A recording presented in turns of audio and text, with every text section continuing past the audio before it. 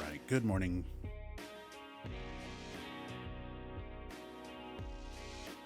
Good morning, everybody. Hope you're all doing well.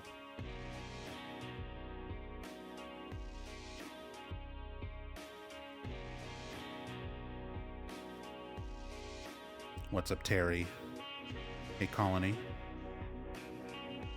Nero Blanca, Tassadul, Temporal Fry, Shadow Noises. Good to see you all.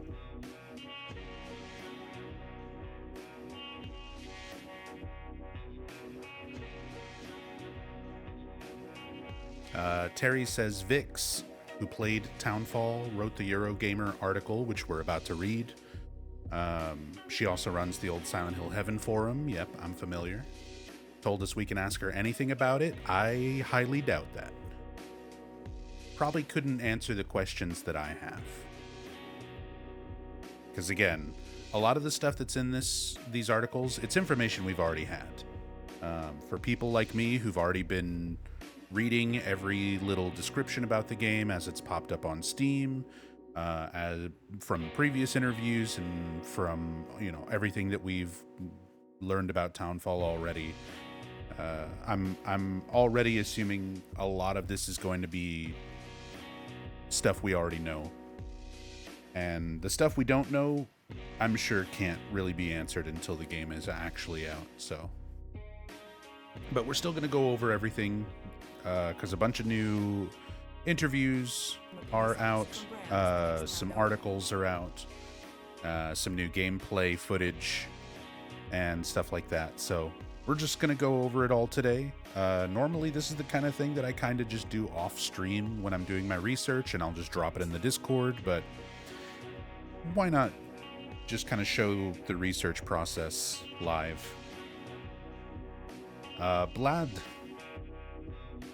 Vlad, thank you so much. 106 months. And the tier 3 as well. Thank you so much for all the long time of love and support.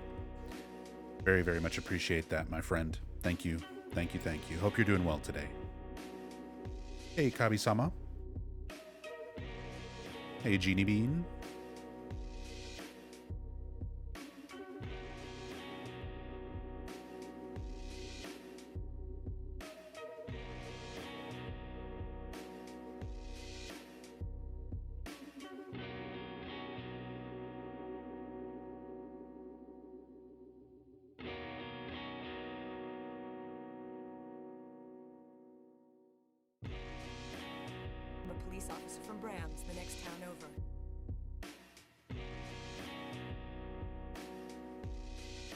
Oh god, OBS changed their layout with the last update.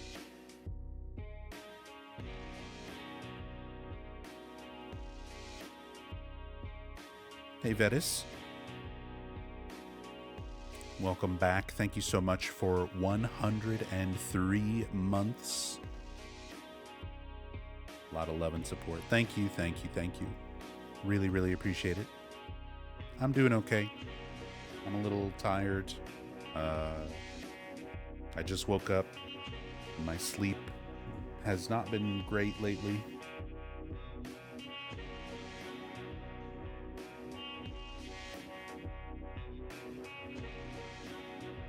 But we have maybe new Townfall info.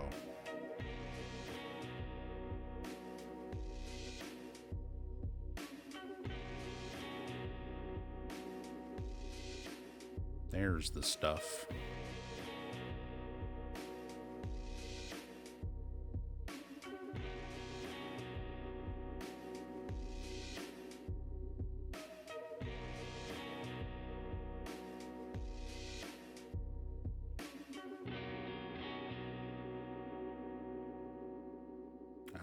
Terry apparently had a conversation with Vix and is copy-pasting it into chat, so I'm just going to read that out here. She said there was no means to repair broken weapons from what she saw in her playtime. Yes, weapons are breakable, no means to repair them from what I saw. Ammo was hysterically rare, and you're hardly tripping over melee weapons all over the place either. May end up being a problem, but for the record, I wasn't ever without a weapon when I was playing beyond the first enemy encounter, but that was cruel because I assumed it wasn't going to attack me before I got a weapon, and I was wrong. Enemies were a nightmare to shake off. They're almost as fast as you, so it's tough to lose their sightline. Ducking into rooms and locking the door was the only consistent way I found of shaking them off, but at that point they move on pretty quickly. This may prove pretty divisive. If they consistently behave like this, it's going to make enemy encounters really fucking irritating. Yeah, I got that feeling from the first bits of gameplay trailer that we saw a few months ago. We see that little clip of crouching and sneaking around an enemy and throwing a bottle to like make it walk away. I assumed just from that little bit of gameplay footage from earlier this year that was going to be the idea behind the gameplay. It was going to be more stealth focused. It was going to be like, we're going to give you some options for combat, but it's going to be like downplayed. And with all this new stuff, it sounds like that's kind of the way that they're going with it. Yes, a lot of the developers behind Screenburn, a lot of the people working on Townfall are former Alien Isolation developers, so it makes sense that there's probably going to be some similarities to Alien Isolation where you have weapons and things, but ultimately you're still going to have to rely on stealth at times and stuff like that. So a lot of that makes sense. A lot of people are not going to be happy about it. It's not my favorite type of gameplay, especially when it comes to Silent Hill, but hey, if it's done well, if it's paced well, if the mechanics work and are functionally satisfying, that's what matters more to me than anything.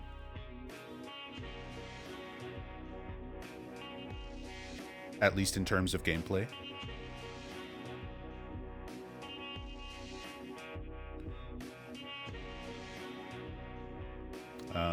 But yeah, let me turn down the music a little bit more. And let's just go ahead and start looking at stuff. So I've got an article from Gamer Braves, an article from Eurogamer, and an article from Polygon. And then we have a look at the first 15 minutes of gameplay on a PS5 Pro, as well as the IGN preview gameplay footage that just all this came out within the last like 5 hours. So this is all supposedly new stuff. Again, some of it might be kind of revisiting things that we kind of already knew or already gleaned from earlier information, but we'll see. There might be something new and interesting. So we're just going to go over it all.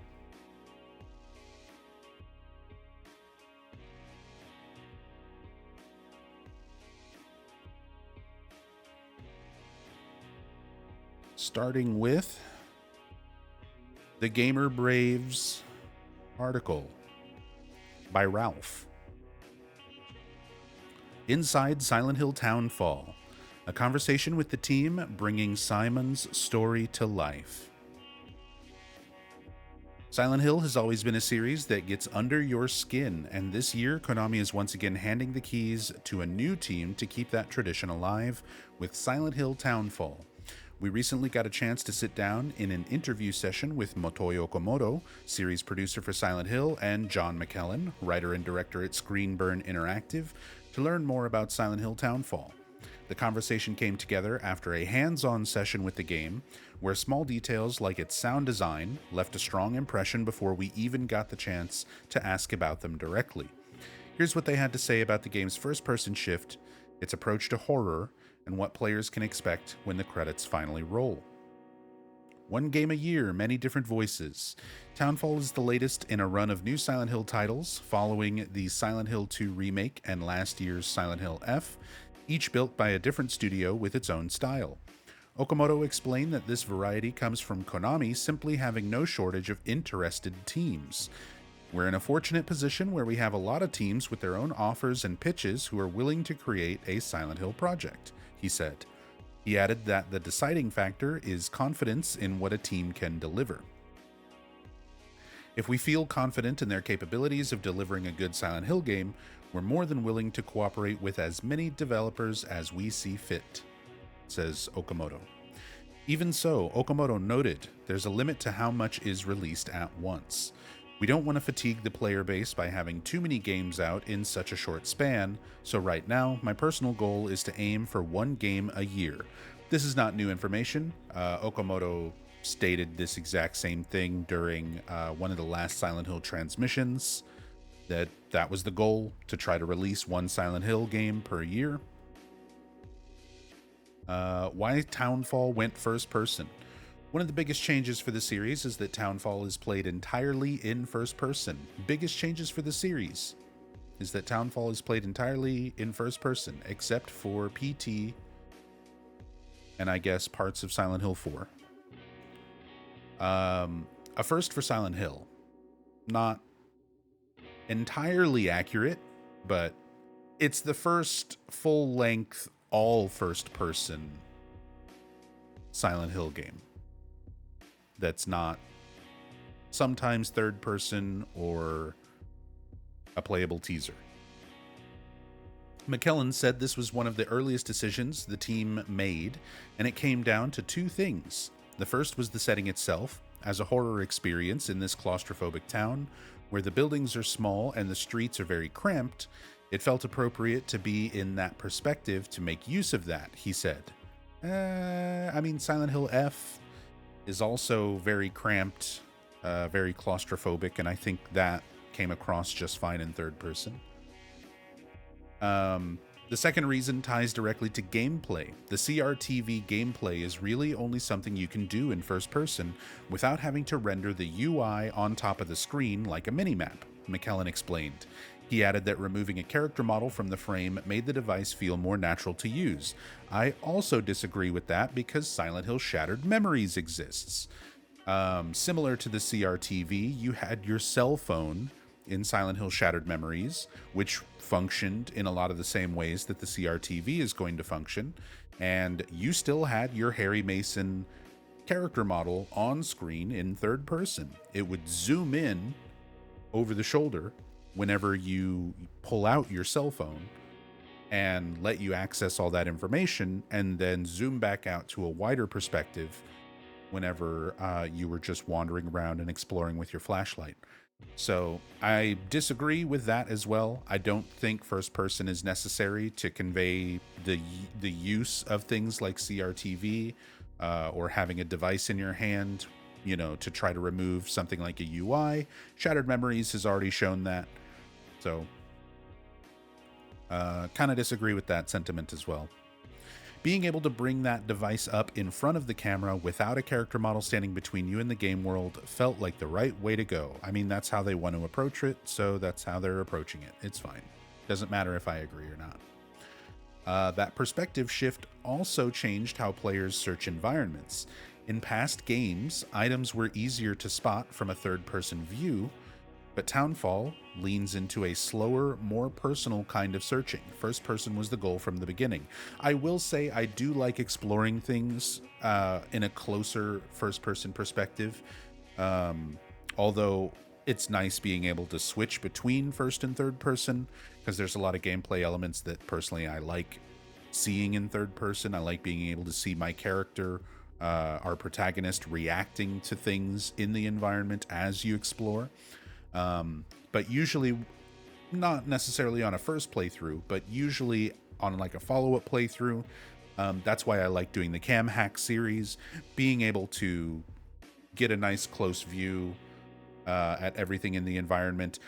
Again, this is something that's already been done in the series. In fact, not that long ago, Silent Hill Short Message was also first person. And one of the best things about Short Message was the environments. There was a lot of detail in the environments, the graffiti on the walls and the artwork and stuff through that graffiti.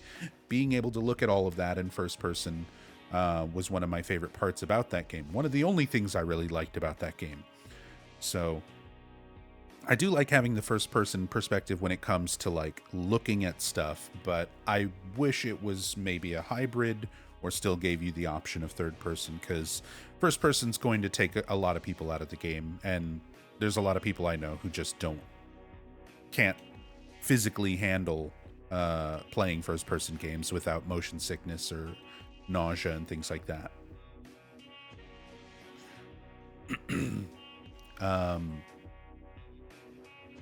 So first person was the goal from the beginning. We wanted players to feel like they were searching through these people's homes. Okay. I guess that's not possible in third person, to feel like you're searching through someone's home. He pointed to an early scene where players search a cupboard and can look closely at different objects, not just to find useful items, but to learn something about the people who once lived there. The goal wasn't just to find items for gameplay, but also to learn something about the people who lived there by looking closely at what they owned and what was in their home. He said, according to McKellen, the town of St. Amelia and its residents are really the heart of the experience. Yeah, again, Silent Hill 2 Remake. Going through the environments, going through the apartments, finding things that sort of hint at the people who were living in each apartment, and giving sort of world building through the environment. Environmental storytelling, as people like to call it. I think that's perfectly achievable in third person. I don't think first person's a requirement for these sorts of things, but whatever. They wanted to make a first person game, and they're giving some reasons behind it. The people of St. Amelia and the town itself are the real star of the show, and the closer you look, the more you learn about the people who lived there. Let's hope some of them actually sound Scottish, because so far, all the gameplay that we've seen, and all of this emphasis around the game taking place in Scotland, I've not heard a single Scottish accent yet, so maybe that'll change with the videos we watch today. Simon's mind, reflected through the CRTV. Silent Hill has a long history of showing a character's inner trauma through the world around them. Yep, they've been doing that for quite a long time. I've got my own opinions on that, but we'll not get into all that right now. Inner trauma through the world around them, and Townfall continues that idea through its protagonist, Simon. McKellen confirmed that nearly everything in the game connects back to Simon's psyche in some way. Oh boy. The character's got trauma, and we get to figure out how it all connects. It's trauma. I think it's safe to say that almost everything within Silent Hill Townfall is in some way relevant to Simon and his psyche, and what he's been through, he said. The CRTV device is no exception. It's going to show him things not just in terms of where enemies are in a gameplay sense, but also messages and connections with other characters, just like Shattered Memories, again. McKellen explained, describing it as an expansion on what the classic Silent Hill radio has done in the past games. Enemy designs in the otherworld itself are also tied to Simon as a character. And McKellen said the meaning behind these elements becomes clearer as the story unfolds. Oh boy, it's just like Silent Hill 2, over and over and over again. By the time players finish the game, they'll start to understand what those things truly represent. Playing the game explains the game. Since the game keeps players locked in first person during gameplay, we asked whether that makes it harder to read Simon's emotions, like fear or confusion, compared to a third person view. McKellen explained that this trade-off was intentional. During active gameplay, no, you're locked in first person because we really wanted the player to feel like they were experiencing the action, the terror, the suspense as Simon, he said. That said, the game does shift perspective for major story beats. There are cutscenes throughout the game, whenever the story ramps up around conversations or meeting other characters, where you'll see Simon in third person in more traditional cinematic cutscenes. So you'll see him in cutscenes. We've already seen that from trailers and stuff like that. It's kind of a given that gameplay's first person, cutscenes third person. That's how we truly get across who Simon is as a character. Balancing Silent Hill's legacy with new ideas. Silent Hill has built up a strong identity and a dedicated fan base over the years. That's us. That's us, you guys. The dedicated fan base. 27 years of my life. So we asked how Konami balanced protecting that legacy while giving Screenburn room to bring its own ideas to Townfall.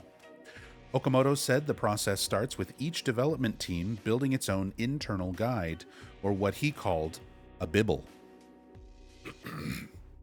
Sorry, Bible.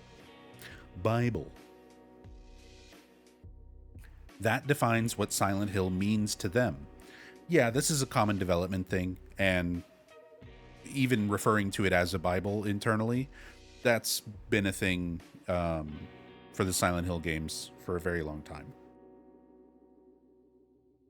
That's probably the best way to ensure the team has a firm, grounded understanding of what a Silent Hill game should feel like in their own eyes, he said. He added that Konami doesn't hand down a strict formula to its partner studios. That's not entirely true. They may not hand down a strict formula, but Konami does hand down specific rules and regulations, things that you absolutely are not allowed to do. We learned that when Silent Hill Ascension came out. There were interviews with the developers for Silent Hill Ascension where they were explaining that Konami gave them a list of things they're not allowed to do. Like, they're not allowed to have a Christian or Catholic version of heaven and hell. They're not allowed to have ghosts. They're not allowed to use certain things because of restrictions put on them by Konami. Even though ghosts were in Silent Hill 4, for some reason that's off the table now.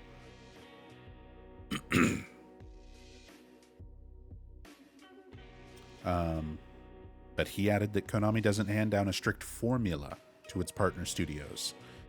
So Konami doesn't give them a strict formula, but they still go out of their way to have a character with trauma that manifests itself through the enemies and environments. So they didn't hand down a strict formula. We chose to stick to the stale formula as a creative decision. Sorry, I'm getting off track. We don't try to dictate the specific type of game to our partner teams, as long as the game preserves a psychological horror narrative at its core. We don't mandate requirements beyond that. McKellen agreed that this creative freedom was valuable, but said the team still had to stay true to what makes Silent Hill recognizable. Having that creative freedom is very liberating, but we also need to make sure we retain the essence of what Silent Hill is.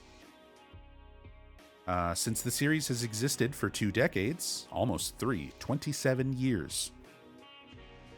He noted that everyone has their own idea of what defines it, so the team focused on finding common threads across those interpretations. Working with both Konami and Annapurna Interactive gave Screenburn a second opinion they could lean on.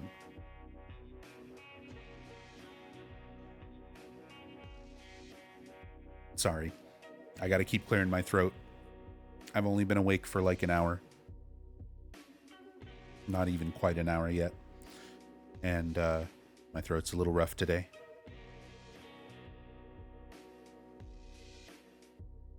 Working with both Konami and Annapurna gave us a kind of second opinion we could trust to flag anything that felt too far off or too different.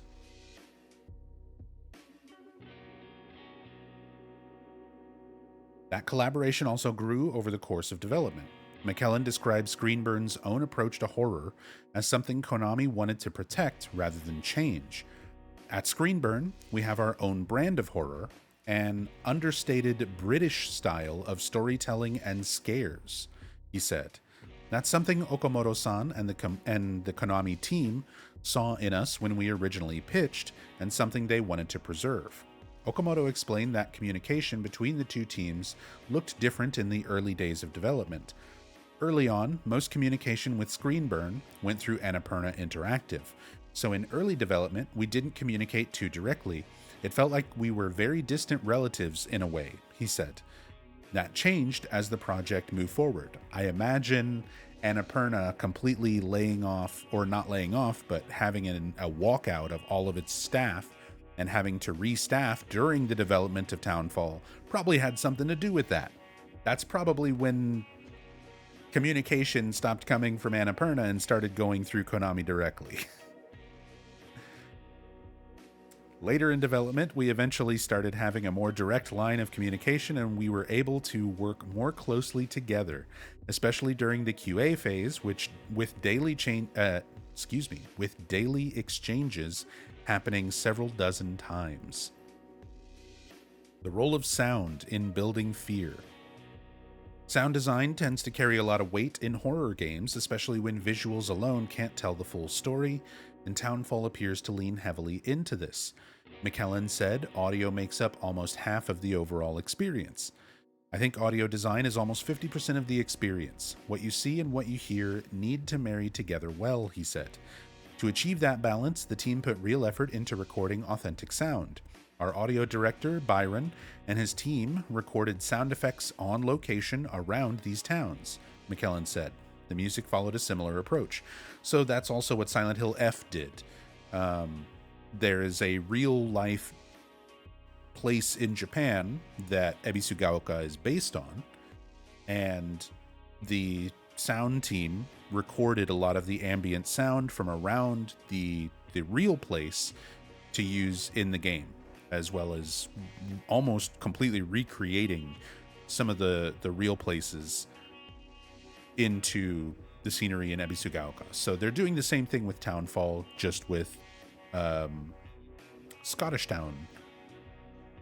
places instead of, Japanese.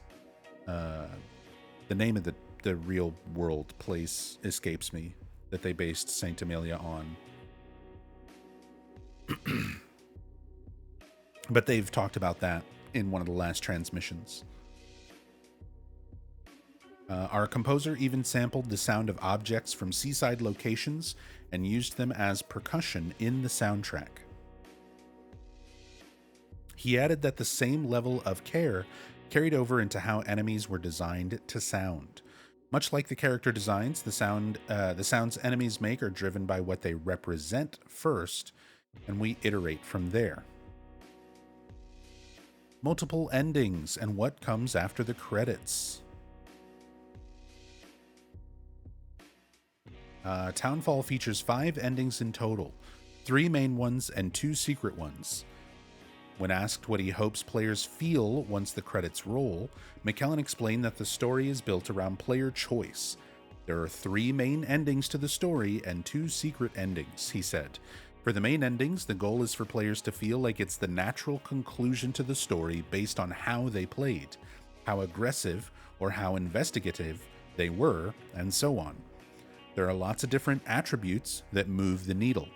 He wants the ending players land on to feel earned rather than arbitrary. Okay, so that's kind of how Silent Hill 2 worked. You don't have direct choices of like Homecoming, where you just have pick A or pick B, and that influences your ending. How you play the game is going to influence what ending you get, and you'll get one of 3 endings on a first playthrough, and then follow-up playthroughs you can potentially get 2 secret endings as well, for a total of 5. So yeah, kind of similar to Silent Hill 2. I do like that. I prefer that over Silent Hill F. The way you're locked into one ending on a first playthrough no matter what. So that's nice. Wonder what ending we'll get on our first playthrough. We want them to feel like it's the right one for them, not just an abrupt twist. Beyond the moment the credits roll, McKellen hopes the story stays with players a little longer. We hope people feel it's the natural conclusion, but also that they want to learn more and think about it. The themes of the game invite conversation around the finale, what the story means to them, and what they might do in the same situation. Unlike Silent Hill F, Players won't be locked out of the other main endings after their first playthrough. All 3 main endings can be reached on your first playthrough. You don't need to replay to get one ending and then unlock the others. McKellen confirmed the 2 secret endings work differently. The 2 secret endings require New Game Plus, so those come in your second playthrough onward. As for how long it takes to reach an ending, McKellen said it's difficult to give an exact number, since the game's mix of stealth and action means playstyles vary a lot. It's quite hard to put an exact number on it, given the stealth action nature of the game. Some players spend a lot of time hiding, others play more aggressively, he said. Still, he gave a general estimate for a first run. We consider it a full-length game, and estimate the first playthrough takes anywhere from 10 to 14 hours, depending on playstyle. So, a lot of people have different opinions when it comes to gameplay length. These estimates mean nothing, because it is going to vary so wildly based on how you play the game. Someone like me, for example, who takes their time and spends time really looking at everything in the environments, reading and thinking about all the notes, going over everything I possibly can, even on a first playthrough. For example, Silent Hill F was also estimated to be around like 10 hours, 12 hours for a first playthrough. I think my first playthrough of Silent Hill F ended at like 22 hours. Silent Hill Remake had a similar estimate. My first playthrough of Silent Hill 2 Remake, I think, was like 24 or 25 hours. So yeah, it's gonna change wildly, because if you really take your time and look at everything and examine everything, spend time thinking about everything, you're gonna spend a lot longer on your playthroughs, versus somebody who is just going to run forward, go to the next main story point and just kind of rush through it.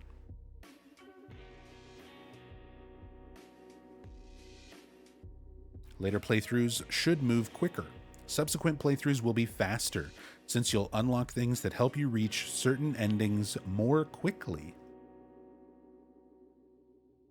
Oh, and then it's just a bunch of Grand Blue ads. That's kind of an awkward end to that interview, but there we go. Again, not a whole lot of new information there, but we know a little bit more about the ending system. Multiple endings you can get on a first playthrough. New Game Plus confirmed. New Game Plus specific items that help you get through the game faster confirmed.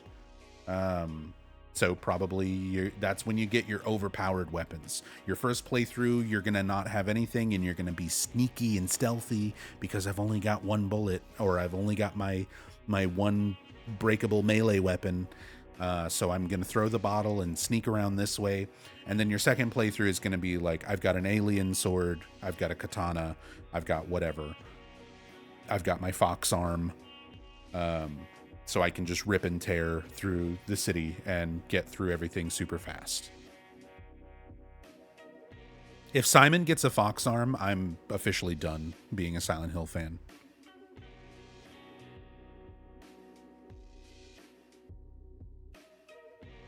Okay, next interview.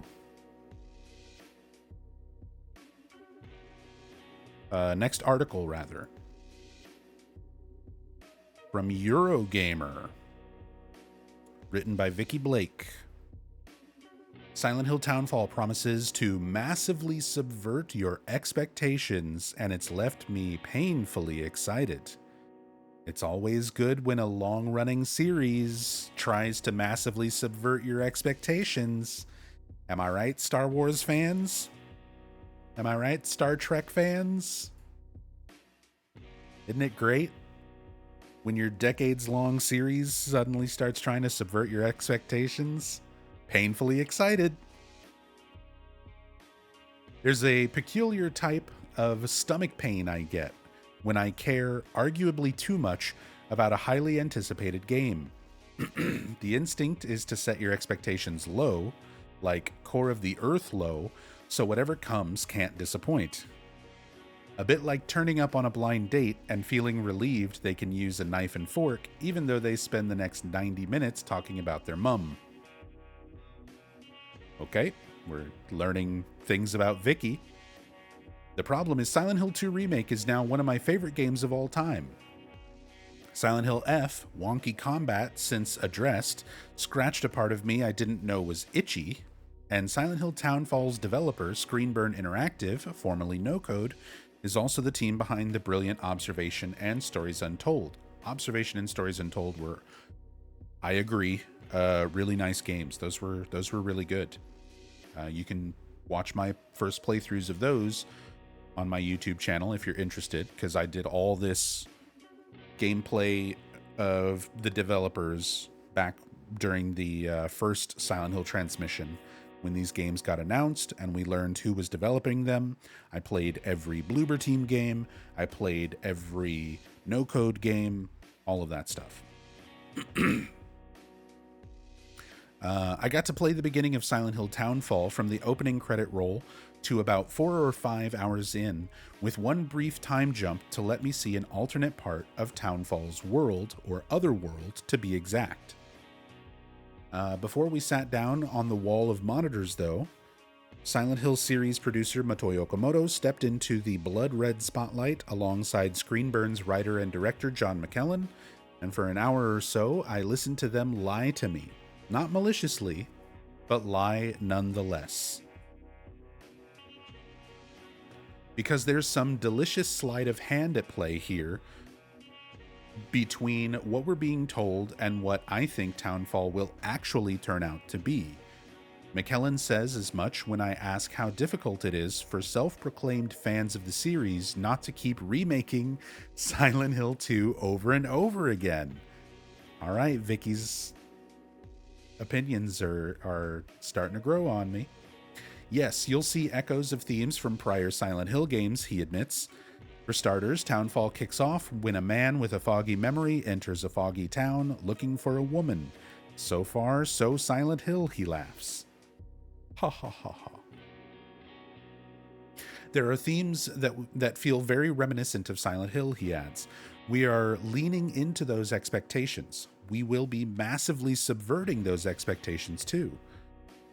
We want people to feel familiar with it, but leverage that. It's leveraging that familiarity to build something new out of that surprises players and takes them on a different journey while somehow still feeling like Silent Hill. Okay. And that's genuinely how it feels to play too. Everything I expect is here. The bewildered man, an empty town, a puzzling, troubling premise that includes an IV wire and a hospital name band, the aforementioned fog, the prerequisite shadows and sounds right on your periphery.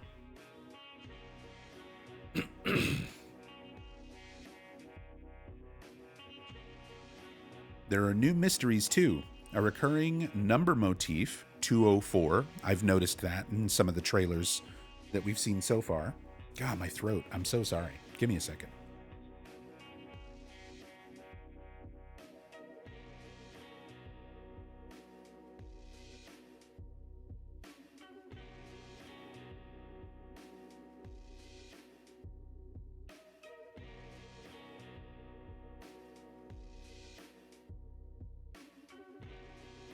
All right. New mysteries, recurring number motif 204, a ringing phone, an organ donation box. Why do the boats littering the shoreline, Hannah, Harris, Matthew, all have children's names? Wait, what makes those names specifically children's names? Those are just names. A quick glance at the posters and flyers around the town, and it's clear St. Amelia wasn't just frozen, but frozen at a very specific moment in time. You can feel it. Something dreadful has happened here. We wanted to build a town that felt extremely authentic, felt like this was a place you could believe existed, a place you could care about, McKellen says, explaining why Townfall is set in a coastal Scottish town, essentially on Screenburn's doorstep. Players having empathy for the town and understanding what this town's been through is an important aspect of the story. And you write what you know. We know these communities. We grew up in these communities. It felt like if we were going to set it anywhere, it would feel almost disingenuous if we were to set it in an American town, somewhere that we've never experienced and wouldn't know. Okay. You realize the first game was set in an American town. The first several games were set in an American town, made by Japanese people who barely had been in the United States. They had to look at Kindergarten Cop to even know what an American elementary school looked like.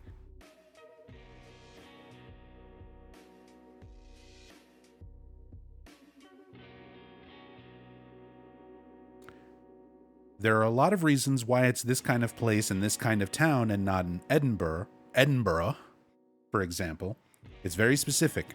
I wanted it to be something that seemed as believable as possible, and that was the best way to achieve that. Plus, it's unsettling here, right from the off. I know, there's that so far so Silent Hill again, but that quiet pit of your stomach discomfort never quite goes away. Most doors are locked. Locked doors? Are things going to be rusty? Most windows are shuttered. Placards protesting CEG are discarded around a town square monument, and a hand-painted banner, CEG Widows Demand Justice, flaps in the breeze. There are for sale signs everywhere. Hold on, what is...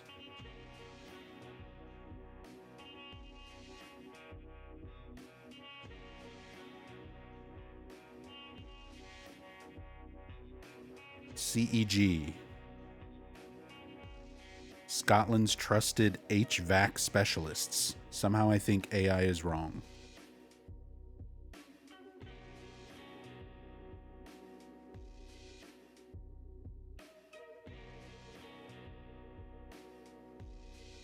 But that's all I'm pulling up. They're going to have a really big problem with HVAC. Did everyone's air conditioners blow up? They don't have air conditioners in Scotland. There are for sale signs everywhere. The local clinic suspended all services in light of the current situation and its lasting effects. More ominously still, a sign on the police station simply reads, "Nothing we can do. Stay safe." And it's made worse by the fact that this is the first Silent Hill game that's been set in a gloriously unglamorous British town. Yeah. I lived through Townfall's nostalgic 1996. Yes, that's right. 1996 is retro now. I'm not happy about it either. Yep, we're old. Get over it. First time around, the phones, the TVs, the furniture, it all anchors me in this world far more than any prior Silent Hill installment has, which means the uncanny familiarity, the empty shops and the abandoned cars and the flapping bunting. Am I allowed to say that? I'm kidding. I know what that is. Hits all the harder if you too grew up in a sleepy British town. There are very specific reasons why the game is set in this era, McKellen teases. One, that it is on the cusp of when technology started to explode in the home. We started to get the internet. But also who Simon is, the time it's taking place in, the type of town that it's in. All these things are kind of deeply relevant, and by the end of the game, I think people will start to piece together why this is almost like the perfect storm for something to happen in St. Amelia.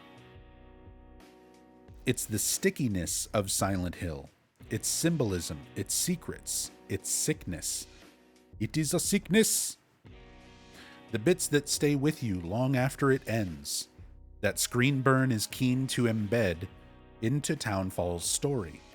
McKellen explains that part of this comes from Konami, Annapurna, and Screenburn coming together to establish their guiding principles. Leading front and center was story, characters, and atmosphere, but also high on the list was preserving its mystery. You know, all jokes aside, as long as these things are well done. Good story, good characters, good atmosphere, and some genuine mystery, and not rehashing a bunch of old ideas. If these things are done well, I will like the game. Similar to Silent Hill F, I might not appreciate it as like a Silent Hill entry, but if they can nail those things, it'll probably at least be a good horror game. And at this point, like, that's all I ask for. Give me a good horror game. Even if it doesn't make sense in the scope of being an entry into Silent Hill as a franchise, if they can make a good horror game, that's what I like at the end of the day as a horror fan. Everyone's got their own vision of what Silent Hill is, McKellen explains. By the time you finish a Silent Hill game, I think everyone in our team, we were all discussing afterwards what we thought happened and what was our interpretation of it. So it was a deep and meaningful enough story and subjective enough to allow people to really dig into the theories. And it felt like no matter what your favorite Silent Hill was, that was a core theme. True. There's a lot of stuff that is not really up for debate in the original stories, but there is a lot of stuff left up for interpretation and theory as well. It's hard finding that balance, though, you know? If you leave too much of it a mystery, then you just have people argue over what the story was supposed to be. If there's not enough mystery, it just feels stale and predictable. So finding that balance is really, really hard to do. I can already feel that way, by the way. The central mystery, who Simon is, who the woman we're chasing, Zoe, is, what their relationship is, and why the hell Simon comes to, pulling himself out of the water with a cannula, sticking out of his left hand, the IV needle thing, is incredibly alluring. Come back to the town and put some things to rest. Zoe, a nurse with a framed photo of Simon sitting in her hallway, tells us, I've tried, but they need to hear it from you. They listen to you. So that was from the previous trailers that we saw. Most of the time, though, her incorporeal words, where did you go, Simon?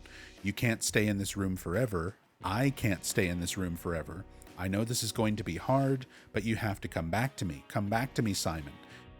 Make it sound like she's sitting beside a coma patient, pleading with them to wake up. I'm glad someone else said it out loud in an actual, like, article. Because this is what I've been saying since the very first trailer, since the very first bits of information that they gave us. All of it seems painfully obvious that this is what they're trying to go for. So maybe those are the expectations that are going to be subverted. Which makes a weird kind of sense given Simon's wearing a hospital band and has an IV still attached, right? I can't quite let myself believe it, though, because McKellen's words, massively subverting expectations, prevent me from doing so. I don't have a great time with Silent Hill F's combat, not because it was hard, but because it was insufferably boring pre-patch. I mean, the patch didn't really change how boring or not the combat was. They just removed some of the necessary bits of combat where you had to do it in order to progress. Also, I feel like it was pretty hard.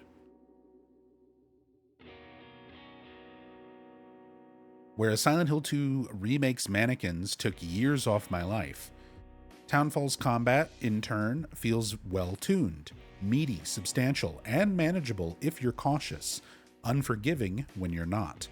Survival horror jank, this is not, but each encounter feels scrappy, not stylish, which means if you swing for something, it's important to ensure it lands. You can batter something with a degradable boo. Boo this man. Boo. Breakable weapons. Yeah, we saw that coming. You can batter something with a degradable melee weapon, shoot it with your hysterically antiquated firearm, and one of your vanishingly few bullets, if you're okay with everything in the vicinity hearing the shot, that is, or simply sneak past, which is all pretty standard fare, albeit with what I think is a first for the series, a peek and hide mechanic. We can hide in and peek out of cover. Finally. That has been a thing. That's not a series first, by the way. You could do that. You could do that in Shattered Memories, and you could do that in Downpour. They're absolutely ferocious, though, these things. If they see you, they want you, and they'll pursue you ruthlessly. They're fast, cruel, and almost impossible to shake off. I spent a lot of time cowering in bathrooms with the doors locked. I'd probably still be in there if I hadn't had half of Konami and Screenburn standing behind me, witnessing my cowardice.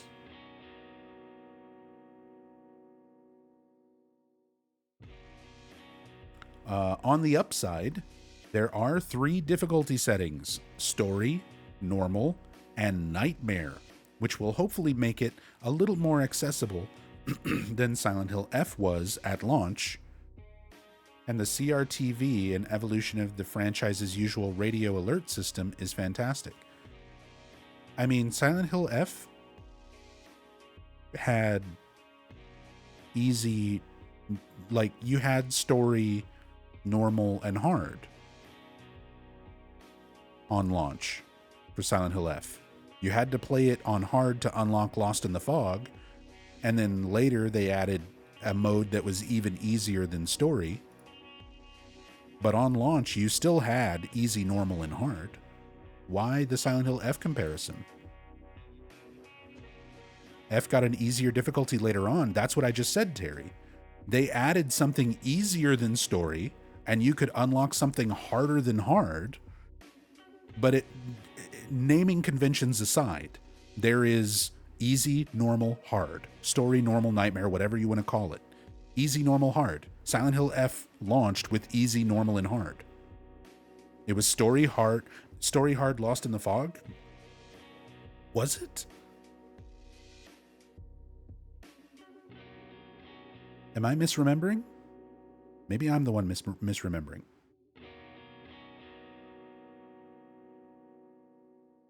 Was it just Story and Hard for a first playthrough? It was just Story and Hard for a first playthrough of Silent Hill F. And then you unlock Lost in the Fog after Hard mode. And then they added Easy in the patch. That's right. Okay. My mistake.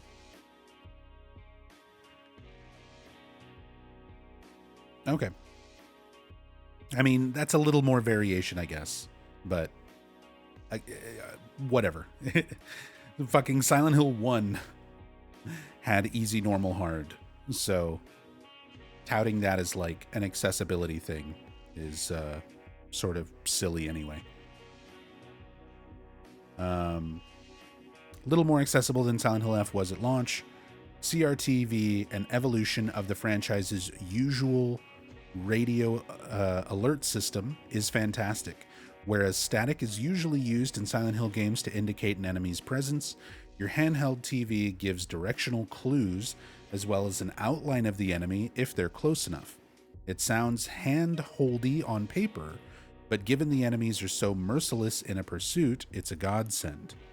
So CRTV is basically your radio, but it's more specific because you also get visual clues.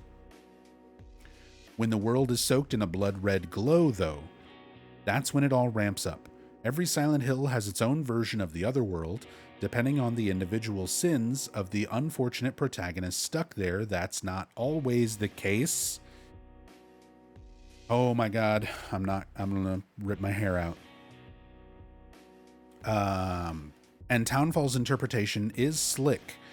I'm begging everybody to play more than Silent Hill 2. Confident. The set pieces I've seen thus far entirely do away with the series' signature rust and ruin, opting instead for tight cement corridors, mysterious hatches, and waterlogged tunnels.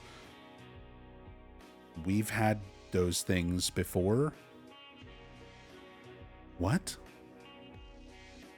Cement corridors, like the ones you run through when you transition to Otherworld Brookhaven in Silent Hill 3.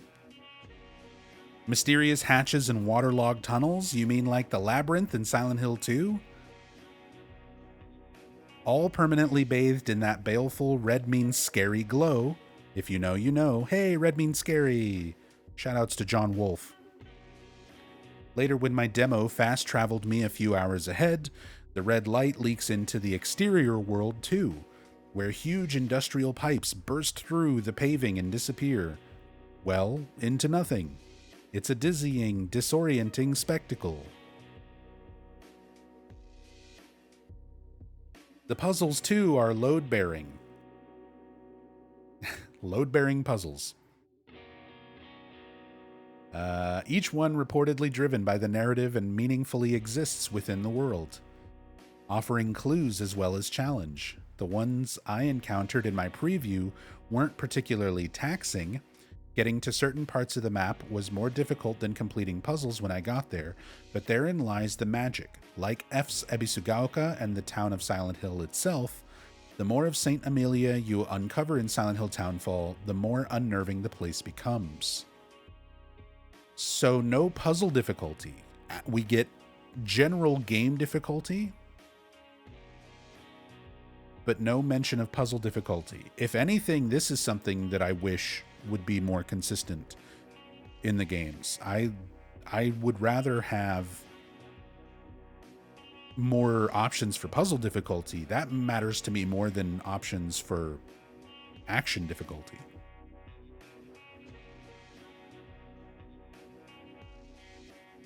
Exploring is always a double-edged sword. You know the places you've already been to. You know where the scary things are. Having to find an alleyway to reach a distant map marker isn't as exciting as it is terrifying. Not least because that first-person perspective, presented in 2x35x1 CinemaScope, I mean, that doesn't really matter, means I can't manipulate the bloody camera for a sneaky heads up. Oh, and there's manual saving. I hate manual saving. Having to replay an entire section because of a crash or some other issue is not my idea of a good time, but at least it's implemented in an interesting way. To save, you must find a phone and save yourself.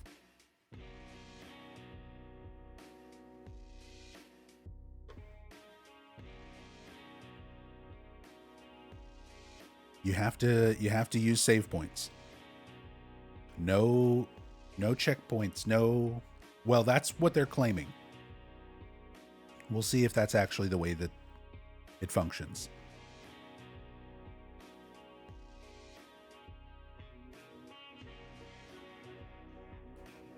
At the same time, you can dial other numbers you've happened upon, like the Coast Guard or the police. Shattered Memories is back, baby! We get to call phone numbers. I can't wait to call the Konami hotline. That was a functioning number in Shattered Memories. Will they make the Konami hotline a functional number in Townfall as a callback to Shattered Memories? The 9-square save icon on the 90s British telephone box surely is a lovely homage to...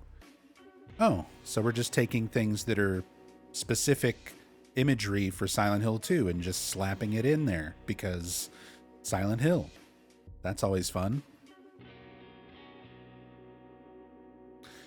What I'm still not entirely sold on yet is the creature design. That's not good to hear. Silent Hill is, of course, famed for its symbolism, both overt and opaque. And while almost every iteration has thrown a procession of fleshy humanoid meatbags at us, I'll admit, I was hoping for more here.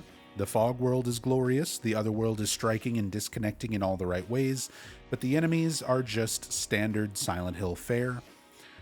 Or at least for now, excluding the one jaw-dropping outlier presented right at the beginning of the game anyway. I'll be watching closely to see if and how this may change. Yeah, the monsters in the trailers and stuff don't seem great. It's basically lying figures again. There's more I want to tell you. The sound. Great. The stealth. Hard. The haptic feedback. Terrifying. Oh no, my controller's shaking. The multiple endings. No idea, but I'm told there's no binary A-B choices, just an ending reflective of consistent game-long behaviors. Yep, that's what the previous article mentioned. But this is already too long, and the more I write, the more pissed off I am that I'm not actively playing it right now. Before I do, though, I'll leave you with this one tiny, almost inconsequential detail that caught my eye right at the beginning of Konami's presentation. Reality and delusion subtly intertwine. Teased one deck slide, which feels odd because, well, your mileage may vary, but Silent Hill has never really been about delusion to me. What are you actually talking about? A nightmarish delusion come to life is how Harry describes the other world in Silent Hill fucking 1. Guilt, yes.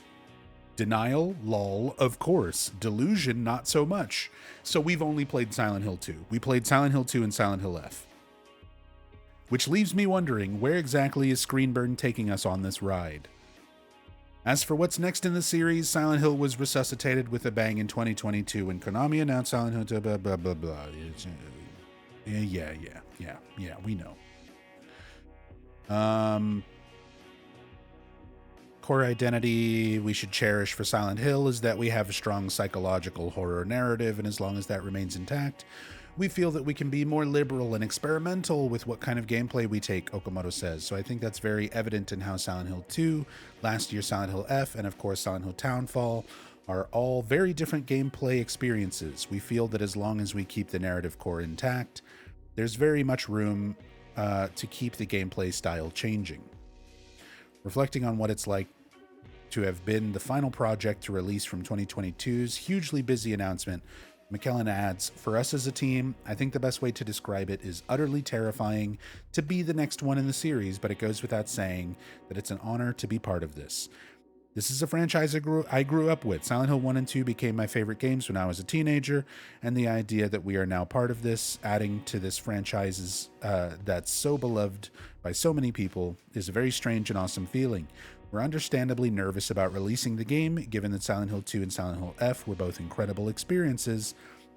I like how they leave out short message and Ascension. But we're excited to see how we stack up.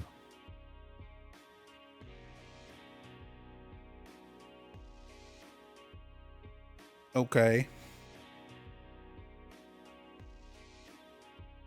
Polygon.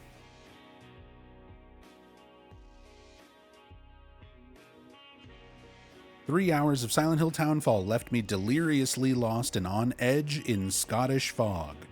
Can't get you out of my pyramid head." Wow, that's a... I get it. I think I get it. Hold on.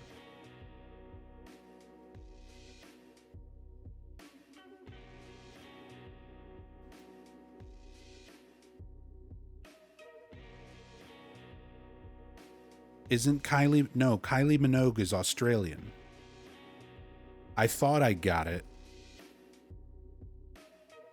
I thought it was a reference to Kylie Minogue being Scottish, but she's Australian. Never mind. After more than a decade lurking in the shadows, Konami's Silent Hill series of horror games has come roaring back in a major way. The 2024 remake of Silent Hill 2, developed by Bloober Team and published by Konami, drew widespread praise from critics and snagged 5 nominations at the Game Awards.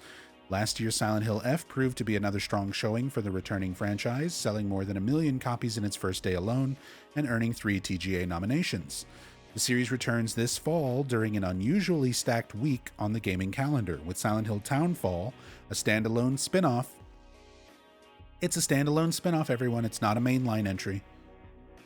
Developed by Glasgow-based Screenburn Interactive. During a preview event in Los Angeles in July, I had the chance to spend 3 hours in the moody and broody fictional Scottish town of St. Amelia. You play as Simon Ordell, a young, bespectacled guy who's washed up near the docks of this abandoned coastal village, with only fragmented memories of the people who once called it home. He's got a hospital bracelet around one wrist and an IV bag full of dark viscous fluid on his shoulder that feeds into a port on his hand. He's clearly not from St. Amelia. He doesn't speak with a Scottish accent, for one. I have not heard a single Scottish accent from anyone but the developers. Like, that's one of the things that's been bothering me the most. Out of all the trailers, out of all the dialogue and everything we've heard from the characters that we've seen so far, we're going leaping through every hoop imaginable to set this in Scotland and not having anyone sound like they're from Scotland. He doesn't speak with a Scottish accent, for one, but as you investigate the town, you piece together evidence of his life and relationships there. My demo mostly covered the game's opening hours, then jumped ahead to a section in the middle of the game, which ramps up the intensity and combat challenge. The opening sequence is a wonderfully nightmarish blur, and even after taking copious notes, I know I'm remembering things out of order. Simon makes his way from the small harbor into the heart of town, passing shuttered shops and hastily abandoned homes plastered with for sale signs. Eventually, he reaches the town's central square, where an ominous obelisk, that's going to be my new heavy metal band name, that reads, "The Heart of St. Amelia," is flanked with signs from a recent protest. One of them reads CEG Widows. At the opposite end of the square, a payphone rings. Simon answers it, and a familiar voice says, "Help me." There's graffiti on the phone and a number that says, "Save yourself." You dial it and turn around to see something horrible. I won't spoil it. Suddenly, you're elsewhere. Somehow it's worse. It's an underground bunker illuminated with misty red light. Groans and agonized screams echo through the air, distant but never distant enough as you pass through the tunnels. Eventually, you reach an elevator, frantically willing the metal door to close as a shambling figure with a rectangular wedge protruding through its head sprints towards you. "Nope, nope, nope," I say aloud to no one in a room full of people wearing headphones. When the doors open once more, you're back in the real world, a hotel room in St. Amelia that seems to have been used as a kind of impromptu hospital or quarantine facility. It's here in the hotel that Simon gets access to a portable CRT television, which serves a similar function to the radio in earlier Silent Hill games. The handheld device can reveal clues about Simon's memories, where to investigate next, hints at puzzle solutions. Oh, we get puzzle hints from the CRTV as well. It also lets you watch the movements of nearby enemies, ideally so you can remain safely hidden until they pass without being alerted to your presence. After following the CRTV's clues to solve a puzzle, let me proofread your... its official name is the CRTV. Let me proofread your articles, Polygon. After following the CRTV's clues to solve a puzzle, you make your way to the hotel's exit. "Are you sure you want to open the door?" a daunting prompt with a red selection icon asks. "No, thank you. Opening doors has not worked out so well for Simon and I thus far." So they're kind of trying to go for Silent Hill 2 style prompts. Like, do you really want to jump down? Are you sure you want to open that door? I look around the lobby for a few minutes, but there's nothing else to do here. I return to the door and select the red yes button, though I very much do not want to. Nothing scary happens, but you wouldn't know it from my heart rate. It's from this point... Nothing scary happens. It's from this point that the game begins in earnest as you tentatively venture into the various abandoned homes and businesses dotted around St. Amelia, gathering clues and keys along the way. The disorienting surrealism of Townfall's opening sequence raises the tension to a simmer with remarkable efficiency. And for the rest of the demo, I was in a perpetual state of cat-like jumpiness. That's exactly what you want with this kind of game. Like Silent Hill F, Townfall marks a geographic departure for the series, which has typically situated its hometown in small burgs in the eastern U.S. Townfall does a remarkable job of capturing the atmosphere of a small Scottish town, from the omnipresent damp of the air to the thick rubbery paint that aims to prevent it from seeping into the stone and stucco walls of the terraced houses. Sorry, that was written very strangely. Despite the 80-degree Los Angeles weather around me, I constantly found myself squeezing my arms close, perpetually on the brink of an imagined shiver. St. Amelia is full of narrow stone-paved lanes that are just big enough for one person to pass through, which you might be inclined to walk past because it doesn't quite feel like you're allowed to be there. Those tight little alleys grow all the more daunting once your surreal, supernatural foes appear, tottering unsteadily when their attention is elsewhere, yet horribly sure-footed when they become aware of your presence. You'll come across some hefty planks of wood to clobber them and block their attacks, and you're encouraged to hide in doorways, alleys, and behind parked cars and wait for the monsters to pass. The first-person perspective enhances the scare factor. There were several moments when I was sneaking my way down a street, only to suddenly get accosted from behind and run away flailing for cover. Keep that CRTV close, kids. Later on in the game, you'll get access to handguns, but bullets are scarce and the sound will attract unwanted attention. At least in its early hours, Townfall isn't a combat-heavy experience like Resident Evil Requiem, but one that encourages stealthy exploration. Much of that takes the form of solving puzzles involving outmoded technology like the CRTV and dial-up internet. Dial-up internet! I hope we get to hear a modem handshake. Screenburn has earned a reputation for unique and satisfying puzzle design, with games like 2017's Story Untold, 2019's Observation, and brings the same expertise to Silent Hill in one especially memorable sequence. Simon breaks into a pharmacy in order to find prepaid cards to reactivate a house's electricity meter, because that's how people paid their electricity bills in rural Scotland during the mid-1990s.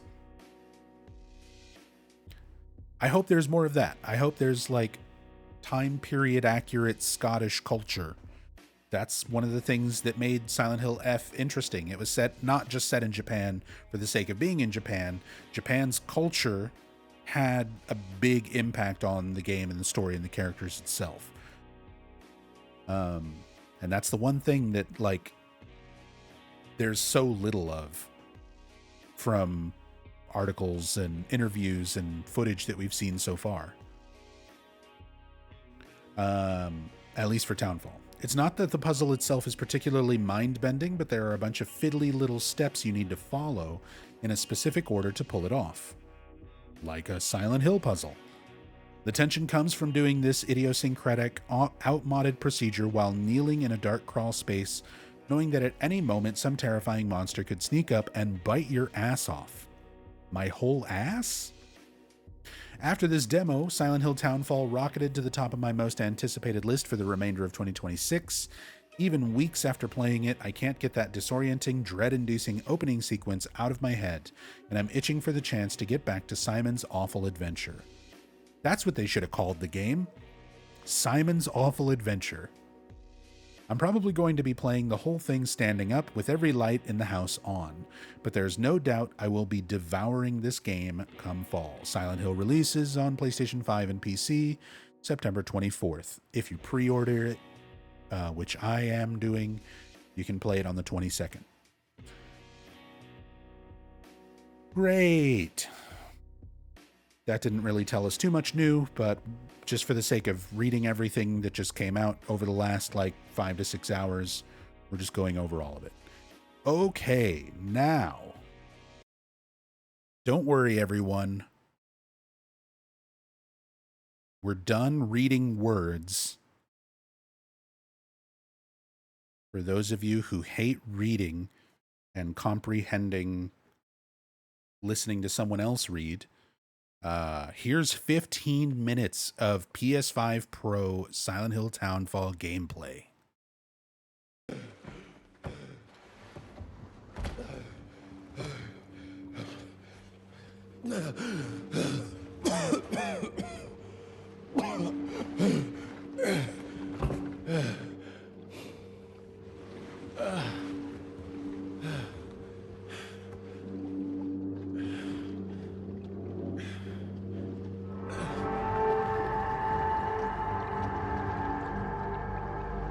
There's fog. There's fog and water and boats.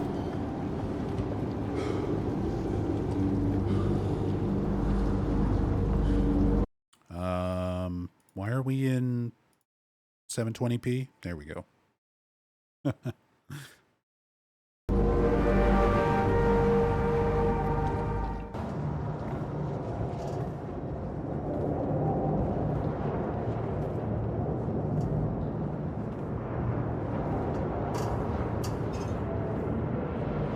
Welcome to Saint Amelia.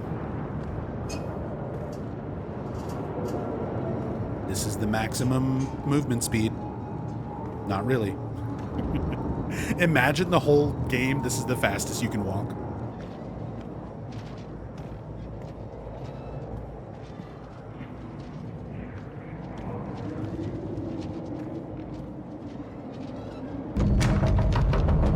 Yep, recurring 204. Bloober Team style interaction prompts.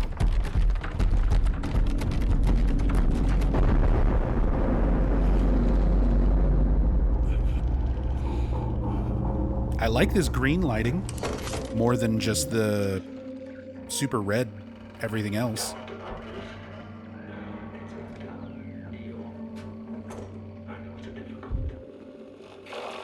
Simon, listen to me. You can't stay in this room forever. I can't stay in this room forever.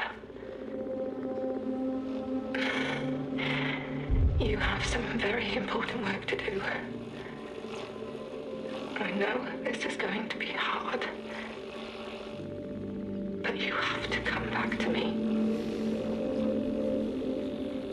Come back to me, Simon.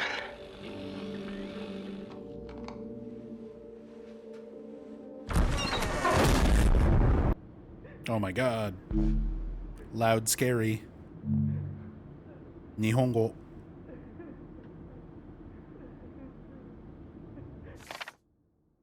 The Haldane Hotel. Hold on. Whoa. Wait a minute. Haldane Hotel. New 1996 menu. Full room service available to all guests, including full Scottish breakfast. There's that culture I was looking for. A selection of classic sandwiches, cheese board with freshly baked bread, and more. Live music every evening.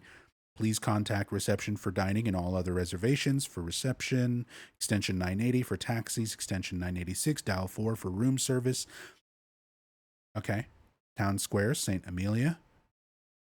A lot of these phone numbers, they're saying that one article we just read said that we're going to be able to call phone numbers from payphones, similar to the numbers in the environment in Shattered Memories that you could call on your cell phone. I'm assuming it's going to be similar to Shattered Memories in that regard. So you'll probably be able to like call these numbers and get lore or maybe solve puzzles.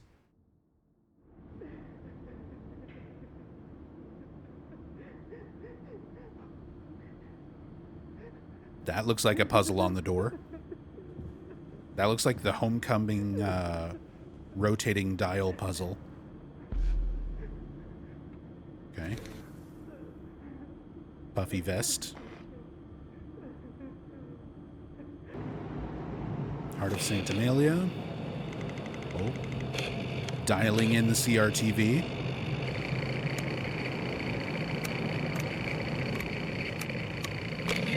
You actually have to hit a Dead by Daylight skill check. Let me leave here.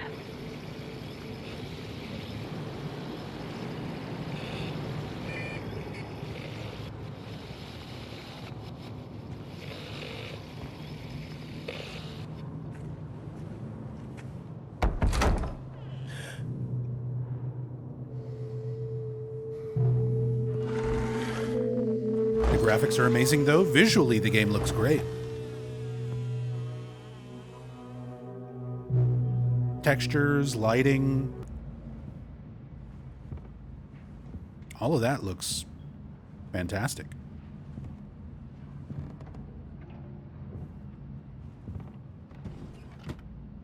I like the little owl figure. Power Max batteries. You've got to find batteries. Oh, there's our inventory. There's our inventory system. Multiple devices that you'll have to power with your batteries.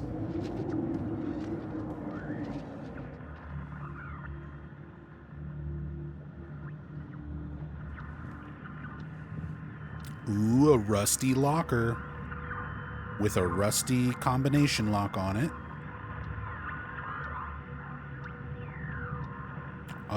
That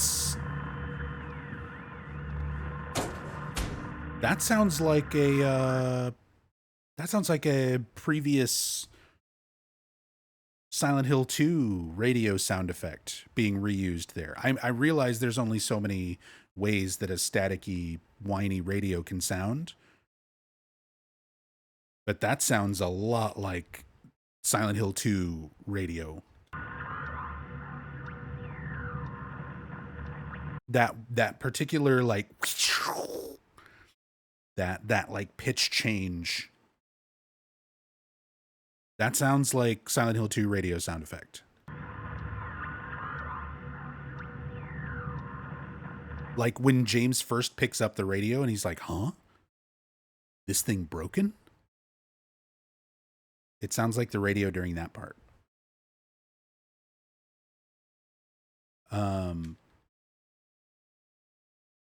Yeah, Silent Hill 2 OG, not remake. The motion blur. There we go. Top tips to improve immunity. Taking antibiotics when you don't need them puts you and your family at risk. Take your doctor's advice.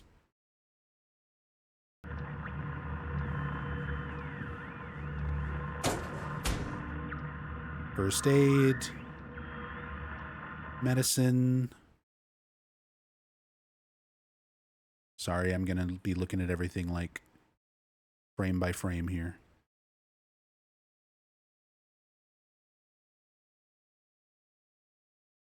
How safe are your children from household accidents? Prevention saves lives.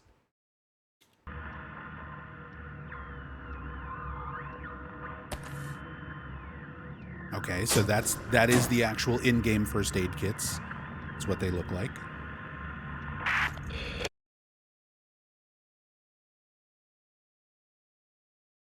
Some more brochures here.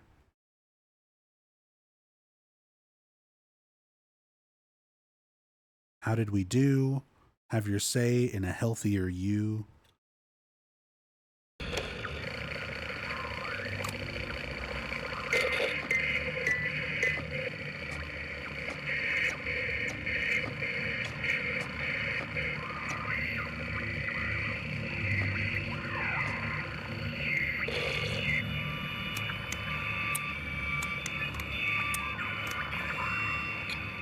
Puzzles.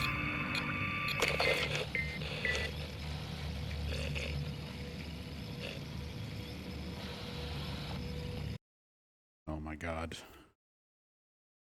So hand washing. Steps for something, medicine, safer medicine, 5 steps, prescription drugs and you. Consultation service, opportunity to measure you, antibiotics, pills,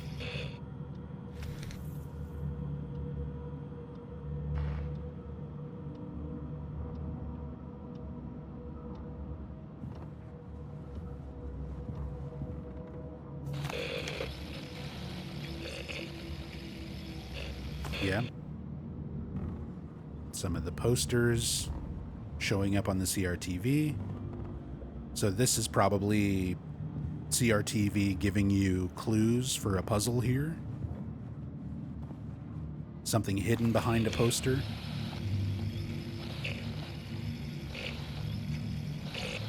Nurse consultation service with the opportunity to measure your glucose, blood pressure, and cholesterol, Monday, Tuesday, and Wednesday mornings.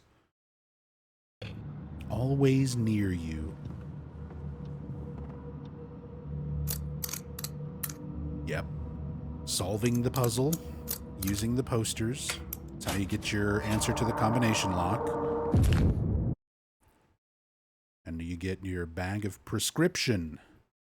Please contact Nurse Ellis to get confirmation on this increased dosage.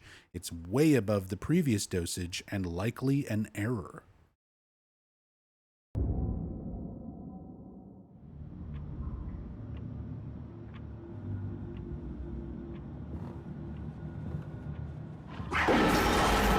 Oh my God.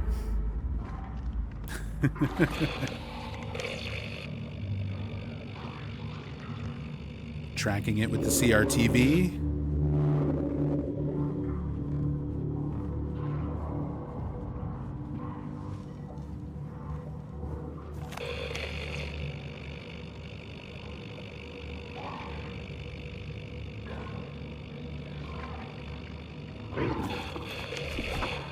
I mean, they're just lying figures with things in their head.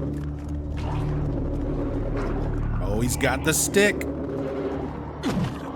Yeah. Beat his ass, Simon.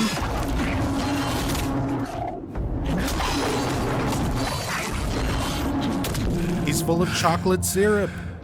God damn it. God damn it.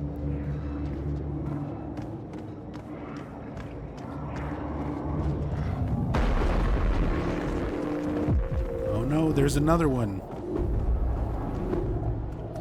Also, yeah, hold on. Go back. Let's look at things. So, in the interview we just read, they were talking about how, oh, it's so important that we put the game in first person because we don't want to just have a UI on the screen. Look at the bottom of the screen. You have a UI anyway. You've got health and weapon durability. Right there.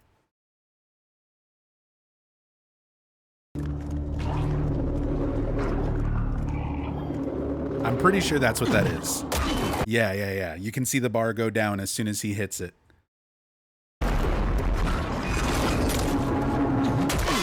Blocking takes durability.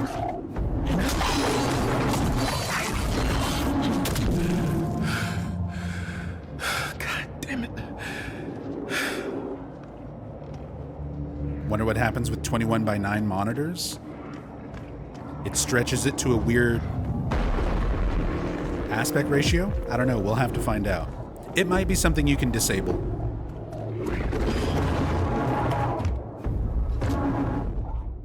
Oh my God.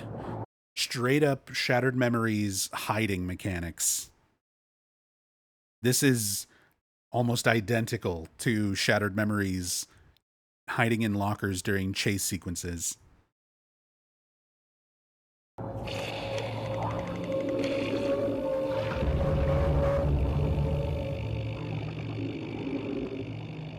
Hiding is not unique to Shattered Memories? No, it's not. That's not what I'm saying, Terry. We're talking about the Silent Hill games right now.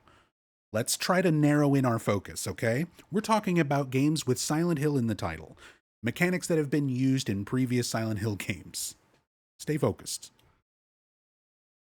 It's not the first video game where you walk around either. It's not the first video game in first person. We're talking about just Silent Hill right now.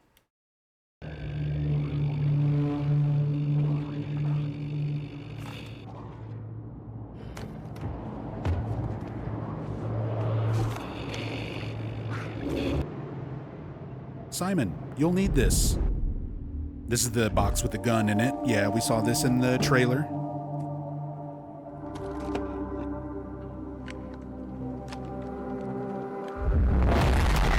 Oh, red means scary.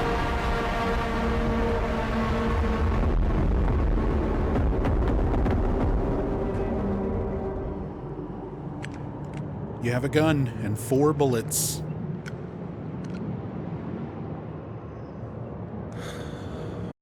Did you see? Okay. The article that we just read said that you had to manually save the game.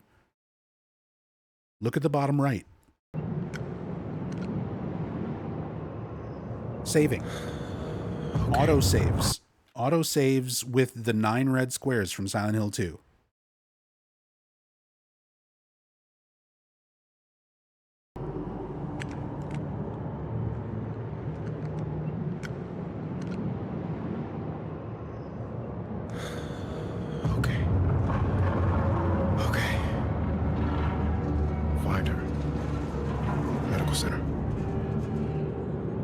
Find her. Medical center.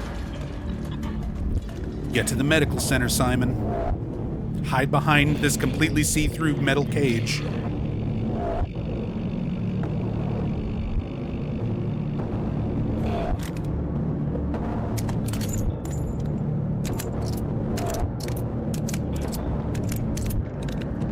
Nice reload mechanic. Reload animations.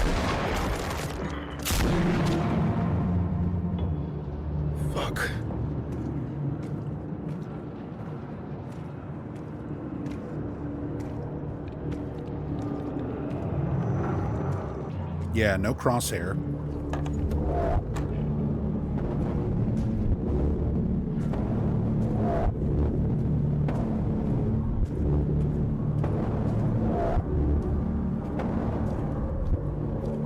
I like these environments. It's a shame they're all blown out in this annoying ass red, but I like these little alleyways and environments and stuff so far.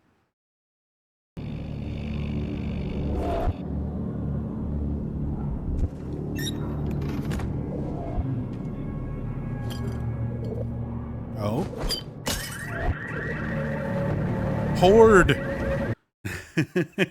Left 4 Dead Horde! Set off the car alarms. Oh, great. Oh, awesome. I can't wait to see what the tank looks like.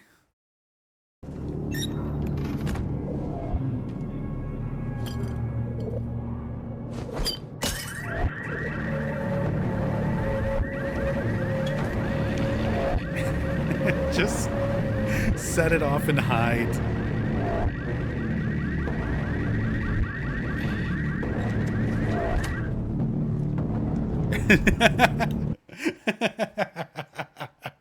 Did the monster turn off the alarm?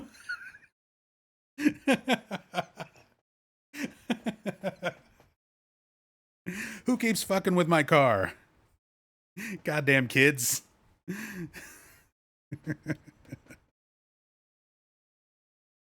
It seriously looks like the monster came out annoyed and turned off the alarm.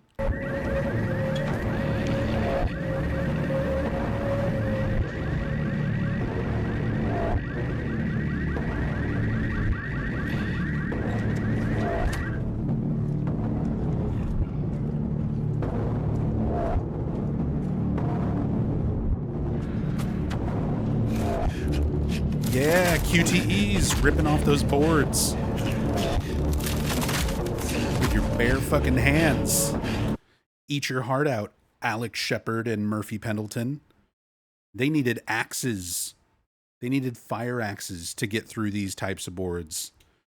Not Simon. Rips that shit off.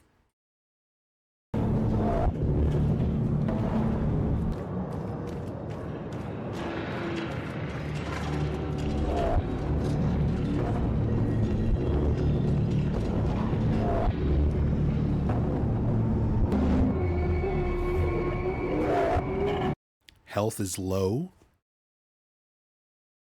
Creature over here. Health is very low.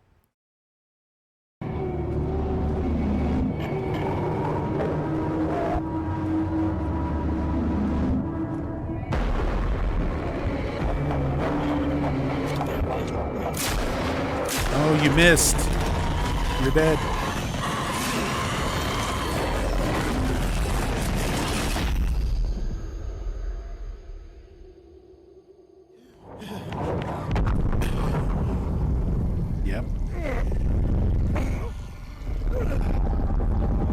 But that's okay because shadows die twice. It's literally a shadows die twice mechanic. You can die and then come back with your IV giving you a little bit of health. Is the monster just gone? Monster's just...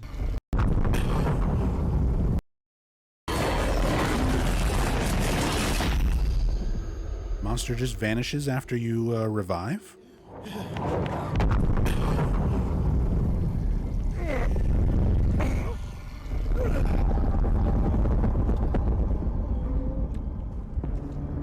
Did the monster just spew IV tubes? Yeah, Tassadul. We've seen that in one of the previous trailers, too. With the IV needle things coming out of the chest.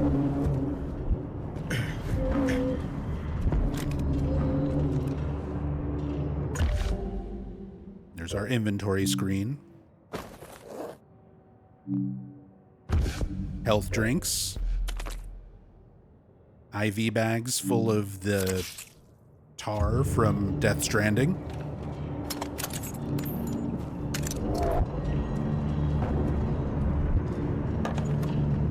That's why he can revive. He's a repatriate.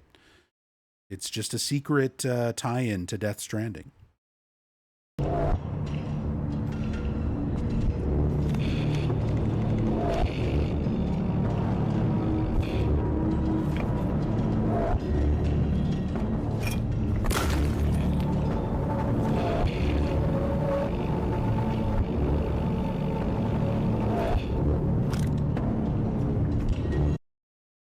Does it show ammo on the HUD? Yeah, it's been popping up here in the bottom right.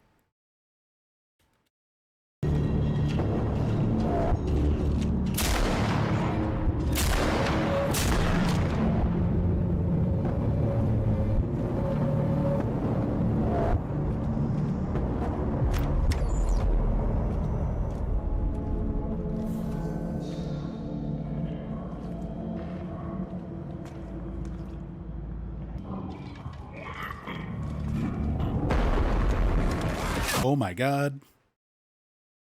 This looks like the stairwell in the apartments in Return to Silent Hill.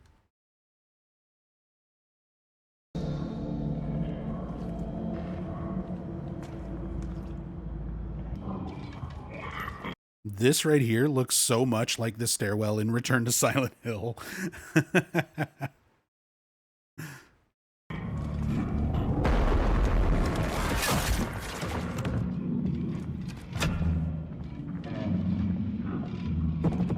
Lock the door. Sound design is deep fried as fuck. I think that might just be this person, whoever recorded this game footage, didn't record it, like didn't record the audio correctly, because it's blown out for me too. I doubt it's going to be like that in the actual game.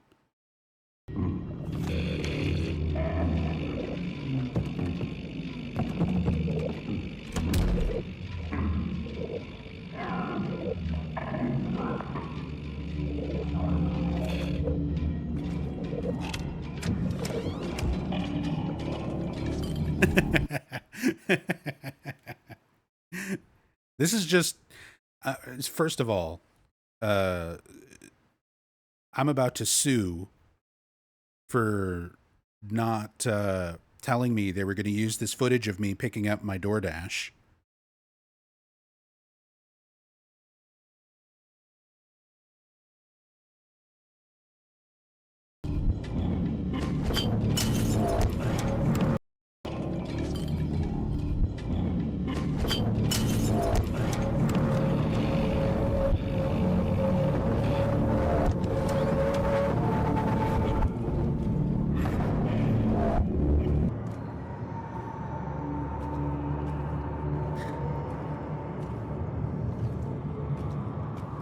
Man, the game's not even out yet, and I'm tired of red. I'm tired of red. Like, it's a striking visual when you see it for the first time, but I really hope that's not like most of the game.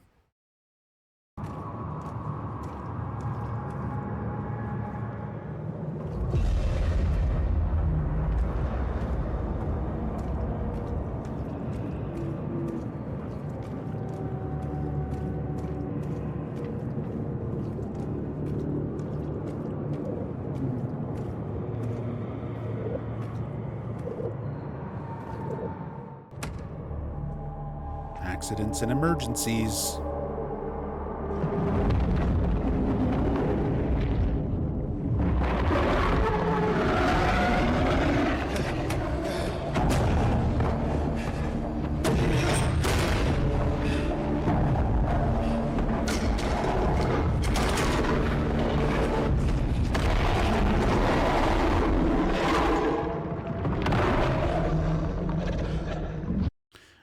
That creature, just from the silhouette, reminds me of the two-back from Silent Hill Origins. The audio mixing needs some work. Again, I think it's just the person who recorded this footage. I don't think they recorded the audio properly because it's way too blown out. There's there's no way the actual game is going to sound like this.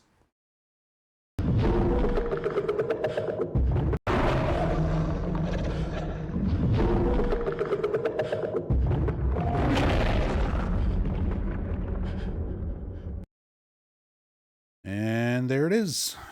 So 15 minutes of gameplay footage from Silent Hill Townfall. But we've got one more video to watch. We've got 9 minutes of IGN's preview footage. So let's also watch this and then kind of compile our thoughts. Sorry, I'm not responding to everything in chat, by the way. I see you, Ram. I see you guys coming by, commenting, and talking about stuff. We're just focused on the Townfall information right now, so I'm trying to stay hyper-focused on that.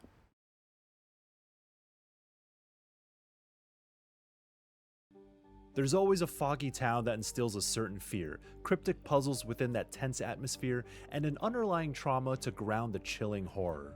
I had an inkling that Silent Hill Townfall could nail the series' particular style of horror, and after getting 3 hours of hands-on time with it, I'm thrilled to say my intuition was spot on. This being in first person definitely sparked the thought of what PT could have been, because my time with Townfall showed that the more intimate interaction with the environment can bring you closer to both the story it's trying to tell and the gameplay elements that give rise to such dread. I came in thinking Townfall would be just another direction the series could explore, but I came away eager for whatever comes after the end of my preview demo.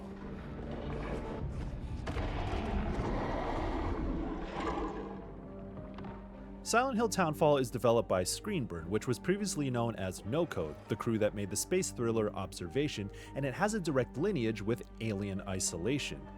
Director John McKellen worked on it and directed its DLC, and it's a pretty clear inspiration for Townfall in terms of it being first person, and the way it builds tension through feeling vulnerable as the player, having to rely on stealth before using combat as a last-ditch effort.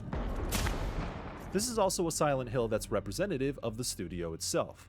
Townfall takes place in the 1990s in a fictional setting called St. Amelia, and closely reflects seaside towns of Scotland, where the team is from.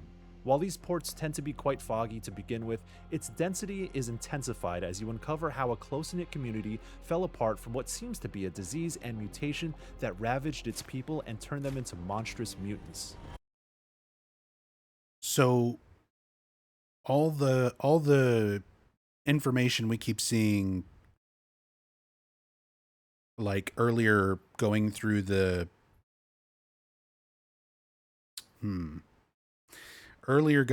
little drugstore area, the little pharmacy, seeing all the make sure you listen to your doctors, wash your hands, properly use antibiotics. The buildup is that it's just a disease that turned people into monsters.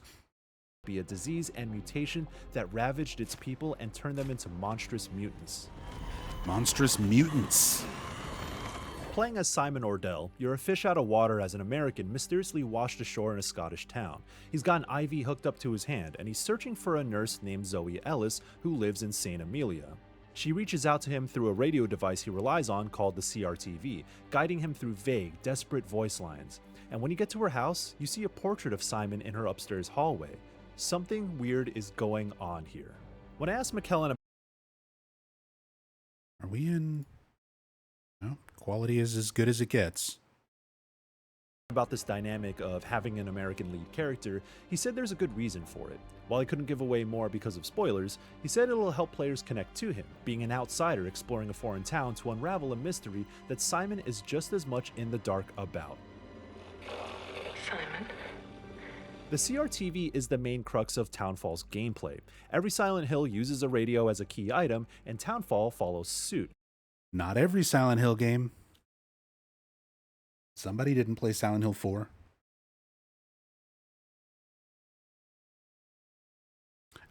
Yeah, Simon's American. We've known this is information. This is old news. Simon is not Scottish. A lot of people seem to misunderstand that. But that's information we've already known. He is not Scottish.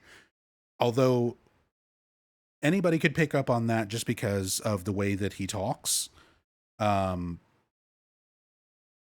Zoe Ellis, they said, lives here.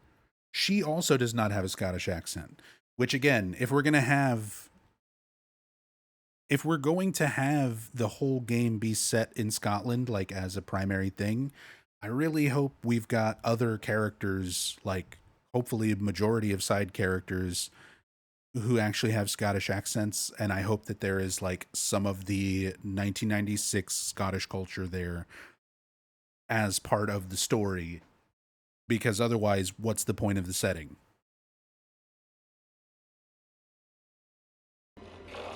Simon?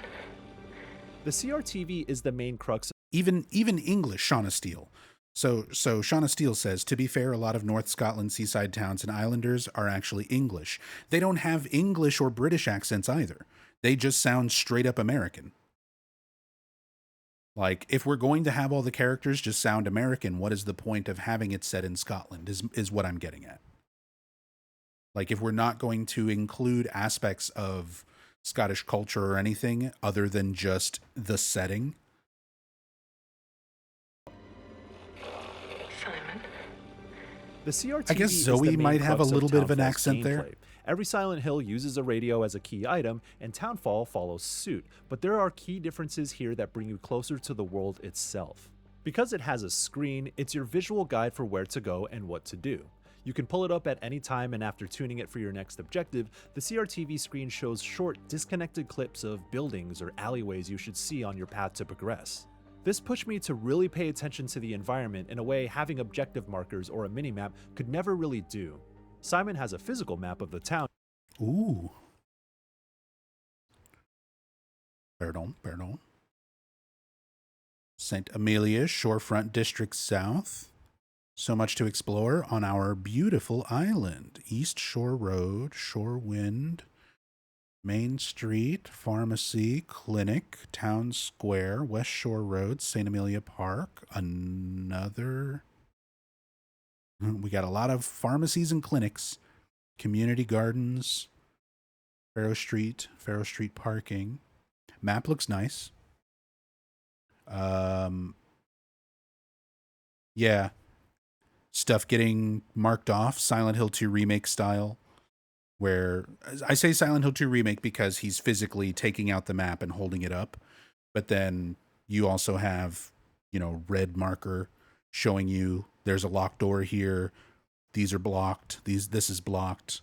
There's a phone here. These are your save points, these phone booths. And there's just this one little square right here, kind of showing you even where the town is, kind of compared to everything else. And it's just the Shorefront District South map. So there's going to be probably a much larger area. This is just one little, part of. Yeah, L1R1 to cycle maps. You can even see down here. There's stuff to cycle through. So there's going to be more maps, bigger area. I hope it's a big area with a lot of stuff to explore. Do we know anything about the game length? Yeah, kind of.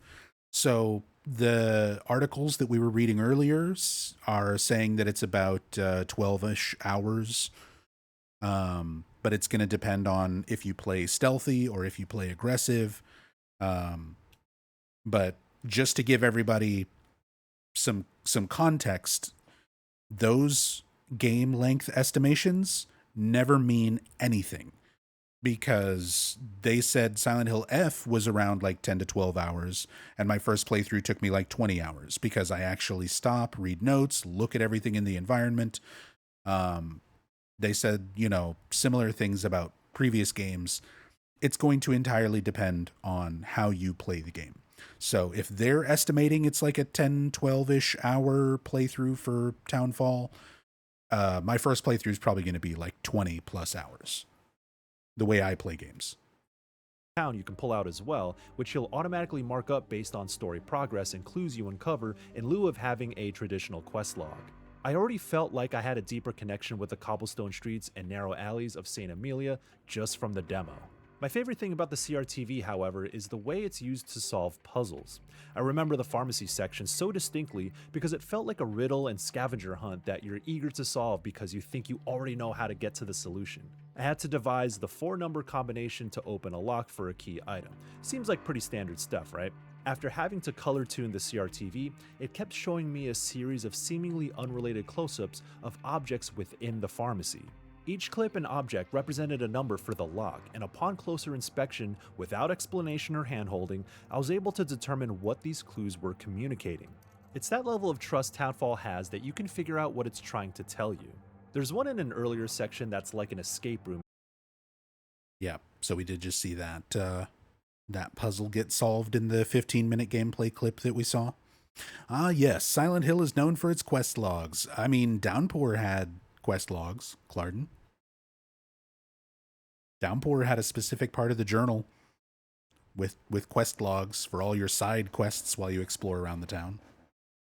That tease up this idea where you have to look at photos on the wall, journal entries, and markings on a calendar to unlock the door and get out. This particular style of puzzle design lends itself extremely well to the first-person perspective. Did F have quest logs? F kind of had quest logs. F had like objective, not straight up quest logs, but it had like, here is what your next objective is on the screen. I mean, it would update on the journal, but when it first gave you your next objective, it would just put it on the screen, like what you're supposed to be doing. Because it's able to let those subtleties in the environment be part of the solution. Something McKellen also emphasized in those subtleties in the environment be part of the solution. Prescription dosage error note. Prescription with a paper note attached to it. The patient is Mr. Stewart. I'm looking at some of this footage because the 15-minute clip that we watched was in Japanese, and we didn't see these descriptions and stuff in English. McKellen also emphasized in our conversation is that please contact Nurse Zoe Ellis to get confirmation. Yeah, we read this note on the previous gameplay video. Way above the previous dosage. Puzzles themselves are designed to be part of the story too, where the clues and solutions tell you about the characters or what happened in the town to help you develop an understanding without having to say things out loud. Now, Townfall wouldn't be much of a horror game if the lingering dread wasn't backed by a creeping threat. In this early chapter, I only had 2x4 wooden planks and a super loud revolver with limited ammo to defend myself from the mutated monsters sprinkled throughout the streets. So stealth is kind of the main weapon here, and that's where the CRTV comes in again. Enemies show up as radio signals, and you have to manually tune it to mark them on the CRTV, which lets you see them on the screen and through walls when pointing it in their direction. Once they're marked, you can cycle through them quickly without having to manually tune it again, but keeping track of which enemy was which on the frequency bar became a bit of a pain when 4 or 5 of them were within range. However, I found this to be a sensible way to even the playing field with stealth, letting me monitor patrol patterns from safety before making a dash for it. If you think this makes things sound too easy, well, it doesn't. Instead, it eases the sort of trial and error nature of stealth-focused games while still challenging you. You can take calculated risks or plan a course of action without having to bang your head against the wall over and over again. It's all the more important because combat isn't exactly Townfall's strength. Not that I expected it to be, but it's a last resort for a reason. You have a basic attack and block with melee weapons, which aren't quite as responsive as I'd hoped, and enemy attacks are a little tough to read. First-person melee combat is hard to get right, and the revolver Simon finds early on only has so many rounds, and it's loud as hell, alerting everything in range. But as long as Townfall keeps the balance I saw in the demo, I don't think it'll be a problem. There are several closets and sheds throughout town you can run and hide in as well, so getting caught and chased doesn't always have to result in combat. This isn't meant to be Resident Evil after all, and thanks to Simon just being a regular guy who has no idea what's going on, it makes sense in the grand scheme.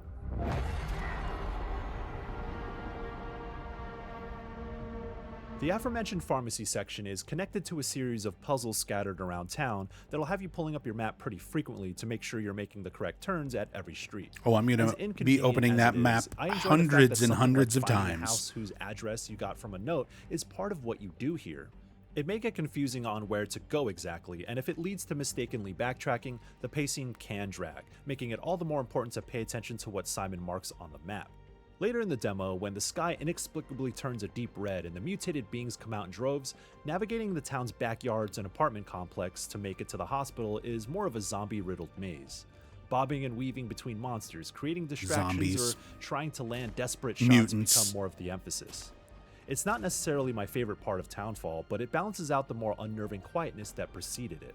It's intense, and it can be exhausting, but the good kind. Zombies, they've already referred to the creatures as mutants and zombies. Mutants and zombies created from a virus. That's what I like in my Silent Hill games.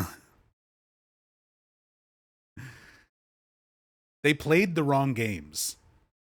They accidentally played Resident Evil. Somebody was supposed to give them copies of Silent Hill to play for research, and they accidentally gave them Resident Evil.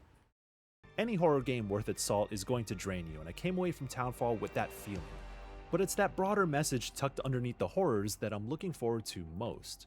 The story opening with abandoned protest signs calling out an organization called the CEG makes it pretty clear that this small town was overrun by corporate interests, and it led to something catastrophic that mutated its people.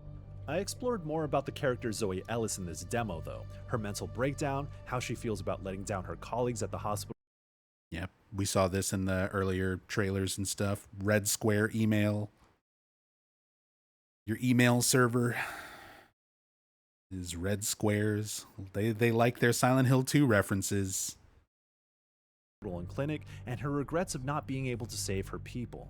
All that is apparent in the emails, notes, and letters left behind that tell you about her relationships to the townsfolk, and it's shown in the main puzzle solution in the section I played, which centered around her perceived failures. These kinds of motifs have been what made Silent Hill strong in the past, and I'm quite fond of the direction the series has been going recently. That the spinning dial homecoming ass puzzle. Have been what made Silent Hill strong in the past, and I'm quite fond of the direction the series has been going recently, leaning into the idea of being an anthology series where different parts of the world get to tell their kinds of stories wrapped in a consistent theme and style of horror. The Silent Hill 2 remake definitely modernized a classic about a man's mental illness and how that has destroyed everything around him, and most recently, Silent Hill F explored the struggles of womanhood in Japan in the 1960s. So there's certainly more to unravel with Townfall, including how Simon relates to everything in the story, and I can't wait to see how it all comes together and fits into the rest of the series. The terrifying contrast between the rusted corridors of a hospital and the deeply the PAL version fog of the original with giant sewer rats. PS1, those are images that still stick with me to this day. It's probably the most horrifying experience I've ever had in a game, and well, I was a kid at the time, but it paved the way for what I actually find scary. It's that confluence of psychological and analog horror that evokes things like Number Stations or the video series Local 58, and I'm picking up bits of that from Townfall. Few games deliver that foreboding, lingering dread. I mean, why would you use Contingency and not Stories Untold? Like other games by the same developers who also do analog horror.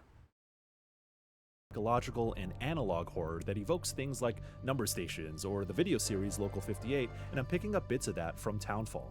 Few games deliver that foreboding, lingering dread quite like a good Silent Hill, and it seems Screenburn has understood the assignment. We'll be able to find out the truth about St. Amelia, if we can survive it, when Silent Hill Townfall launches on September 24th for PlayStation 5 and PC.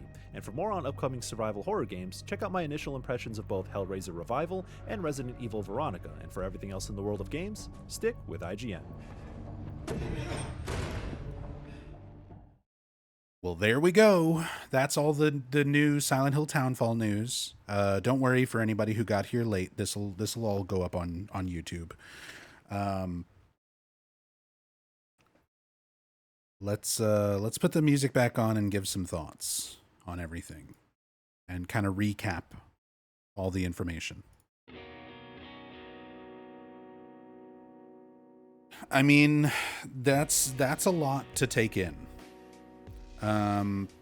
Based on the articles and the gameplay and the IGN preview all together, let me try to go through like positive things first. The game looks really great.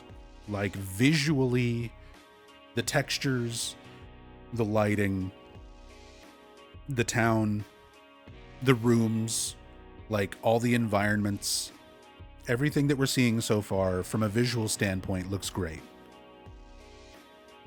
The monsters so far just kind of look like lying figure rehashes. Like you can take a lying figure and wrap it in seatbelts and put a big blade in its head, but it's still just basically a lying figure. The other guy didn't even look like a monster. He was just kind of like a bald guy in his underwear. It was just Tassadul hanging out on his porch, picking up DoorDash. I not a fan of that type of monster design. Not a fan of that type of creature design. I've always liked the more abstract creatures in the series. I like stuff like the Closer in 3 and the Mandarin in 2, where there's very, very slight humanoid aspects to them, but they are not super recognizable. I want to look at a monster and say, what the fuck is that? Not just sort of look at it as something that already looks familiar. I can appreciate what they're trying to do with like the red lighting, but just from 10 to 15 minutes of footage, it seems way too much. Obviously, it's hard to tell until we get the full game experience itself, like how much we're going to have to like deal with that. It's one of those things that makes for some really striking visual imagery when it comes to like screenshots. But if you're going to be exploring areas for like hours at a time in bright red and black contrast,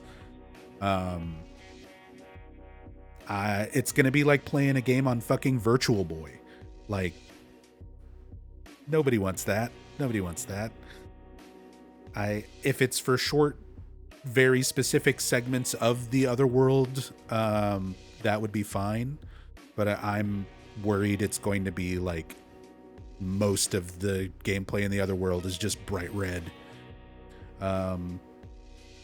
Maybe there will be filters, maybe there will be visual options. We'll have to see what kind of settings and options and things come with the game as well.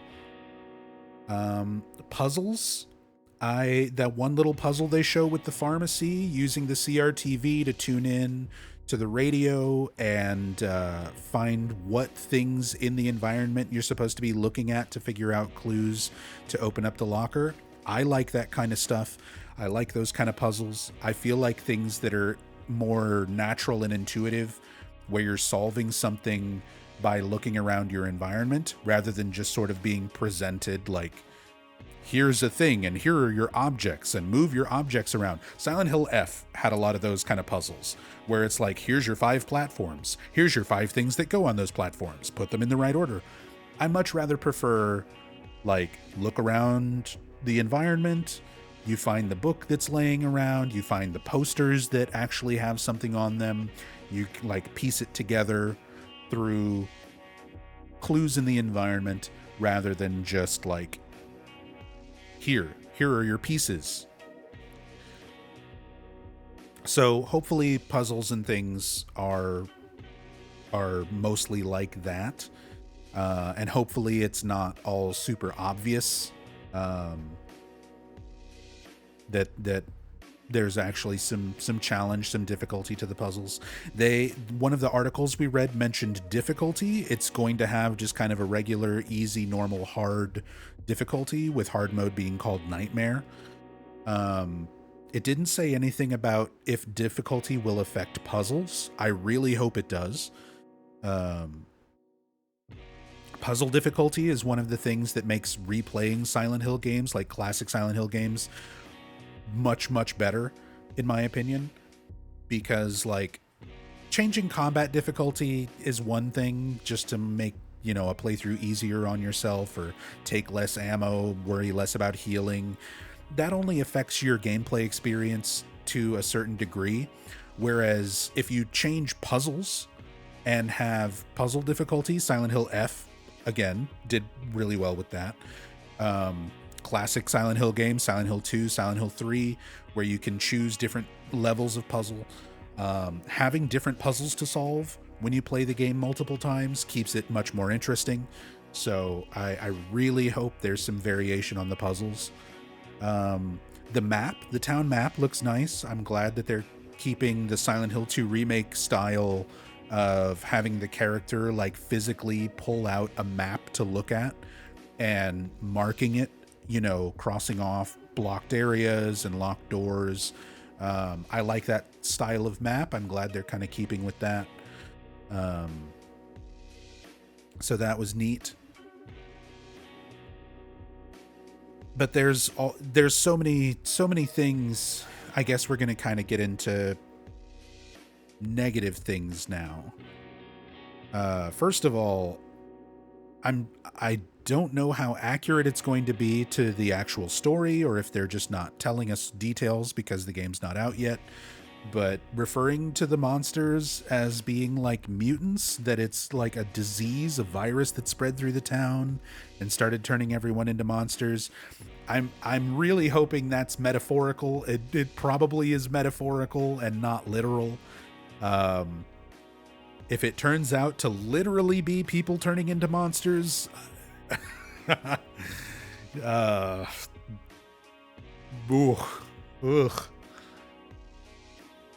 I'm gonna hold out hope that that's not actually what's happening.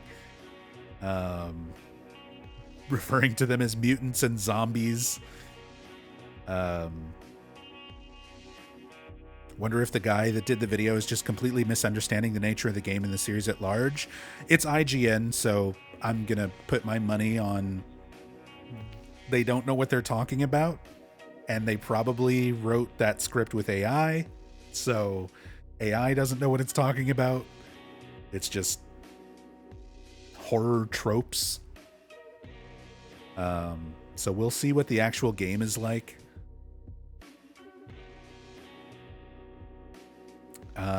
Yeah, the monster design doesn't look great. Combat, combat is always very low on my list of priorities when it comes to Silent Hill games. The original games are not exactly well known for their combat. It's always just sort of a means to an end. But with that said, we've got breakable weapons yet again. I'm getting so tired of breakable weapons in games, not even just in Silent Hill games, but just kind of in games in general. I'm fine with scarce ammo. I'm fine with weapons that become like less effective. Like give me melee weapons that don't break, but they suck. I would much rather have like my Silent Hill 1 knife, where it's a huge pain in the ass. I just did a hard mode Silent Hill knife run not that long ago, and I would much rather struggle with a melee weapon that just sucks but never breaks. I would much rather have things balanced around something like that, rather than this reliance on weapon scarcity by just making everything break.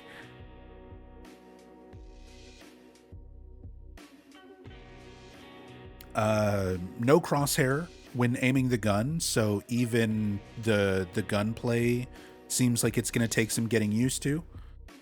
We don't know how accurate it's going to be. We don't know if there's going to be a whole lot of like swaying. There was a little bit of aim sway from the gameplay footage that we saw. It wasn't enough to make it look like distracting. But yeah, again, we'll have to wait and see kind of how things are once the game's actually out.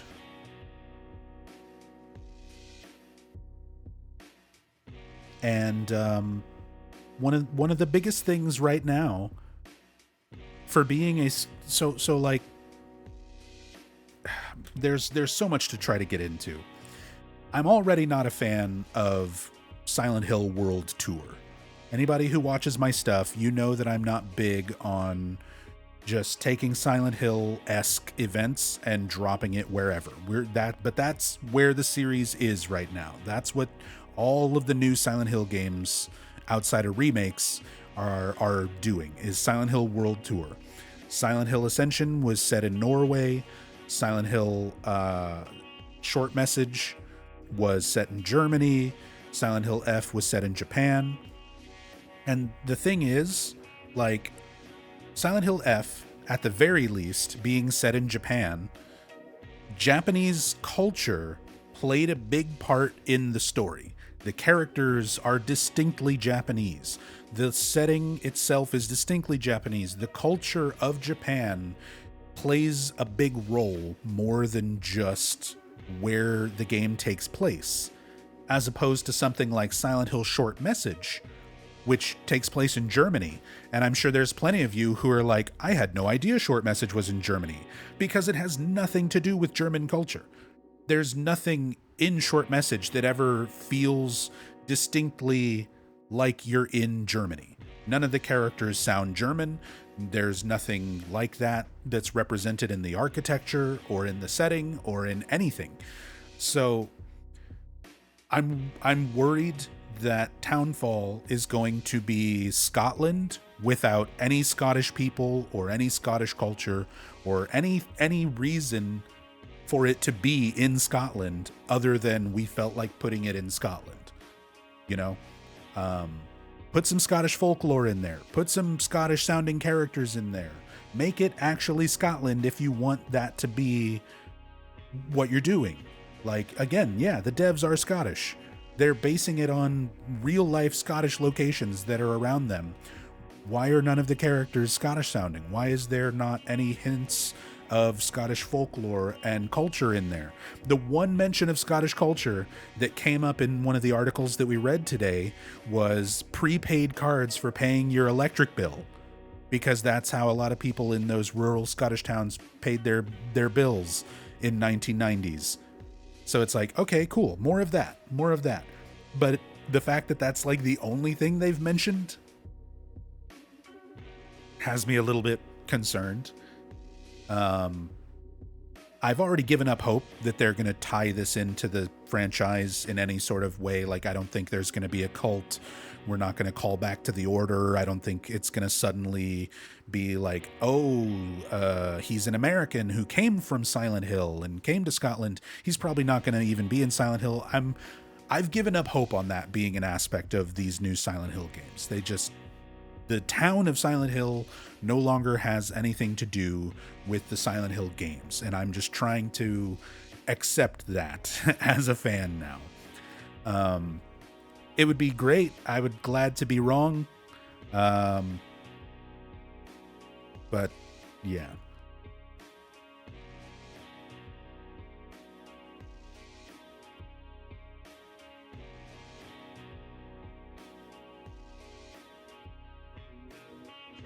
It's Silent Hill because fog and red squares and lying figures and trauma. I'm also super, super tired that every Silent Hill game is just Silent Hill 2 over and over, where it's like, we've got a main protagonist, they've got trauma, the monsters and everything are related to their trauma. Like, can you figure it out? I miss games like Silent Hill 1 that are not about Harry having trauma. It's about a person dropped into a situation that they don't know anything about. Like, it is about Alessa. It is not about the protagonist. Silent Hill 4 is not about Henry. It's about Walter Sullivan. Like, You can tell really good Silent Hill stories that are not just protagonist with hidden trauma and trying to play the mini game, the mind game of how does everything relate back to the protagonist. I'm so tired of that. Like, Silent Hill 2 was great, but it's been 25 years. We need to stop doing that. Like,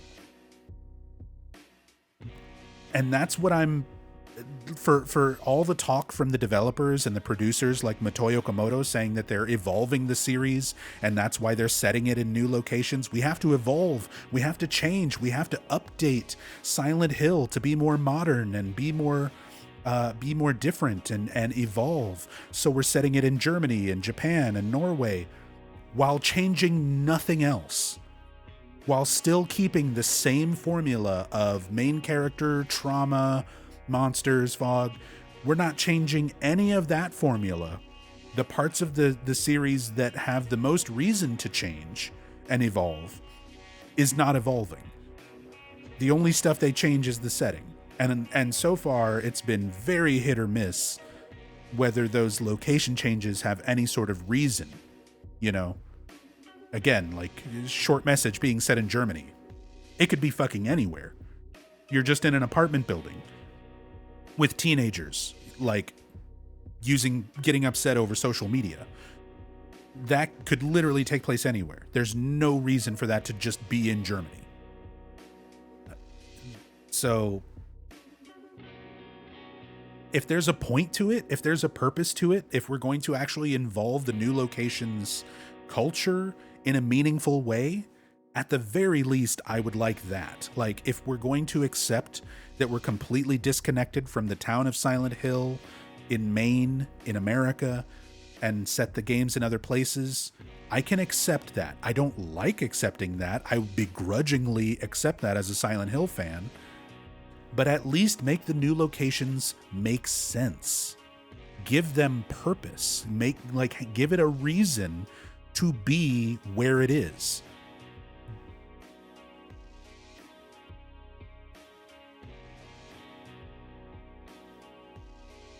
So, yeah, somebody asked on a scale of 1 to 10 how excited I am for Townfall.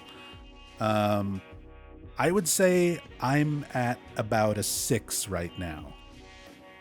I'm still relatively excited. I'm anticipating it. It's a new Silent Hill game, and even if it doesn't make any sense as a Silent Hill entry, if at the end of the day it is a well-told horror story with good gameplay, some fun puzzles, some replayability, if it's a good game, that's like the most I can hope for.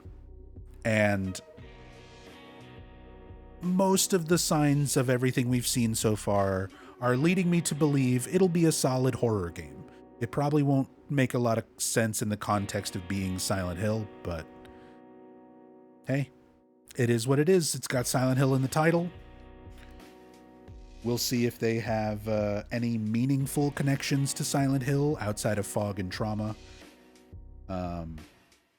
I look forward to the story. The fact that one of the articles we read today said that they are trying to subvert expectations gives me a little bit of hope that a lot of this stuff, like so far everything we've seen regarding Townfall with the cutscenes and the information that we've seen in transmissions and gameplay footage, seems to very heavily imply that Simon is in a coma and that Nurse Zoe is the one caring for him, trying to bring him back out of the coma. My guess was that he's in a coma and Zoe is the one struggling with, do we pull the plug or do we continue waiting to see if he wakes up?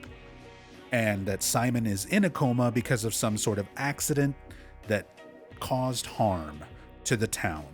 Like, this American came to our town and crashed his boat into the boat full of everyone's children.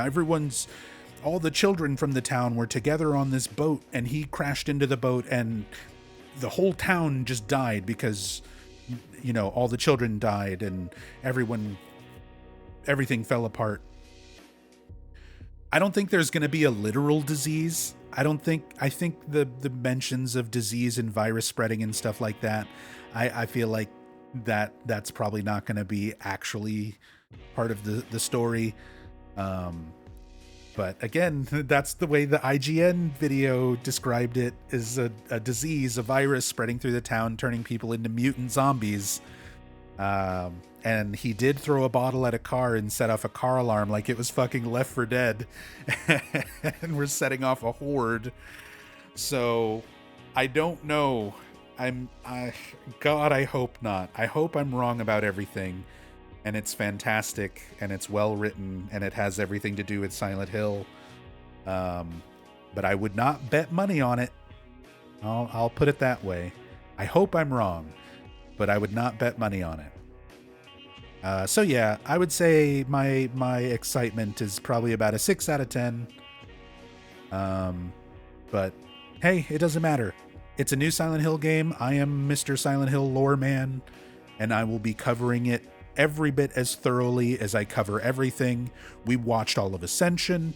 We went through all of Ascension. We went through all of Short Message. We went through all the stuff that I don't like. I played every fucking zone, all 500 zones of Silent Hill Book of Memories, because I try to be as thorough as possible when going over anything in the Silent Hill franchise.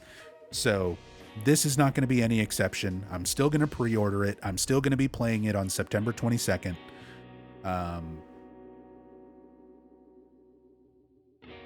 I just hope it's good. I just hope it's good.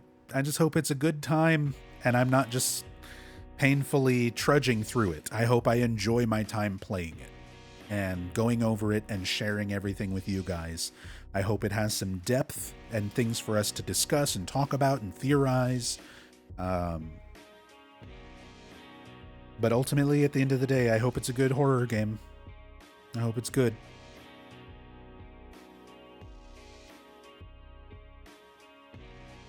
But that's about it. That's about it for all the new Townfall news.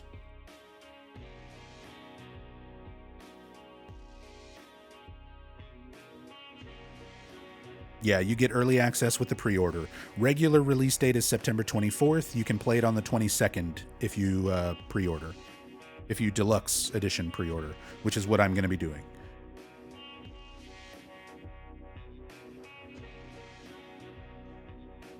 Because not being able to play the game,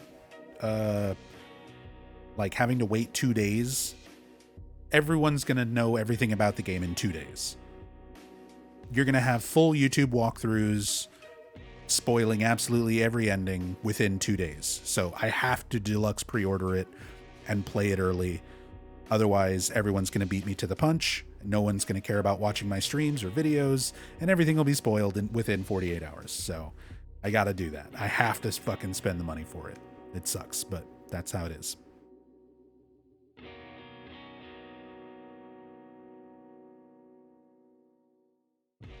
Maybe they'll send you a portable TV.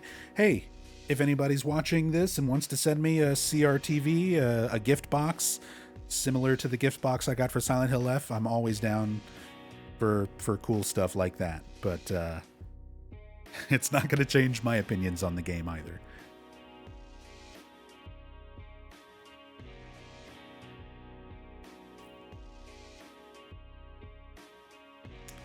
Okay. Cool merch is still merch, exactly. Ugh. Where do we go from here?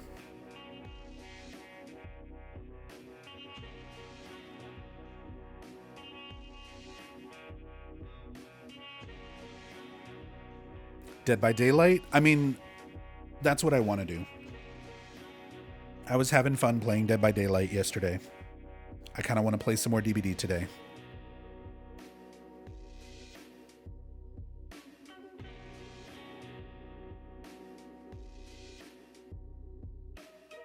In comparison to Silent Hill F launch, how are you feeling? What do you mean, Dan?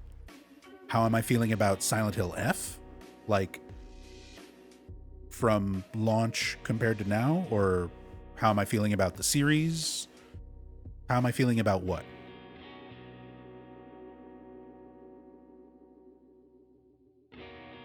Yeah, Xenix, I have Hinako in Dead by Daylight. I pretty much only play Hinako as Survivor when I'm playing Survivor now. Because her model is actually really good in DBD. She has the most, like, accurate to the source material character model of all the Silent Hill characters.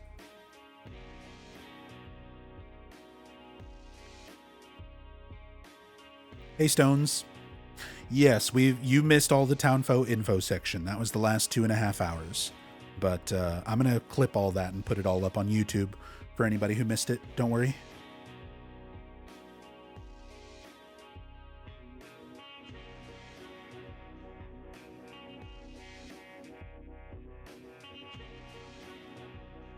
Do you think they've taken things people didn't gel with in F and are looking to make this one more in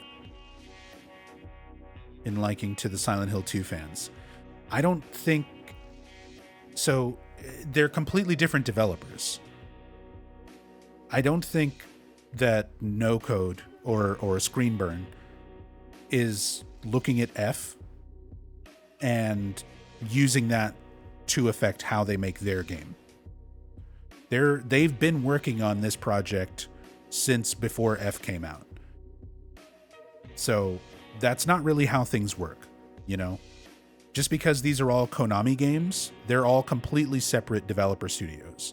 And they don't really look at each other and make their game based on what the other studios are doing.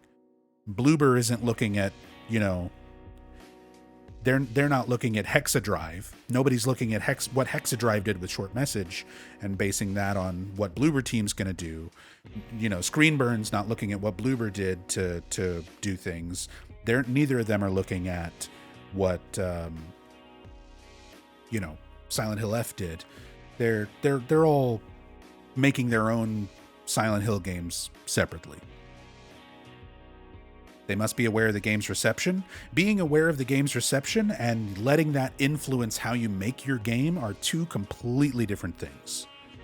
Like, obviously, they're working with Konami. They're part of the franchise. They're going to be aware of how the other games' receptions were, but they're still going to make the games they want to make.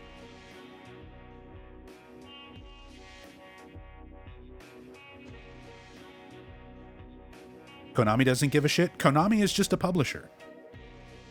Like, Konami's not directly involved with any of the development for these games anyway. They're literally just giving money to the studios that come to them with Silent Hill ideas.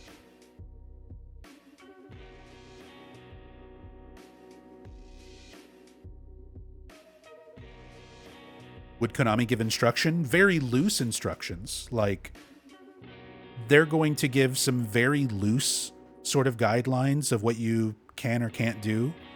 But other than that, like 99% of the game from a development standpoint is left up to the developers.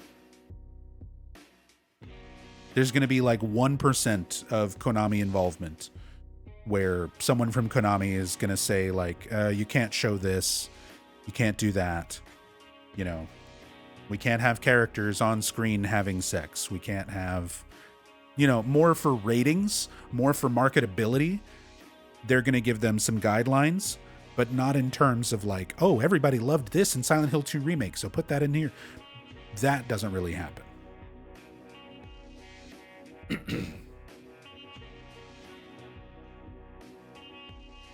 Hey, what's up, Gab? There's going to be a new game?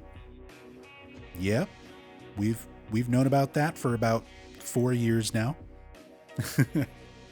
You've got a few years of catch up on Silent Hill franchise news. You're just finding out? Yeah. 4 years ago was a Silent Hill transmission where they announced all the new Silent Hill projects. So if you go back and watch the very first Silent Hill transmission from like 4.5 years ago, they announced Silent Hill Ascension, which has already come and gone, Silent Hill Short Message, which has already come and gone, Silent Hill 2 Remake, which has already come and gone, Silent Hill F, which has already come and gone, and Silent Hill Townfall is coming out this September 24th. And then next year is going to be Silent Hill 1 Remake. Most likely next year will be Silent Hill 1 Remake.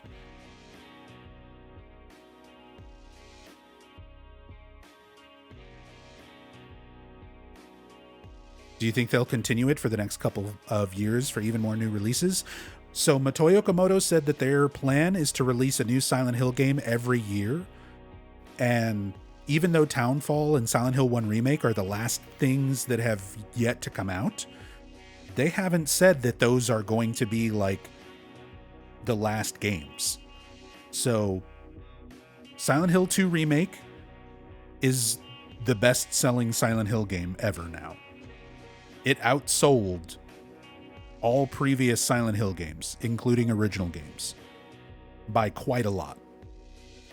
So in terms of success, like, Konami is just looking at money. Silent Hill 2 Remake made them a shit ton of money. It was a very successful game. Silent Hill F made them a shit ton of money. It was a very successful game. Silent Hill F is the second best-selling Silent Hill game of all time now, only behind Silent Hill 2 Remake. So there's no reason for them to like call it a day after Townfall and after Silent Hill 1 Remake. They're going to keep going until it stops being profitable for them.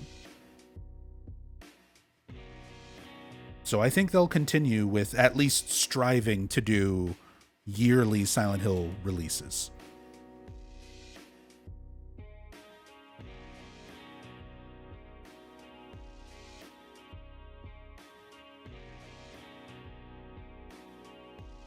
Do you think Silent Hill 3 Remake will be far off? Yeah. I do think it'll happen, unless somehow Silent Hill 1 Remake manages to completely flop, which there's basically, like, I would say a less than 5% chance that that's even possible. Unless Silent Hill 1 Remake somehow manages to be a complete flop, we're almost certainly going to get a Silent Hill 3 remake. But it's hard to know how far off something like that'll be, because Silent Hill 2 Remake came out, 2 years ago.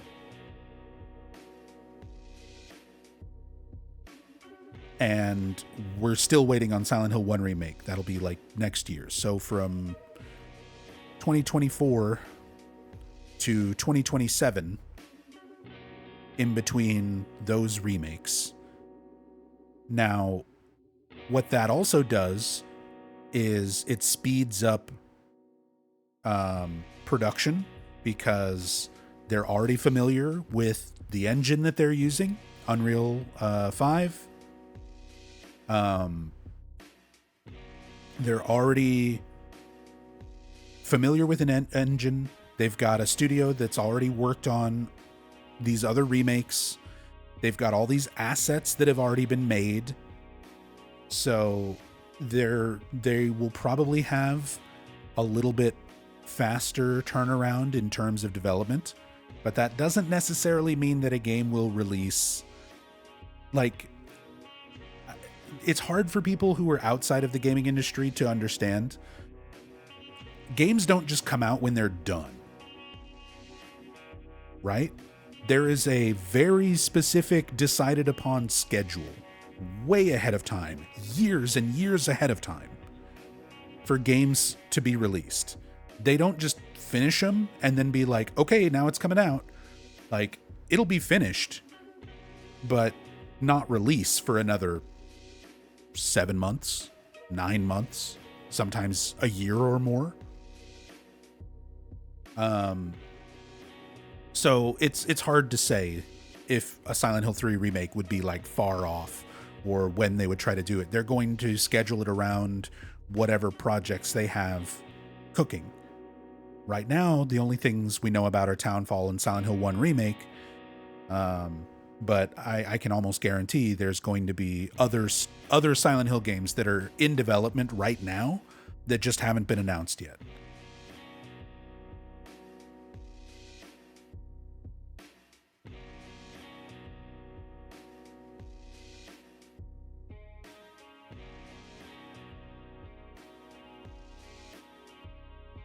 Is there something you're worried about in regards to Silent Hill 1 Remake?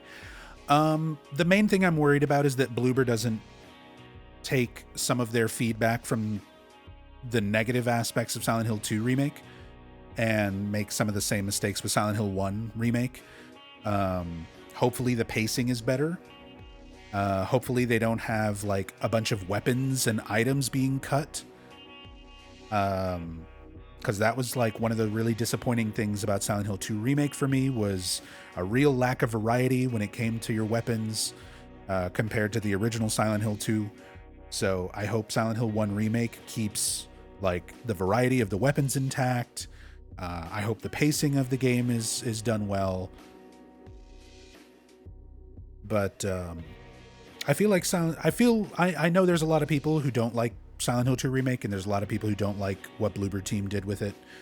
Overall, even with the things that I complain about with Silent Hill 2 Remake, I thought it was great. I thought it was still a wonderful love letter from people who clearly were passionate about the game and were not aiming to make something that was a one-to-one recreation. They were trying to do their own spin on Silent Hill 2, and I think Silent Hill 2 Remake does that as a love letter to the original, changing things, changing the way that they interpret things, expanding on things, adding new things. Unfortunately, some things were cut. Some things that should have been more subtle were much more obvious. There's a lot of issues with tone. So some of those things that I complained about with Silent Hill 2 Remake, I hope they work on that a little bit harder, polish those kind of aspects up for Silent Hill 1 Remake a little bit better. But overall, Silent Hill 2 Remake like gave me some faith in Bloober Team not just making a complete piece of shit game. Even though some people view it that way, I don't.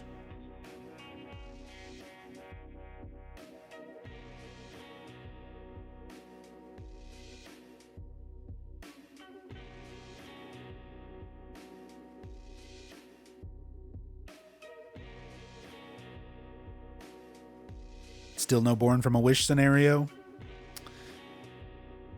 Yeah, that's probably not happening. I feel like if that was going to happen, it would have happened by now. At the very least, it would have been like announced or something, but yeah, that's most likely not going to be a thing. My guess is Bloober is just prioritizing other projects that are more important.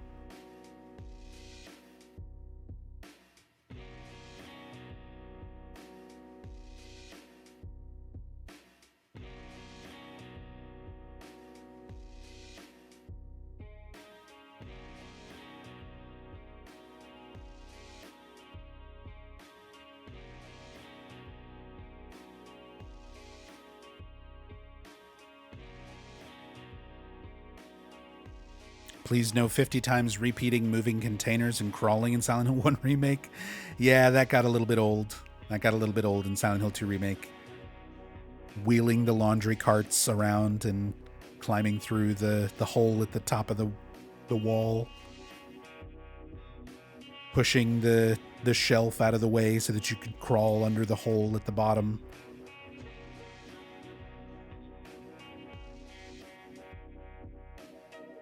Like, I understand why those sorts of mechanics exist. It helps with loading times, and it helps with pacing out your exploration of certain areas, but hopefully they can be a little more creative and varied with what you do to progress through areas.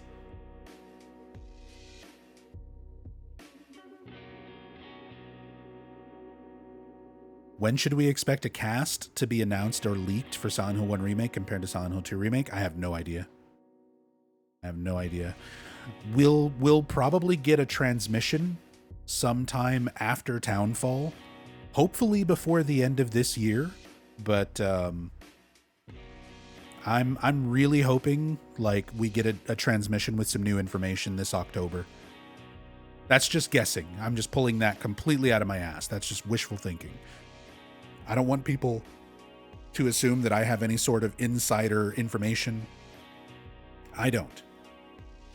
They didn't let me play Townfall early. They didn't invite me out to go to these Silent Hill events and stuff that are going on. They didn't invite me to Gamescom. Nobody tells me shit.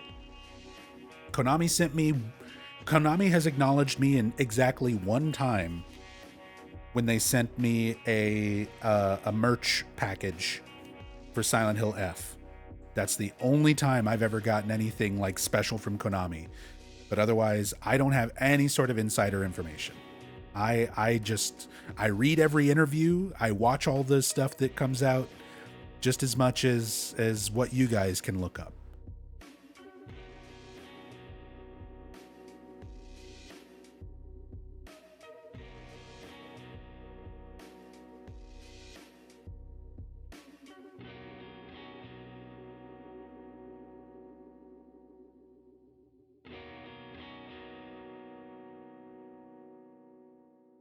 And yeah, Oleander, since we're just putting all the links in chat, let's just kind of do a link dump really quickly. Restless Dreams channel, my main YouTube channel, my archive channel, and invite to the Discord. For anybody who's new here or isn't already following or subscribing,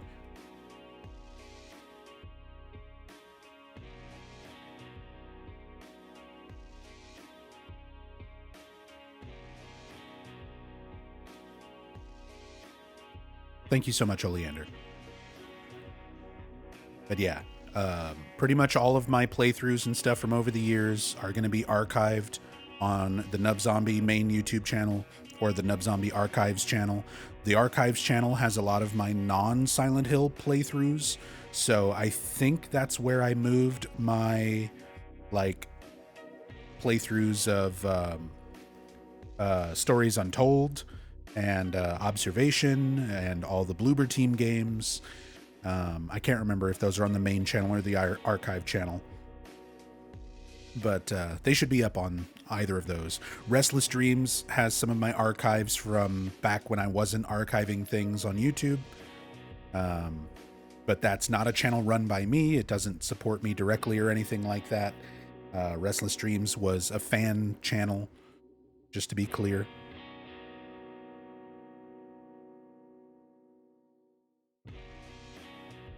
And then, yeah, our Discord community.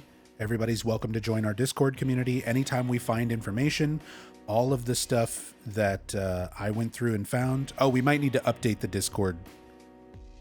We might need to update the Discord invite link.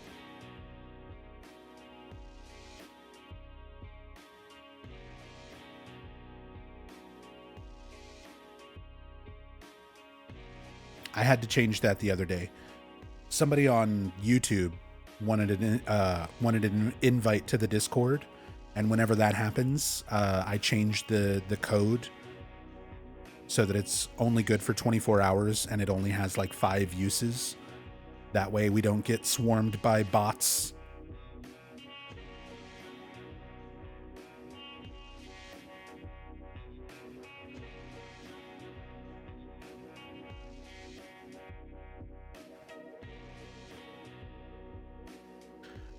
But yeah, like all the information that we went over today for Townfall, all the links to those articles and interviews and footage and everything that we watched, we've got a specific channel for Townfall news where we'll put all that information.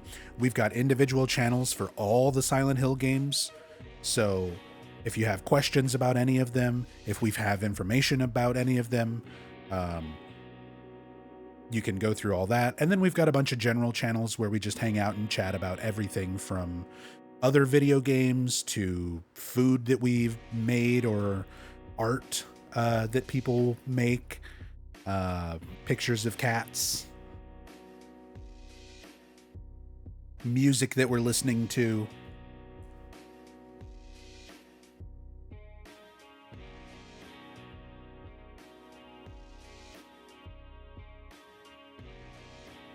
Nub doesn't feed us enough to be able to ban a bot swarm. Unfortunately, true. We don't have a whole lot of moderation. We've got moderators and stuff, but I got to be very careful about Discord invites. I can't just post like a never expiring Discord invite link on YouTube, for example, because yeah, that's a good way to get absolutely overrun by bot accounts trying to scam people and shit like that. So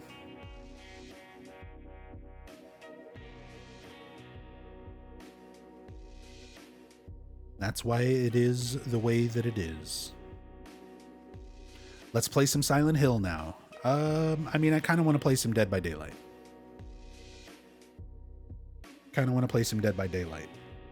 We'll be playing as some Silent Hill characters. It's got Silent Hill stuff in it. Surely that counts.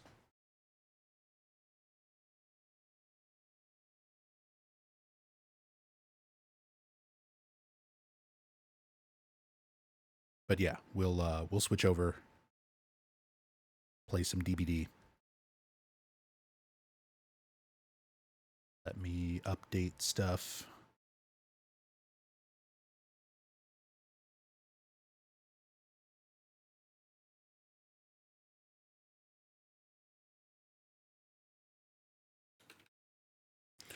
Do some more chaos shuffle, random perk builds. There we go, DBD.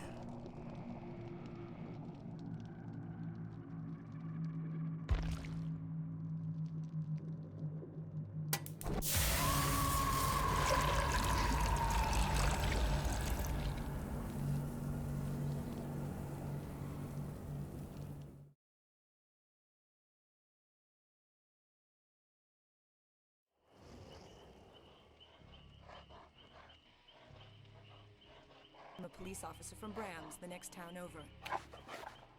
Yummy. Yummy, thank you so much for the 55 months. Appreciate it, dude. Please, sir, can we get a package of Oreos down here? Okay, but they're going to be open and a little bit stale, with a few of them already missing. And they're just regular Oreos. They're not double stuffed. They're not minty flavored. Just some regular Oreos. Slightly stale.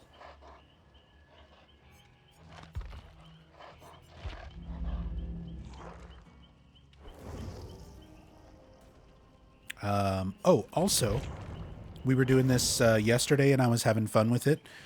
For anybody who subs or resubs or gifts a sub, I will play a character of your choosing. So, Yami, what would you like to see me play?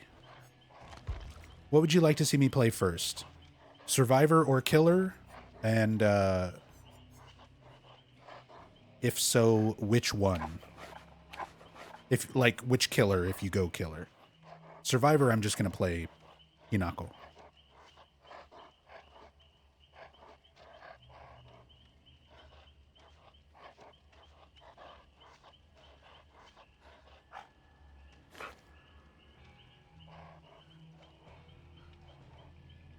It's been a while since you did some Billy. I played Billy yesterday because someone wanted me to play some Billy, but I don't mind playing more Billy. I still got business to settle. You smell him anywhere? I'm always down for Billy. Let's put our, here we go. Let's put our summer outfit on. We got our flip-flops. We got our ripped up beach pants.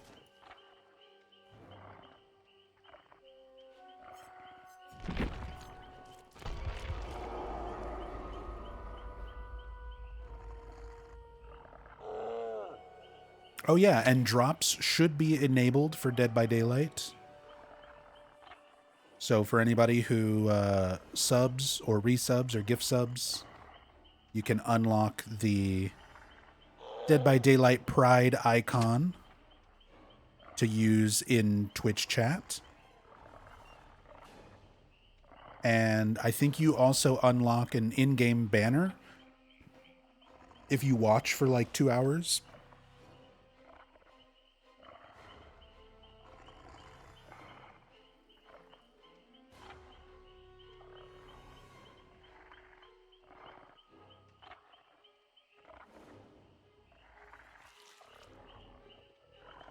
You can unlock 3 in-game banners. Thank you for the clarification.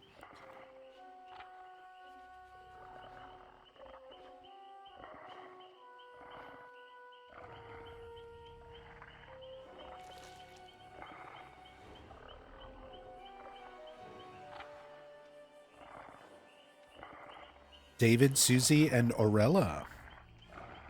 Character-specific banners. Very cool.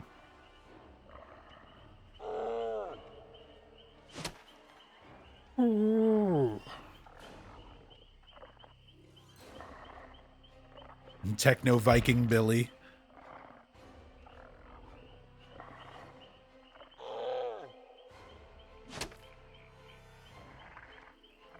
He really is.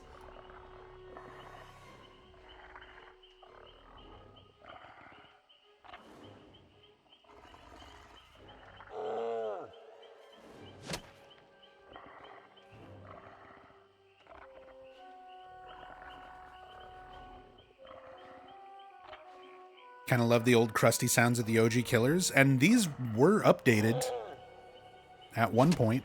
These are not like the original ways the characters sounded and looked when the game first came out in 2016. But it's been a long time since they even got these like sounds and animations.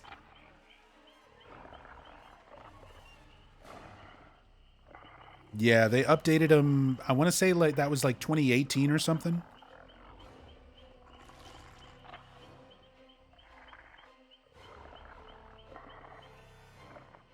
Would get James in Dead by Daylight if his model looked better. Yeah, James in Dead by Daylight looks a lot like the James model from the Pachi slot, from the fucking pachinko slot machine. It does not look like OG James, and it does not look like remake James. But it looks kind of similar to Pachi slot James.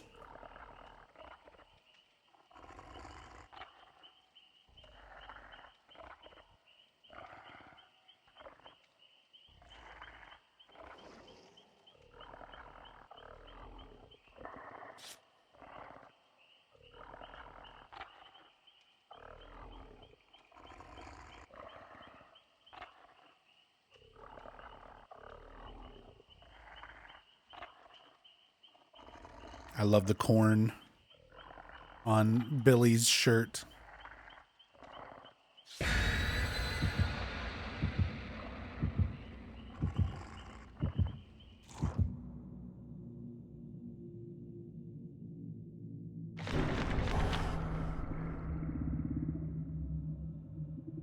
They made Maria so well, you'd think they would do the same for James. I mean, Maria definitely looks better than James, but she still doesn't look like original Maria or remake Maria. She's kind of her own version of Maria. Like, the outfit and stuff is accurate. Just the face, your voice. It's not quite there. Hinako's the only one that's, like, super accurate.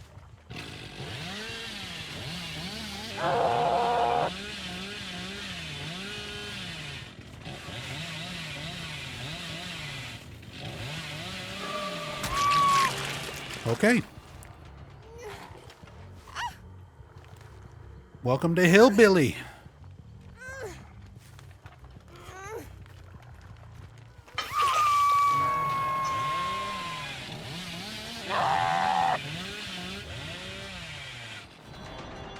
You think I didn't see you hiding there?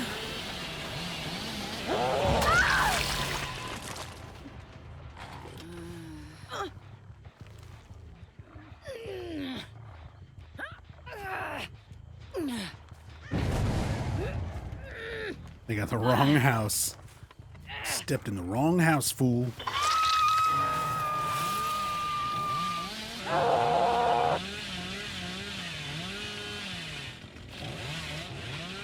Well, they didn't stay here and heal. That's smart of them.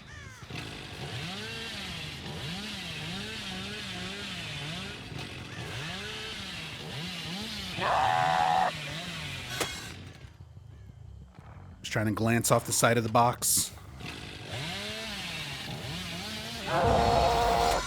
Oh, really?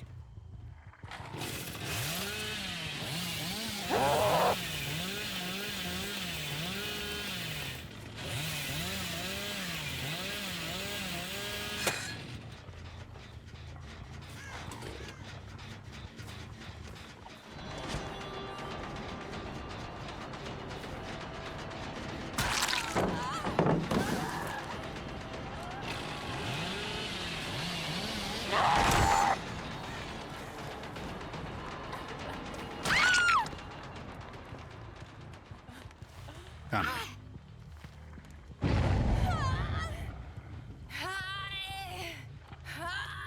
Do-do-do-do-do-do-do-do-do-do-do.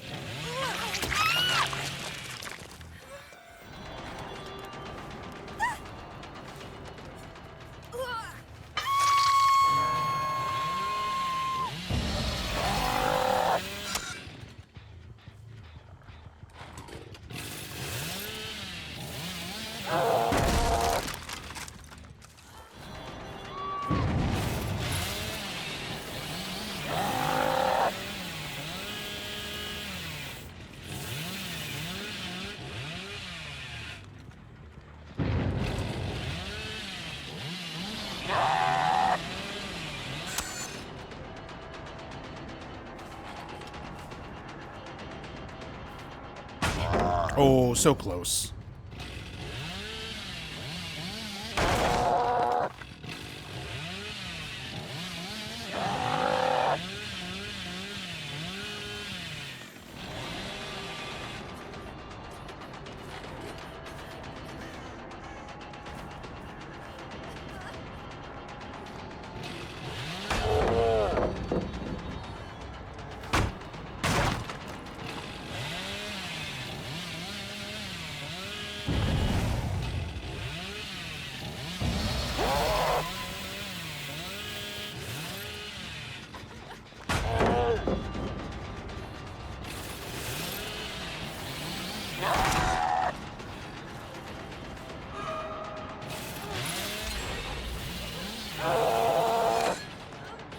Nice.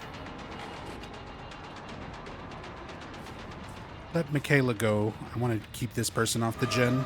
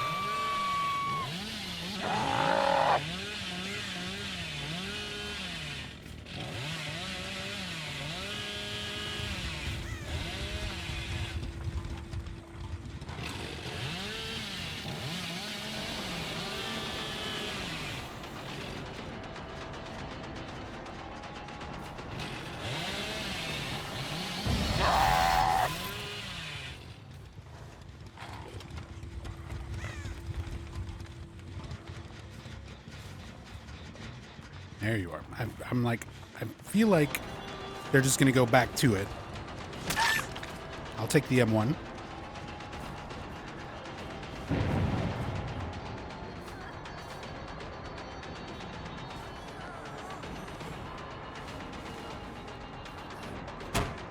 Ooh, very close. She went around.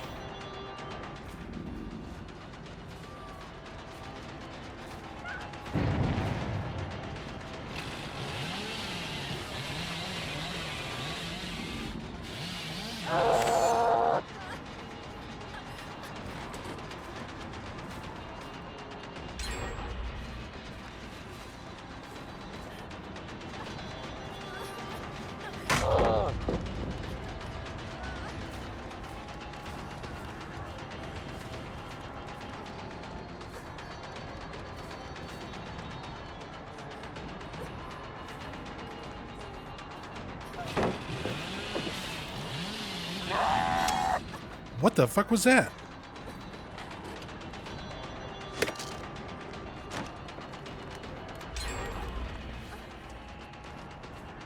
Why did my chainsaw, like, veer off to the side?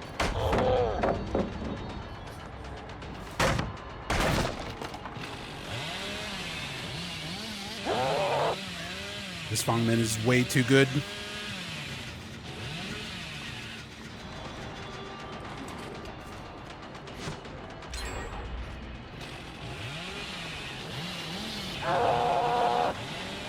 Good dodge.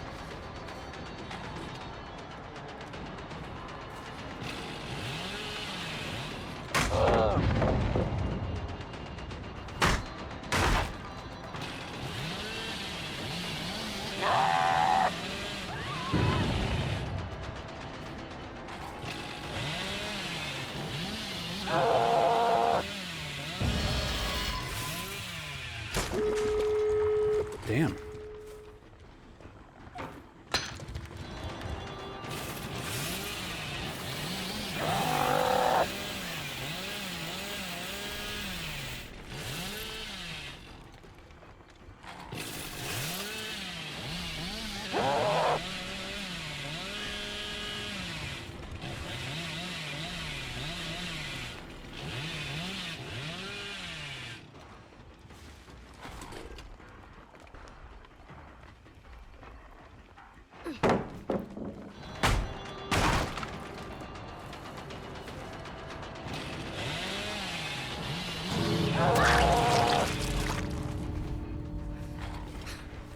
Well, we got basement here.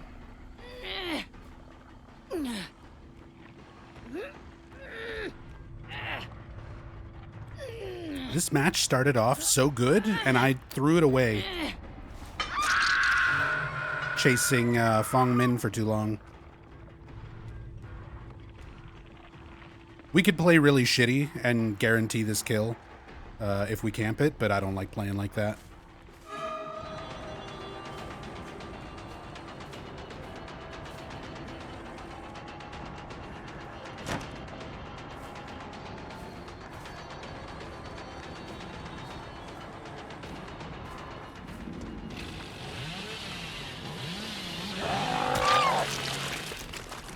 Okay. We got us a 2K.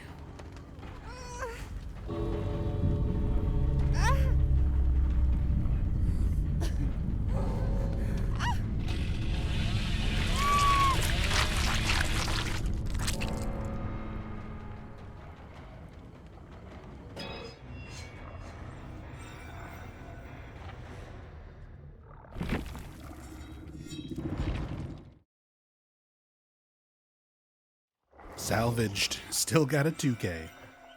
I'm good with that. I'll take it.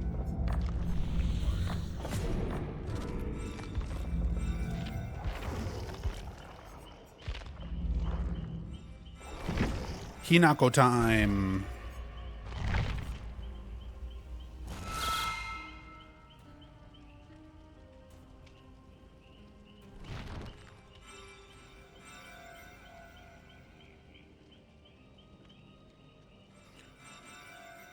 Play Final Fantasy XI soon.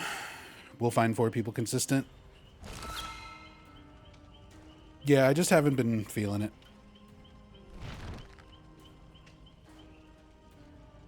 I just haven't been feeling 11 as much lately. A lot of our community dropped off from playing it. And if I'm going to play, I kind of want to play my main my main job, my Beastmaster. Because I'm up to, like, level 54, I think. And and I want to try to get to 75. I'm not going to get to 75 before Autogon comes out, but Horizon will be releasing Treasures of Autogon in August.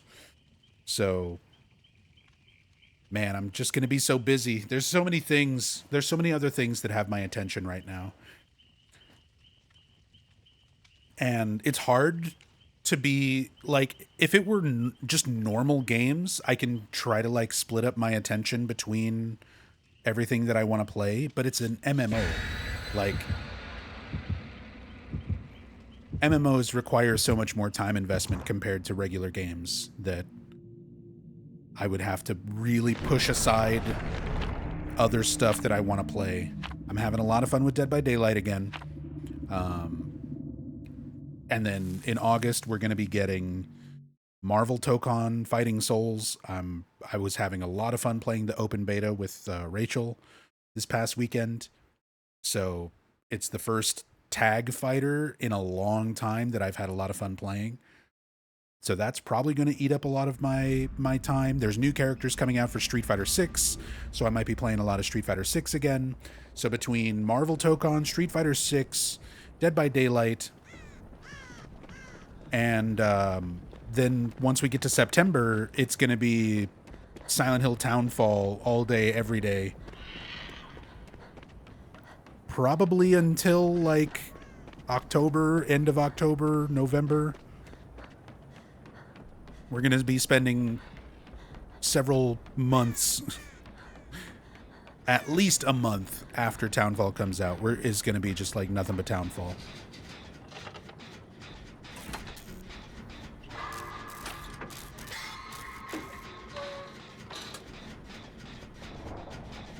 Killer has not revealed themselves. Oh, it's unknown.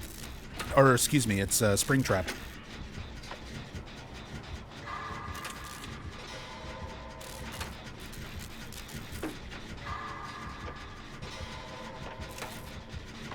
It's Matthew Lillard. They have the Matthew Lillard skin.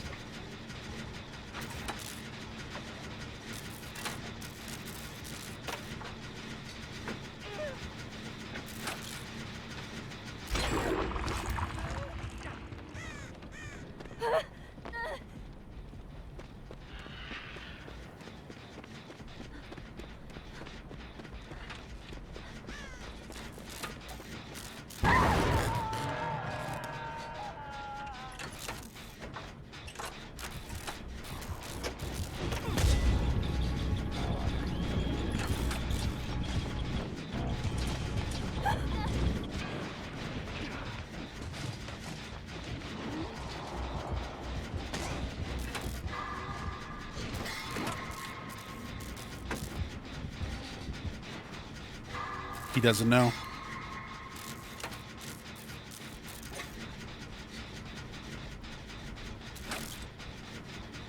Really love Unknown conceptually, but found them really hard to play. They're definitely not an easy killer to just like pick up. Their power is kind of weird. Takes some real getting used to. They're very good once you get used to it. Being able to place your like shells, the empty husks of your body that you can teleport to, makes him really dangerous around a lot of loops, and really good at map traversal.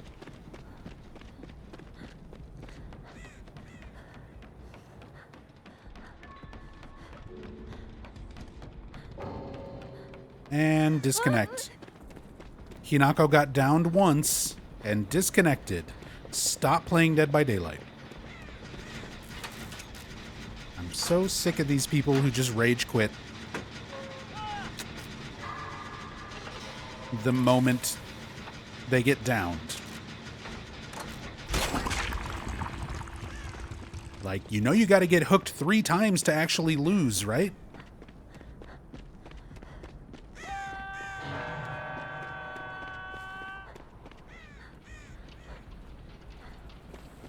Getting down once doesn't fucking mean anything.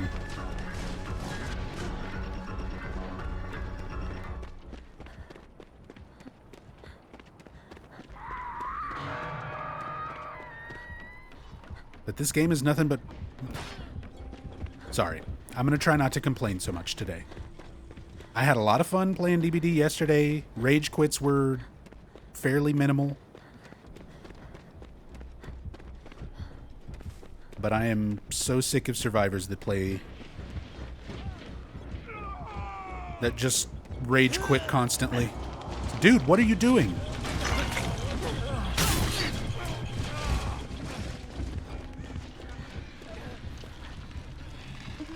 He tried to pull himself off the hook while I was trying to unhook him, which delayed the animation and gave the killer more of a chance to fucking hit me.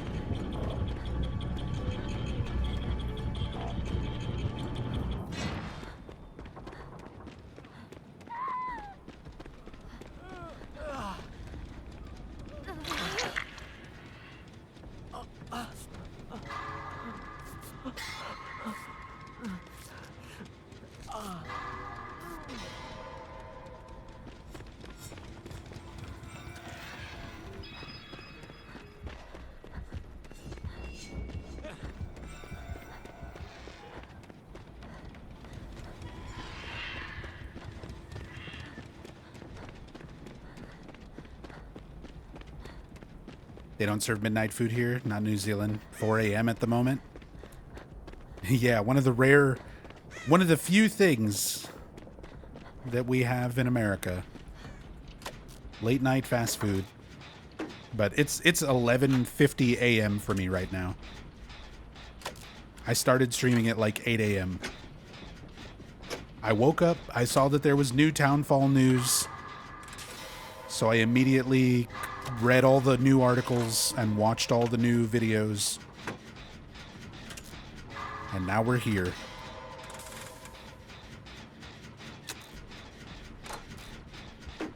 But I started streaming like immediately after I woke up. I woke up, I checked Discord, I saw that there was new Townfall stuff,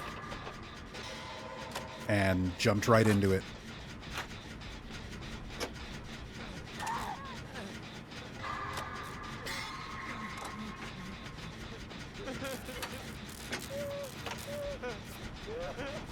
I've got botany knowledge, so at least I can heal him pretty fast. There we go.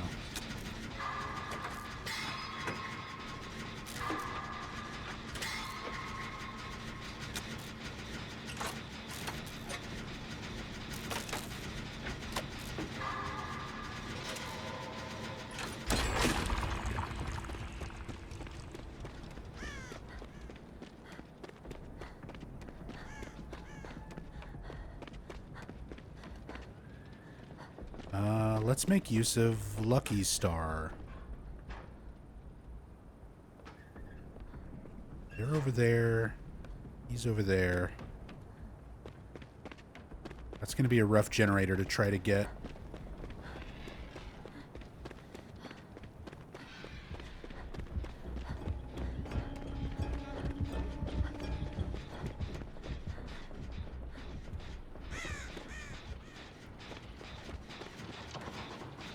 Any relation to the blue-haired Lucky Star? Konata? Konata from the anime Lucky Star? No. It's an Aliens reference. Because it's one of the perks that came with Ripley.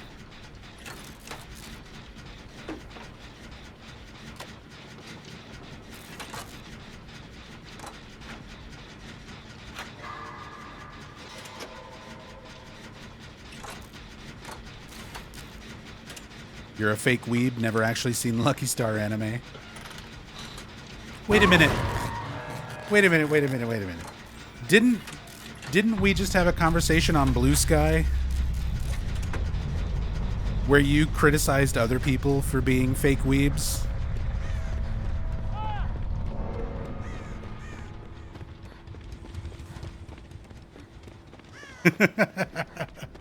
Okay, listen. Didn't you specifically say, like, oh, I try to have conversations with other weebs? And You can't relate because they only watch popular stuff?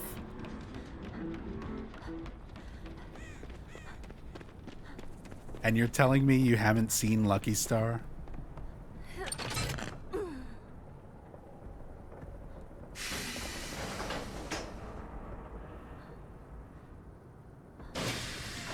I mean, have you at least seen The Melancholy of Haruhi Suzumiya?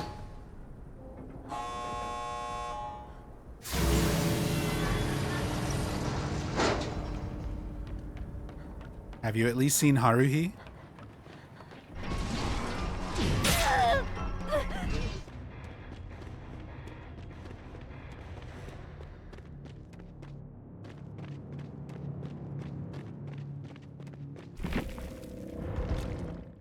Didn't finish it because I'm a scrub, but did get a decent chunk in. Okay. Okay. My fake weeb friend.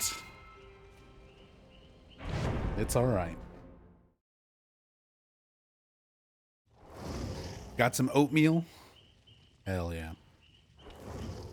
I wish I could enjoy oatmeal. I used to like oatmeal a lot. And then one of the times when I was living on my own and I had lost my job, I didn't have any money, I didn't have any food in the house. And my niece worked concession and stuff at a hotel. Like she worked in the kitchen at a hotel. So she brought me like a box of all the little individually packed oatmeals that they have at like the, you know, the free breakfast that they do at a lot of hotels. And I just lived off oatmeal for like a month. After a month of not having any other food except for like oatmeal, I never want to have oatmeal again.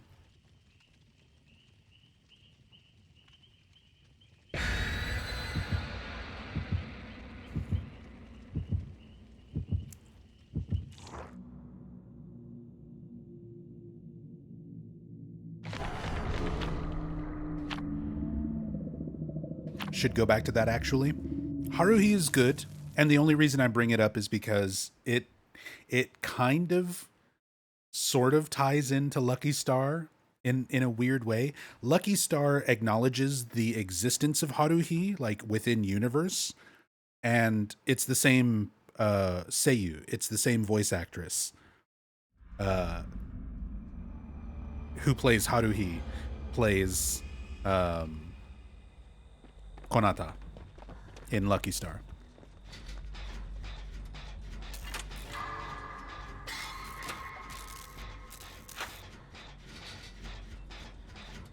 Oh shit, yeah. Urban evasion. Look how fast I am. Also, it's a pig.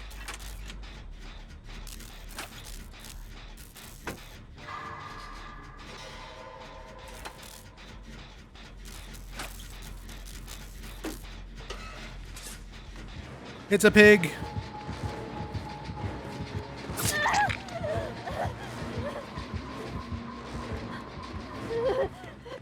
She found me.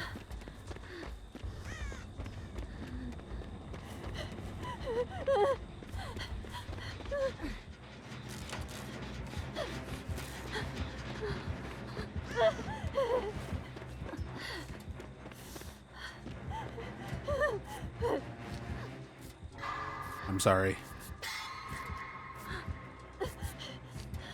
I didn't think she was still on me. Because she, like, vaulted back into the shack.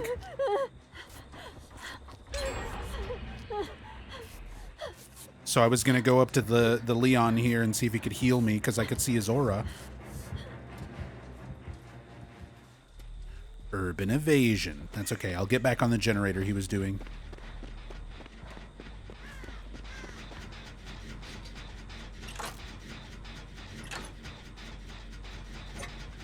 Gaia Online mention? My canon event. Dude, I miss Gaia.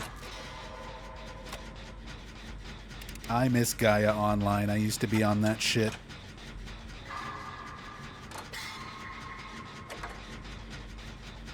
I know it's still around, but it's like not the same.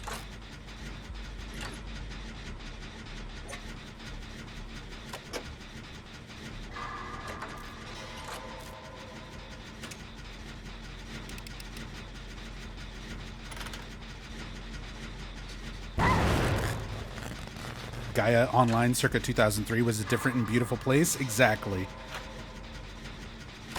Gaia Online and Neopets was a big chunk of my life in that era.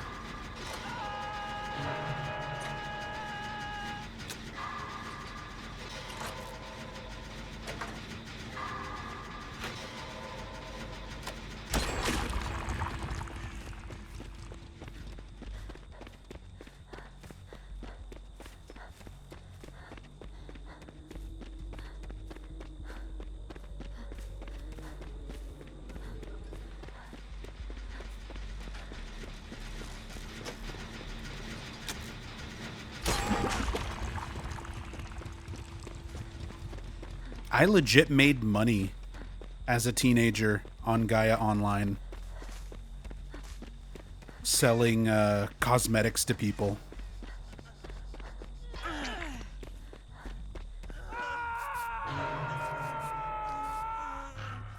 Ooh, autodidact.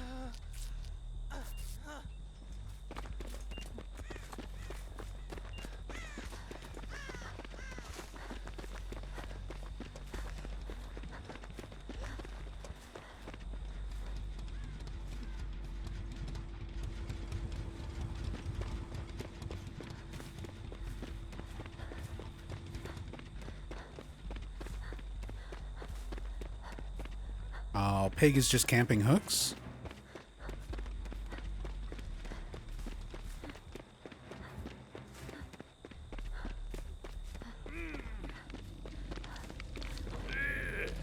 Quit wiggling, dude.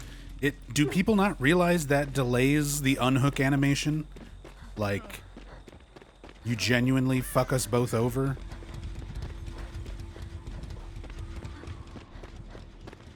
That's the second match in a row now where somebody starts flapping their arms instead of letting me unhook them.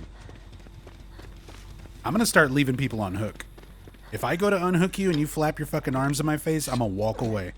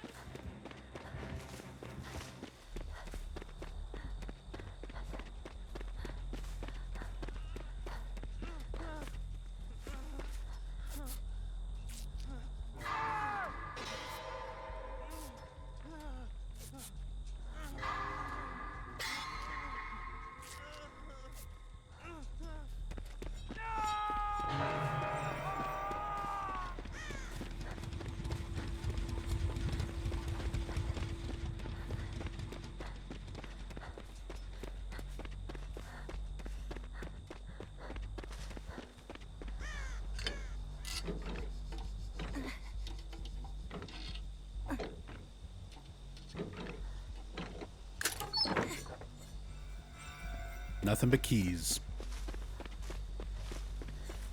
Oh well, I just needed to open up chests for the daily.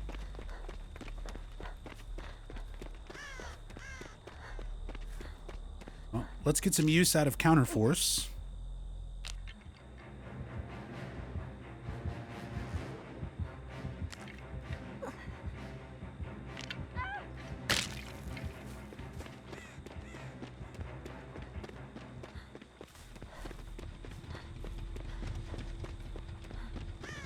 I don't even think she has anything other than Huntress Lullaby, but I still want to get rid of it. I still want to break it. There it is. Let's go Counterforce.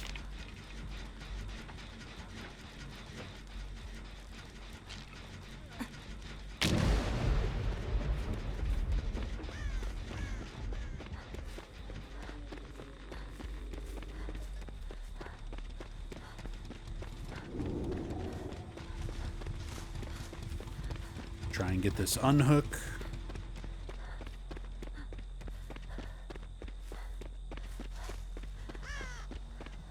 And then we have a gen we can do right here. It's okay, Cheryl. Got you, baby girl.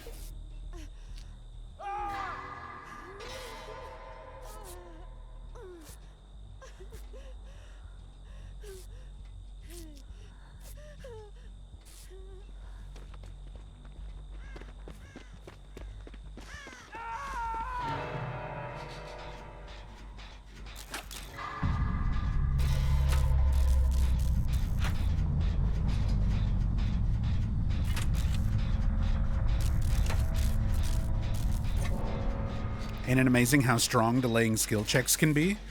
If I was just sitting here playing by myself, the perk basically doesn't do anything. But because I'm streaming and I'm constantly glancing over at chat, it fucks me up super hard.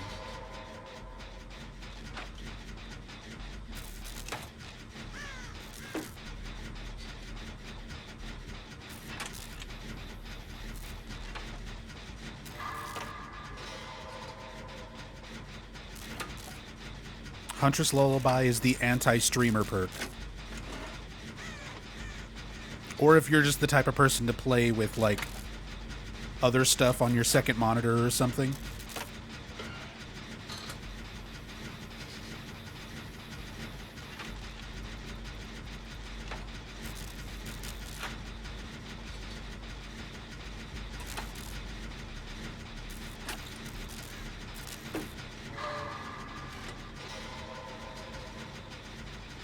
But I don't know how people do that. People who play this game with, like, music blaring and YouTube videos playing on, like, a second monitor. I can't play this game like that. I gotta be able to, like, listen to everything that's going on. Sound is so important in this game.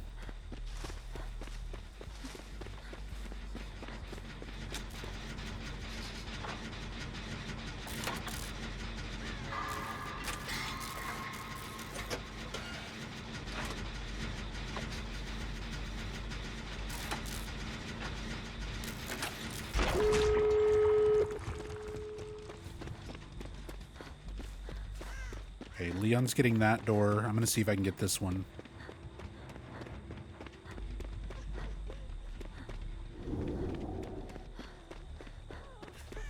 Or at the very least, let Cheryl do it.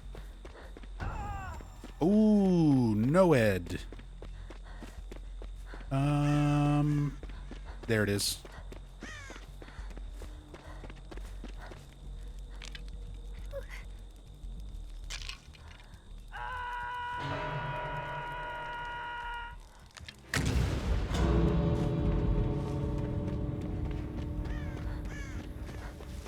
Who's our killer? Yeah.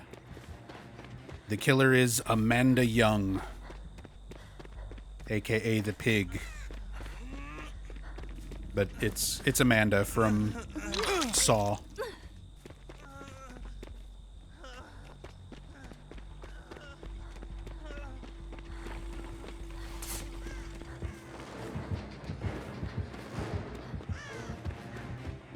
Buddy, I did everything I could for you, and you're just gonna run around in the killer's face.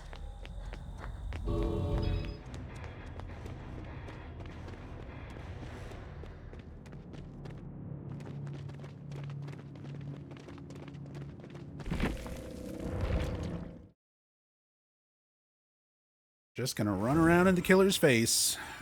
I can only save you so much.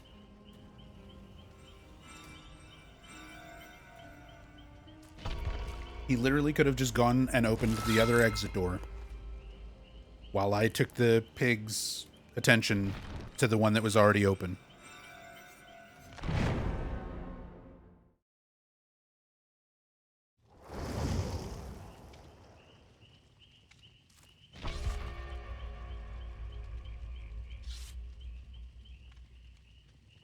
Most Leons are monster fuckers or masochists? Yeah, kinda. James Core too.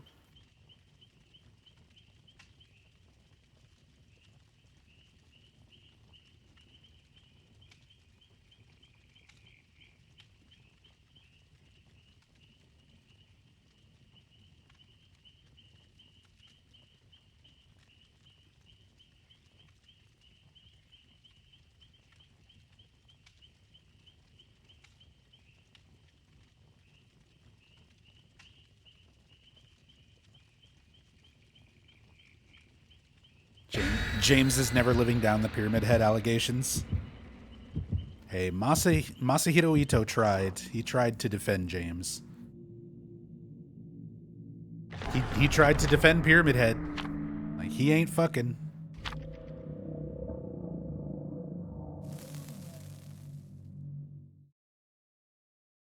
But what are you gonna do?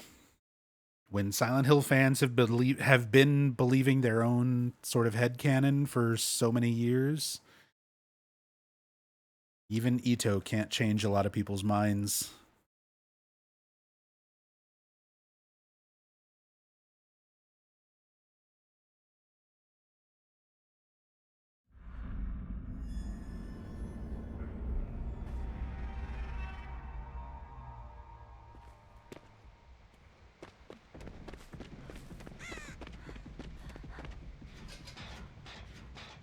Wait, what do I have? Autodidact, smash hit, camaraderie, diversion. Diversion. The best perk in the game.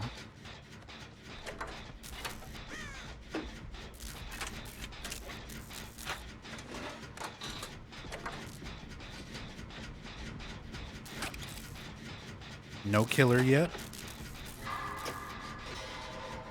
Oh, it's a knight.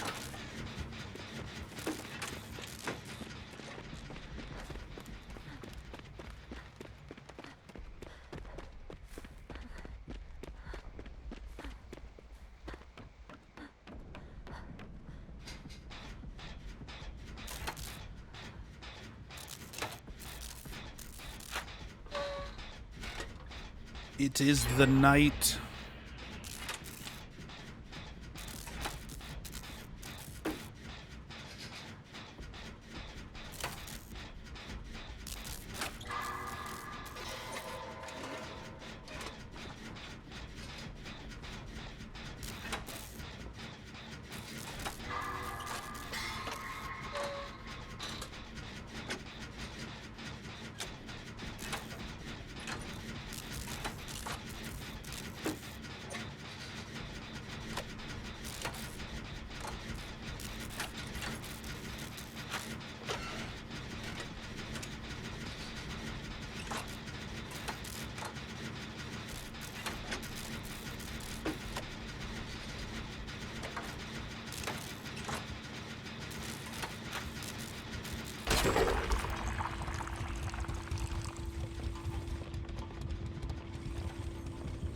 Yes. There we go.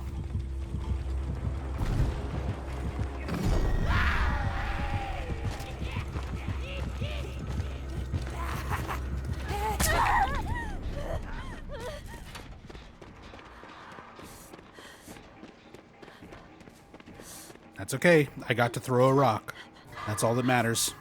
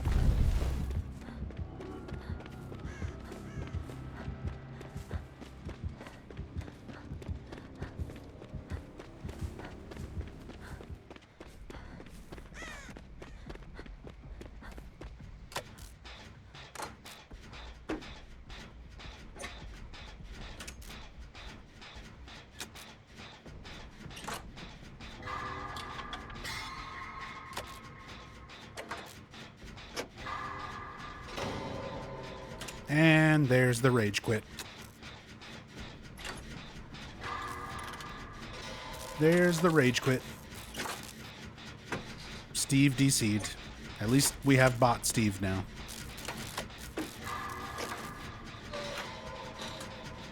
I feel like it's so rare.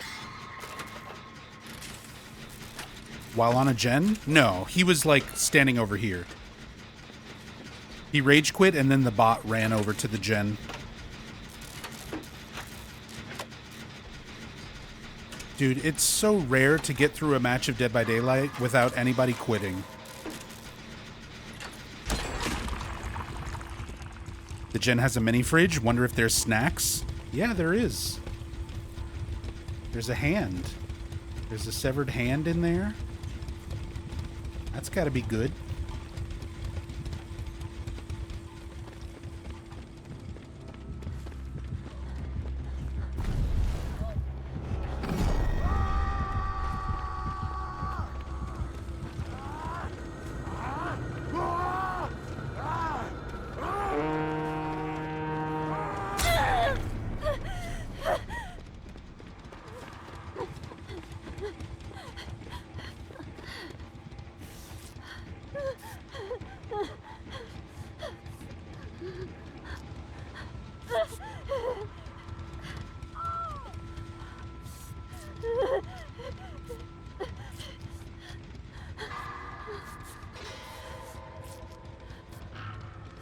Penalty needs to be increased. Would rather have to wait a little longer if internet went out. Most other games, they can detect, like, if you're opening a menu and quitting out, or if you're, like, force closing with Alt F4. Most games, they track that. They can tell the difference.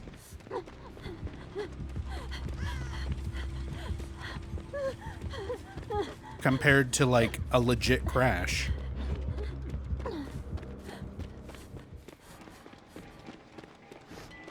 Theoretically, DBD should be able to track that as well.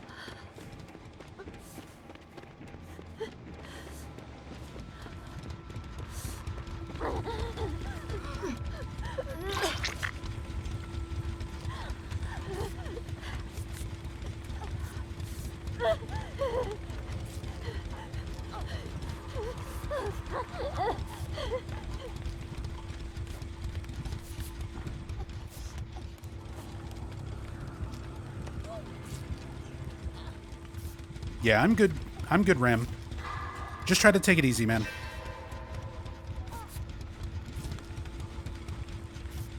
And if you're trying to message me on, like, Whispers or Discord or anything, I never have any of that stuff visible while I'm streaming, so don't be like, oh, you're being a dick and ignoring me. I just literally don't have that stuff up while I stream. But yeah, just take it easy, man. Try to relax.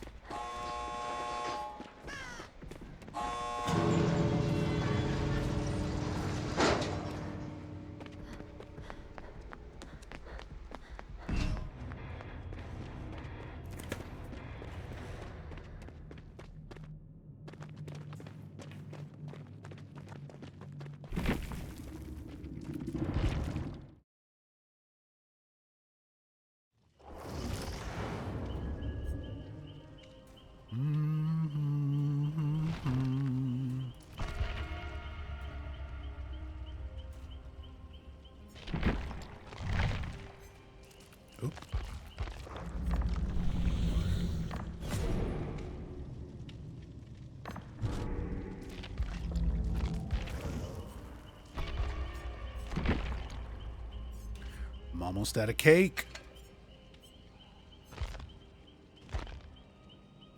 I've got a few toothy torts left.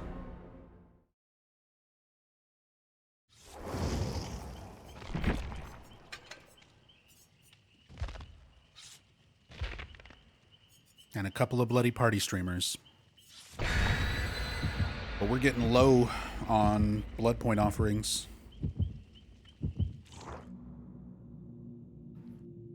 I have a lot on other characters, just not on Cheryl.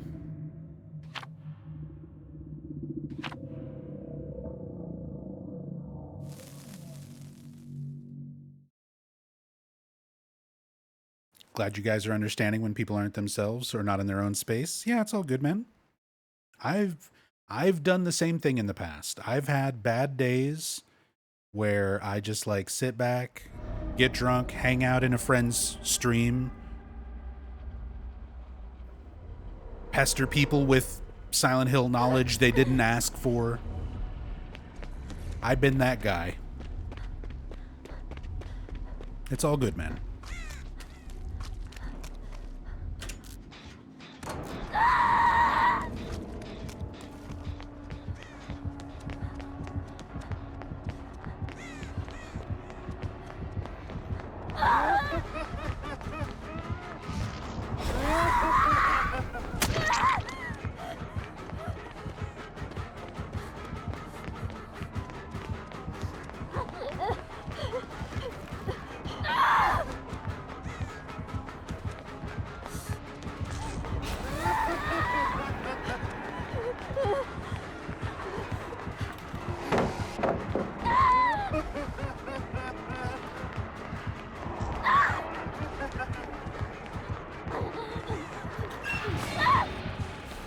Come on. Come on.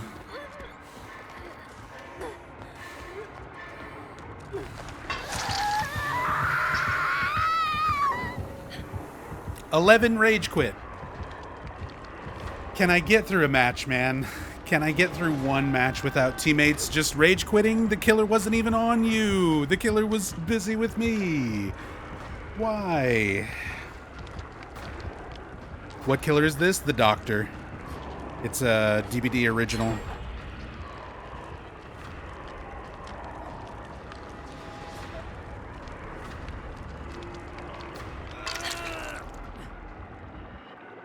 Wouldn't say rage quit. Friend gets random disconnects at times for no reason.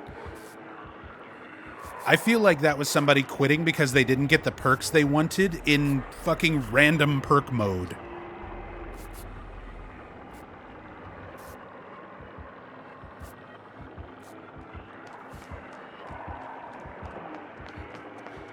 Because that's been a problem lately too.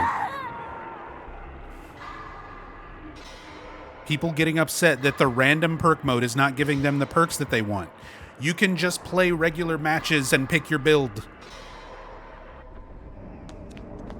This mode does not replace the regular DBD mode.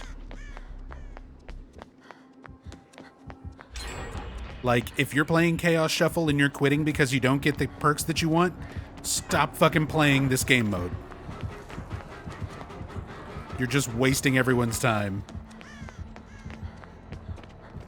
What the fuck is wrong with this player base, man?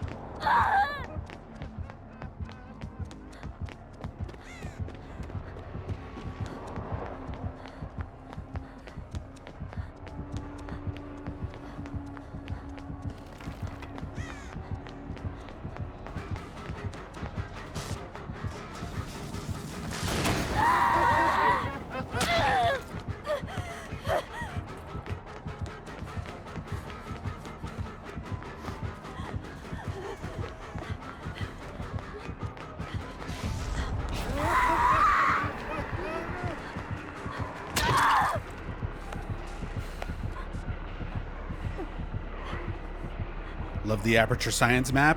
This is Hawkins' lab from Stranger Things.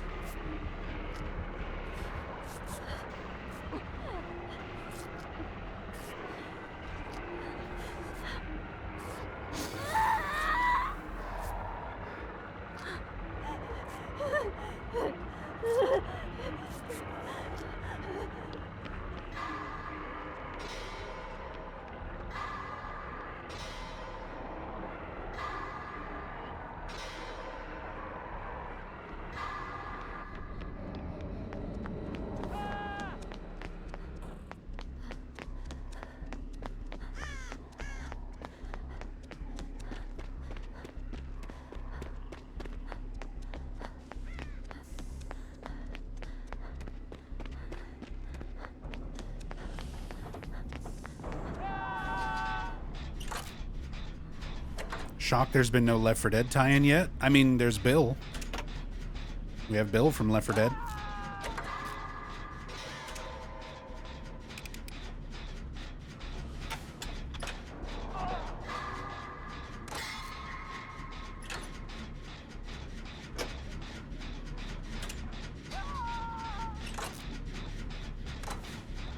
A Mercy Hospital map would go crazy. A proper Left 4 Dead chapter would be great.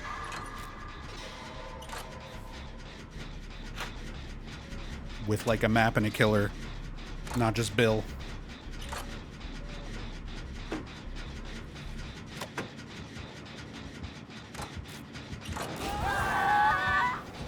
Oh yeah, the OG survivors also have cosmetics.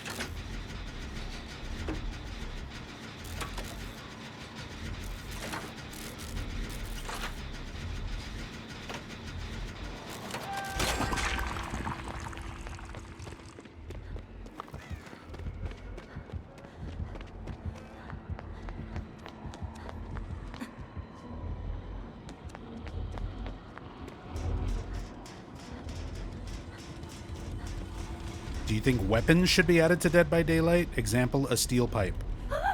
Weapons for survivors to use? No. This ain't that kind of game. It's not balanced around that. And I don't think Behavior would have the first clue how to balance around that sort of thing. Because, like, coordinated... Here's the thing. In terms of balance... Coordinated survivors, like a team of survivors on comms who knows what they're doing, is the strongest thing in the game.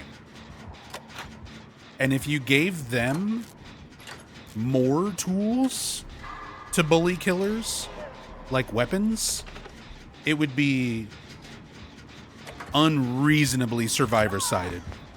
Like, ridiculously survivor-sided.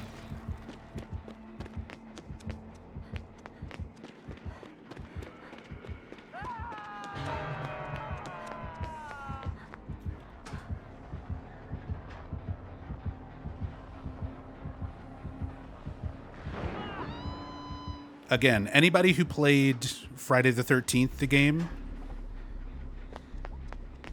and knows how strong survivors having bats and weapons and stuff was, where you literally just bully Jason. Like, there was nothing he could do. You just stun lock Jason over and over with bats and pocket knives and shit. Like, it was bad.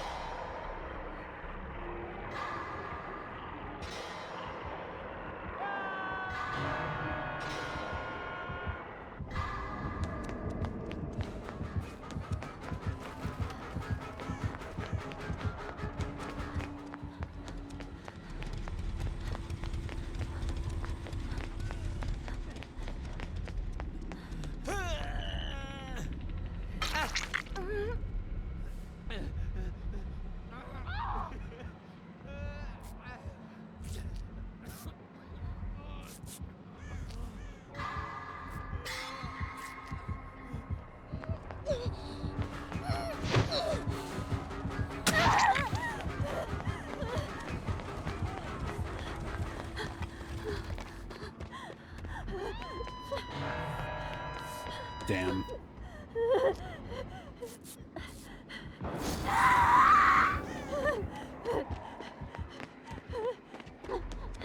God, I hate playing against doctors.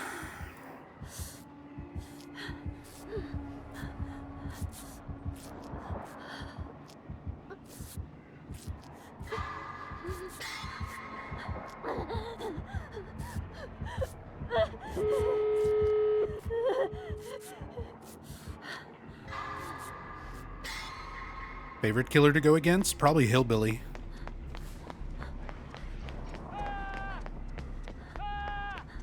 Hillbillies are scary when they know what they're doing, but they have counterplay.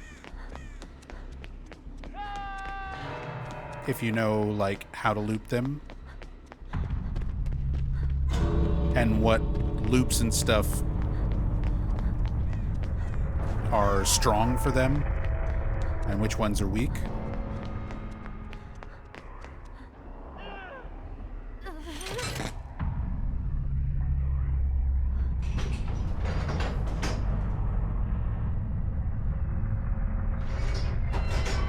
Doctor is one of my least favorites.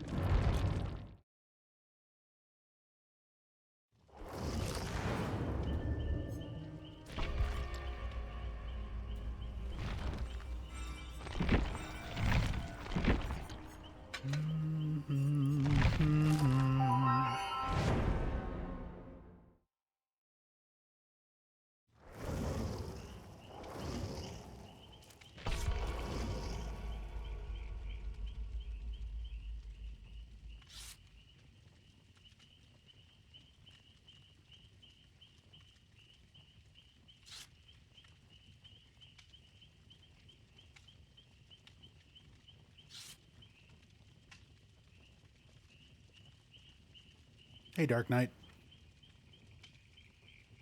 I'm doing all right.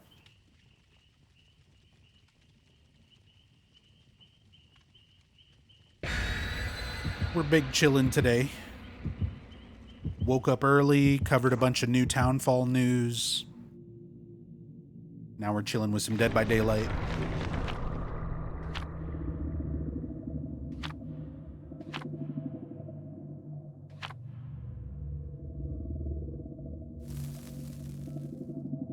How's the game's going? It's all right. I'm having fun with the game. I wish people wouldn't be crybabies and rage quit as much as they do. That's been the most frustrating part of Dead by Daylight lately. Is people just rage quitting the game before the match has had any time to play out.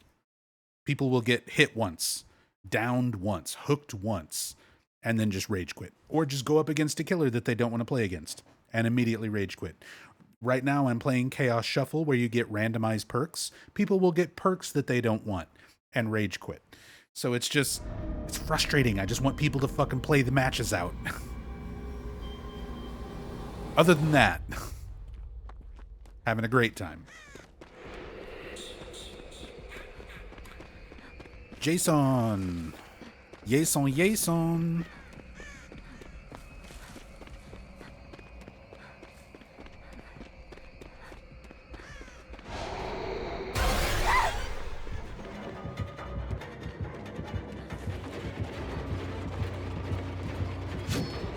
Whoa! Whoa, buddy! Jason Derulo. Jason Derulo.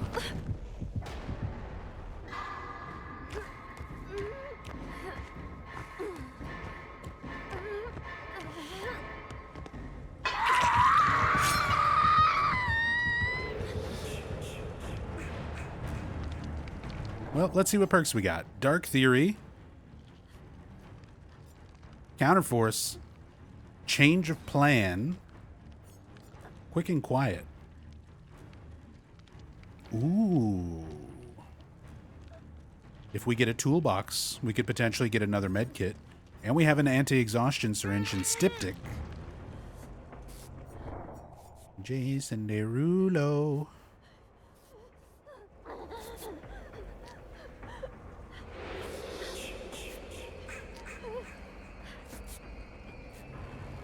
Why are you healing me so slow?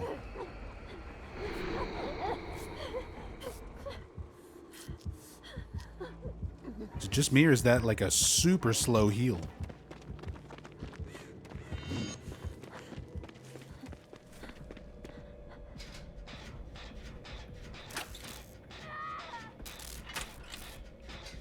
He does have a totem. Longman's breaking it.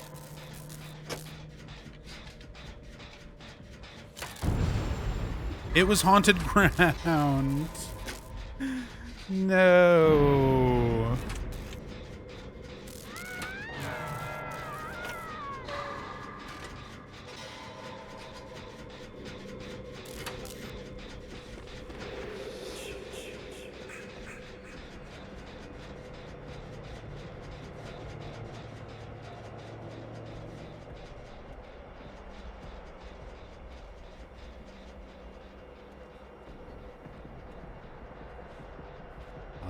I'll just sit right here.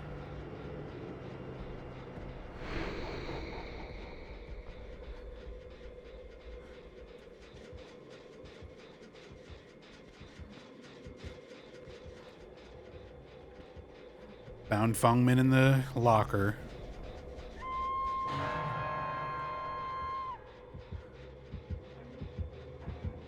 There we go. Haunted Grounds has ended.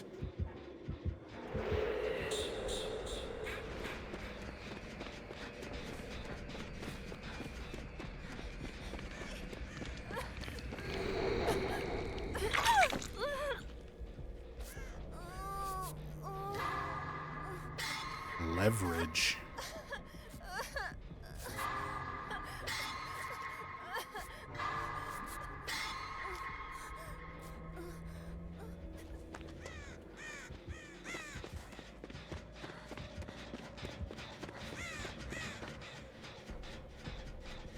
Let me boon the totem. Bless up.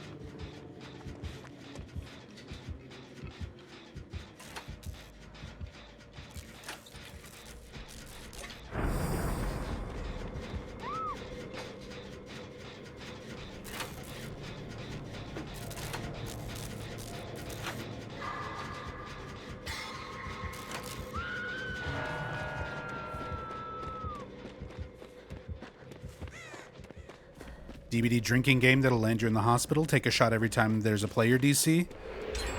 Playing Dead by Daylight in the first place is already considered self-harm.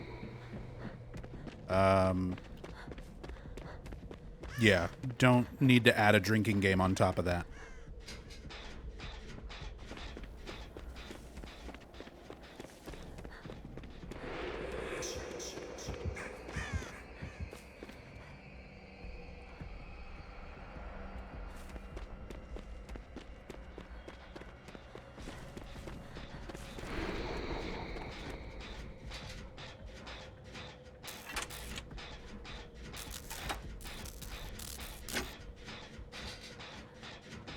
Nub, how would you feel if Doom Guy, classic Doom Guy, not demigod Doom Slayer, was a survivor? And his one perk would be Berserk, where he can just punch a killer and knock them out briefly.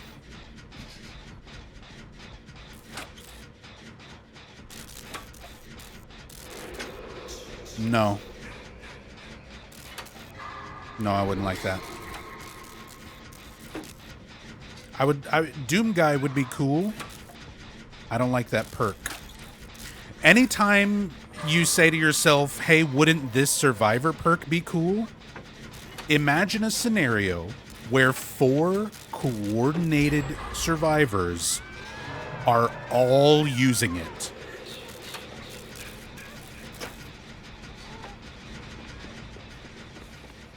Four people who can all punch and stun the killer. One after another. Fuck that.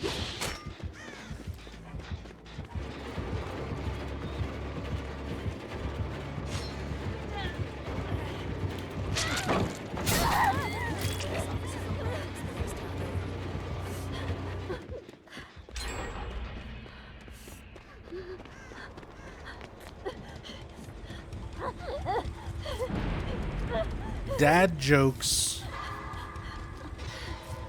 Dad jokes, welcome back.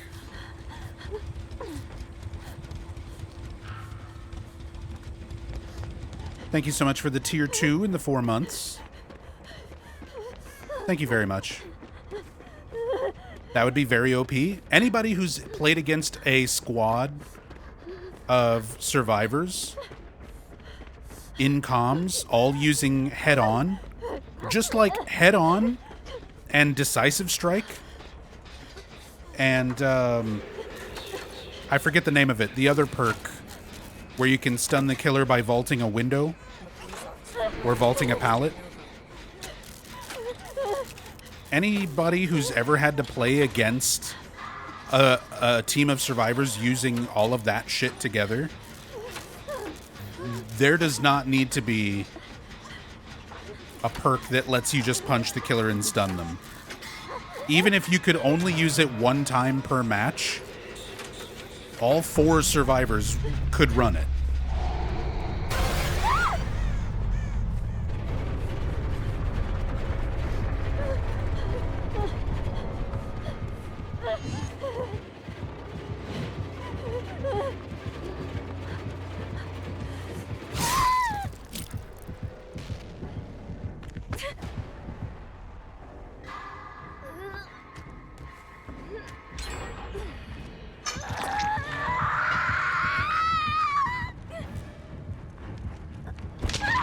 Ram Ranch, thank you so much for the resub.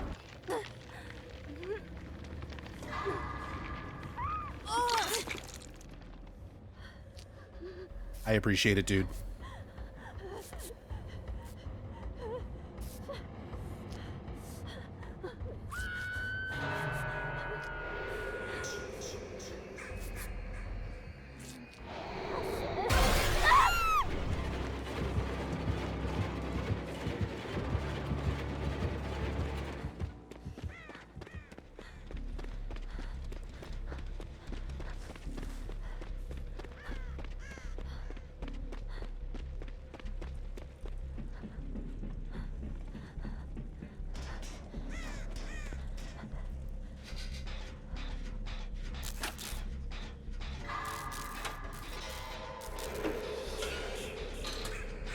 You don't even need that? This idiot and 3 of his DBD friends all decided to see how fast they can make games go. Killers would quit when 3 gens pop back to back after a 2-minute chase. Yeah, that's what I'm saying. There's already so many strong survivor things in this game. At this point, what the game needs in terms of like balance more than anything else, killers need to be brought up. I'm not going to be able to get over there to unhook.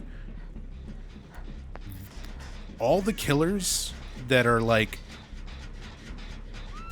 C tier, D tier, which is most of them, a lot of them,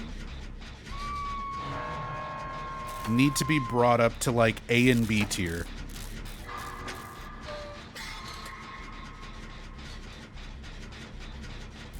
And a lot of survivor perks are also fundamentally useless. A lot of that needs to be brought up to be useful so that people actually have variety in the builds that they can use.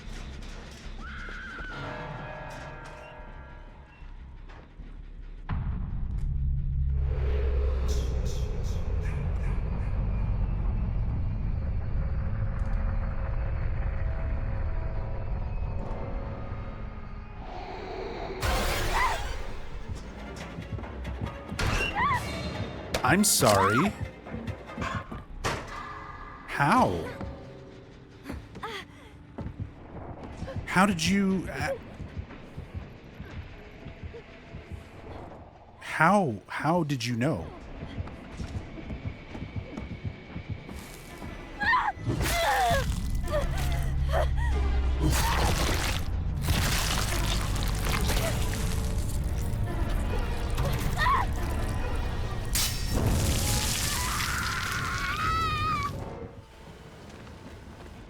Was her scream audible? No. I know the jump scare.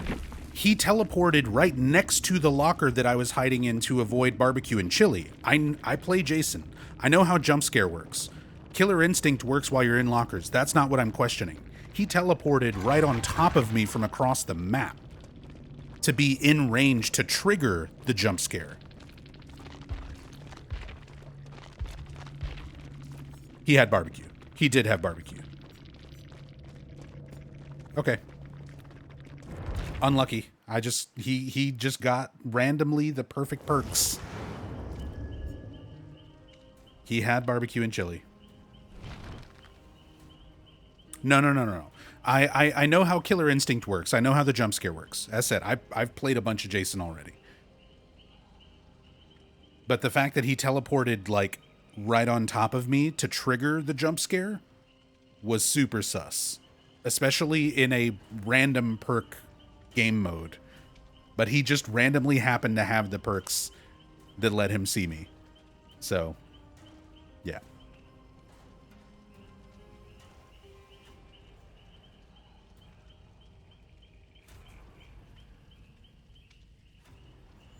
Kurt, I'm going to try to say this nice and politely. Try to sit back and relax. Stop typing in chat. We know you're intoxicated. You've said it multiple times now. We know you're not yourself. Try to sit back, relax. Don't drink anymore. Drink some water. If you have something that you can eat, try to eat something. I know you got to wait on like food and Domino's, but if you have anything around the house that you can munch on, try to eat some food.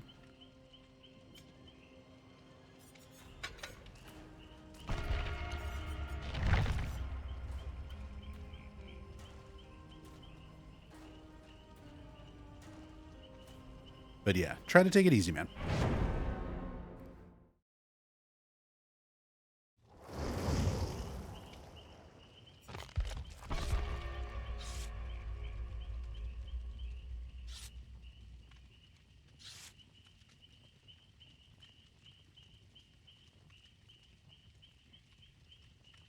You're not being a problem. You're not being a problem yet. But you know, after our conversation the other day, I'm coming at you from a place of understanding and love. Put the keyboard down. Step away. Just go and chill for a bit. You don't have to say anything in chat. You don't have to say sorry. You don't have to tell us you're intoxicated.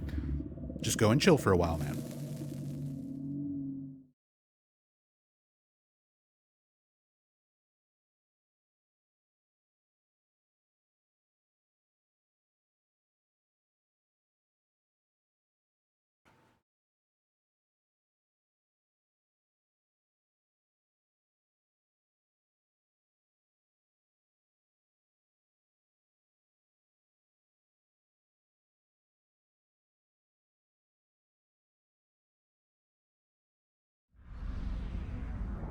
What do we got? Autodidact, Dramaturgy, Flow State, and Deadline.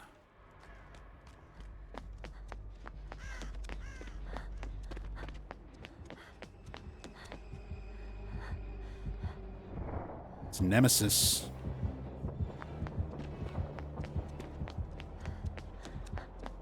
Nemesis.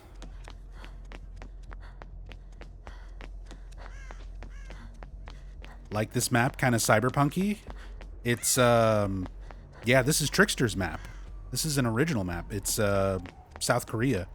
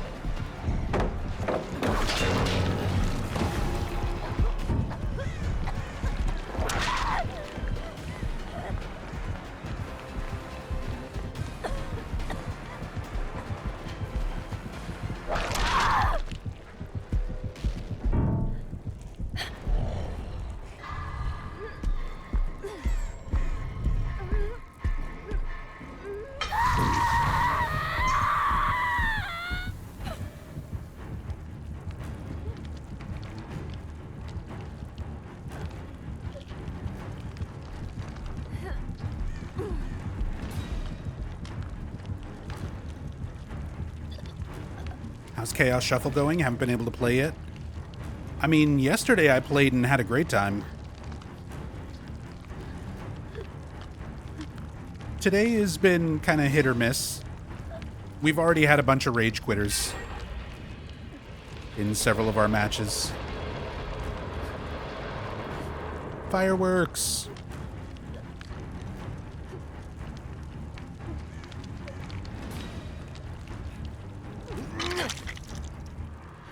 But usually I have a lot of fun playing Chaos Shuffle whenever it comes up. Because most of the time, people are not taking it as seriously since you're just getting random perk builds. You're not dealing with everybody running the same meta shit over and over and over. So it makes the games actually more fun, more varied, more interesting.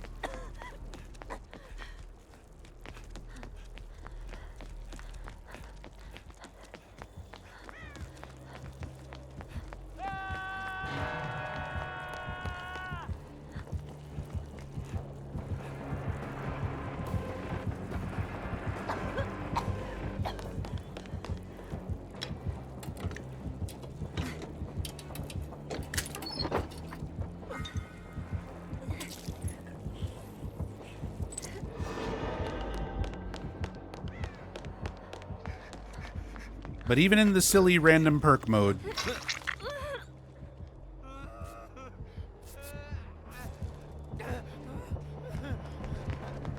there's a lot of people taking it way too seriously and rage quitting.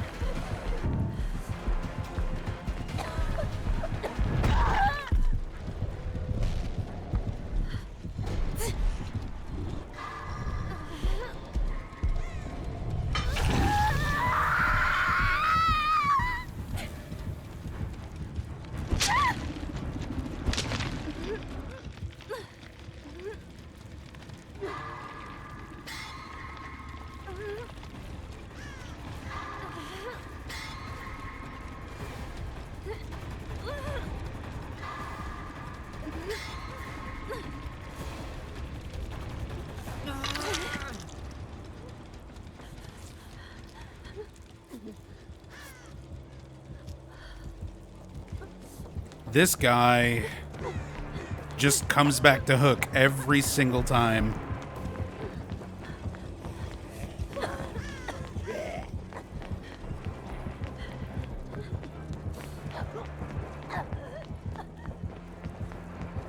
Yeah, he just wants to tunnel me out of the game.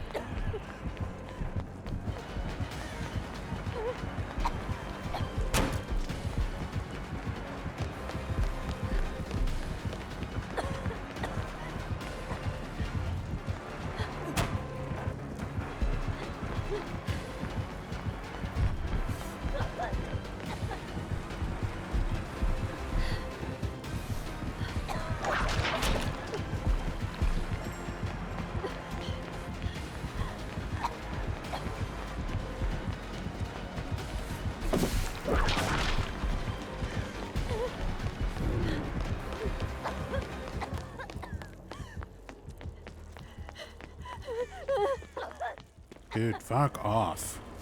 Go chase someone else.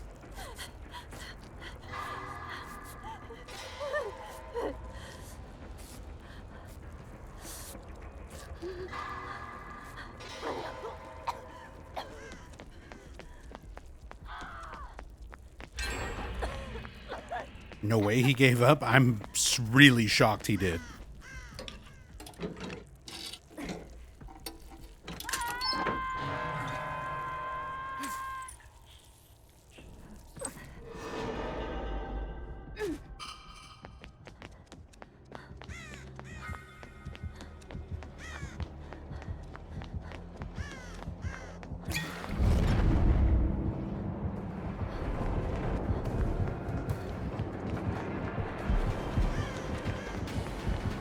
He's back.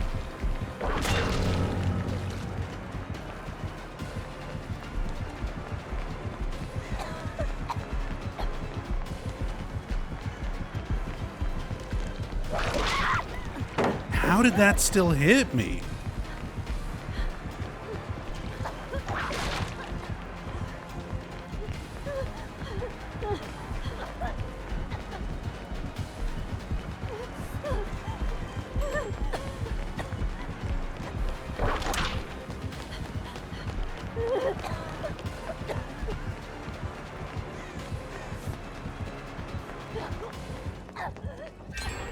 Thank God Ace was there to, like, take aggro.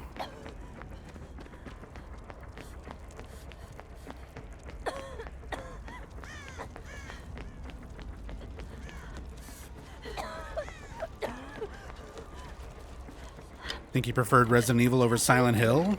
He's not a big Silent Hill F fan, I guess.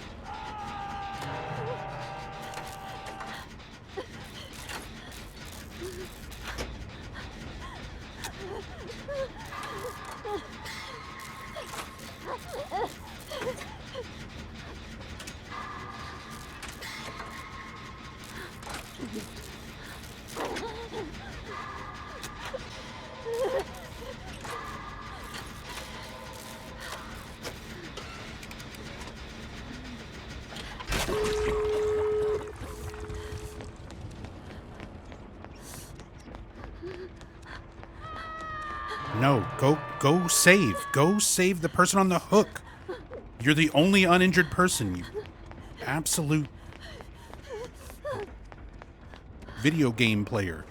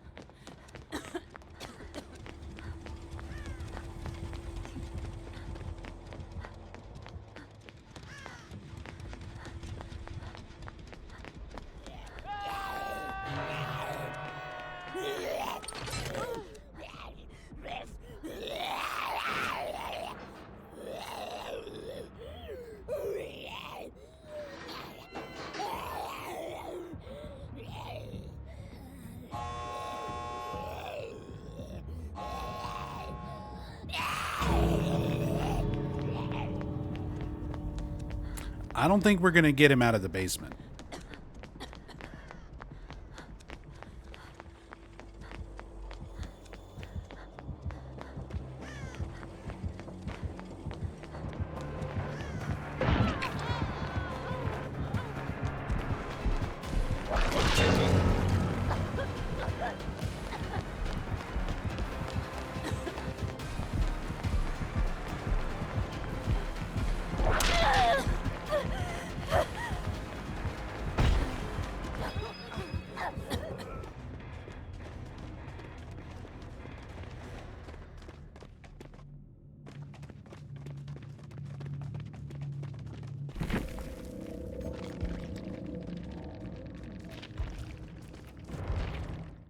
Ooh.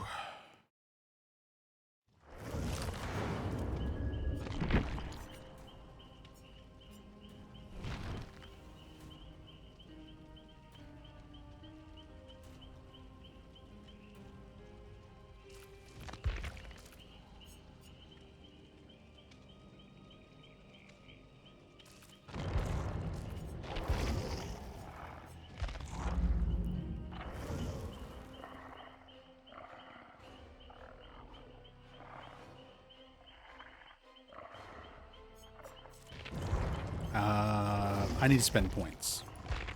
I'm like, what am I doing?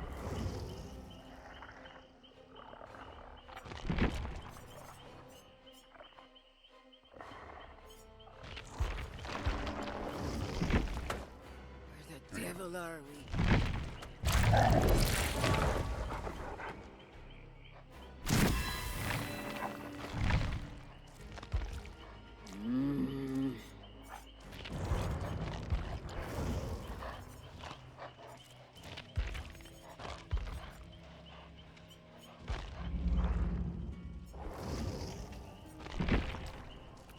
Okay. I'm actually going to call it here for right now. I haven't eaten anything yet. There's a lot of stuff I still need to do around the house today. I literally just like rolled out of bed, saw that there was Silent Hill Townfall news, and started to stream so I could cover all that. I need to edit that part of the stream so that I can put it up on YouTube for anybody who missed it. But yeah, thanks you guys. I really appreciate everyone coming by, chilling. Thanks for all the love and support. Really does mean a lot to me. Let me figure out who we can go and raid real quick. And I might be back on again later tonight.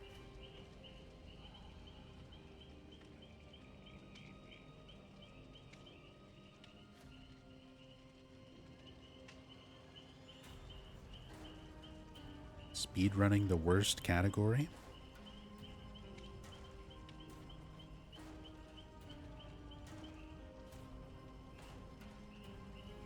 We're going to go raid Ed the Rando. Ed is currently one of the best Silent Hill 1 speedrunners in the world. I think he might still have...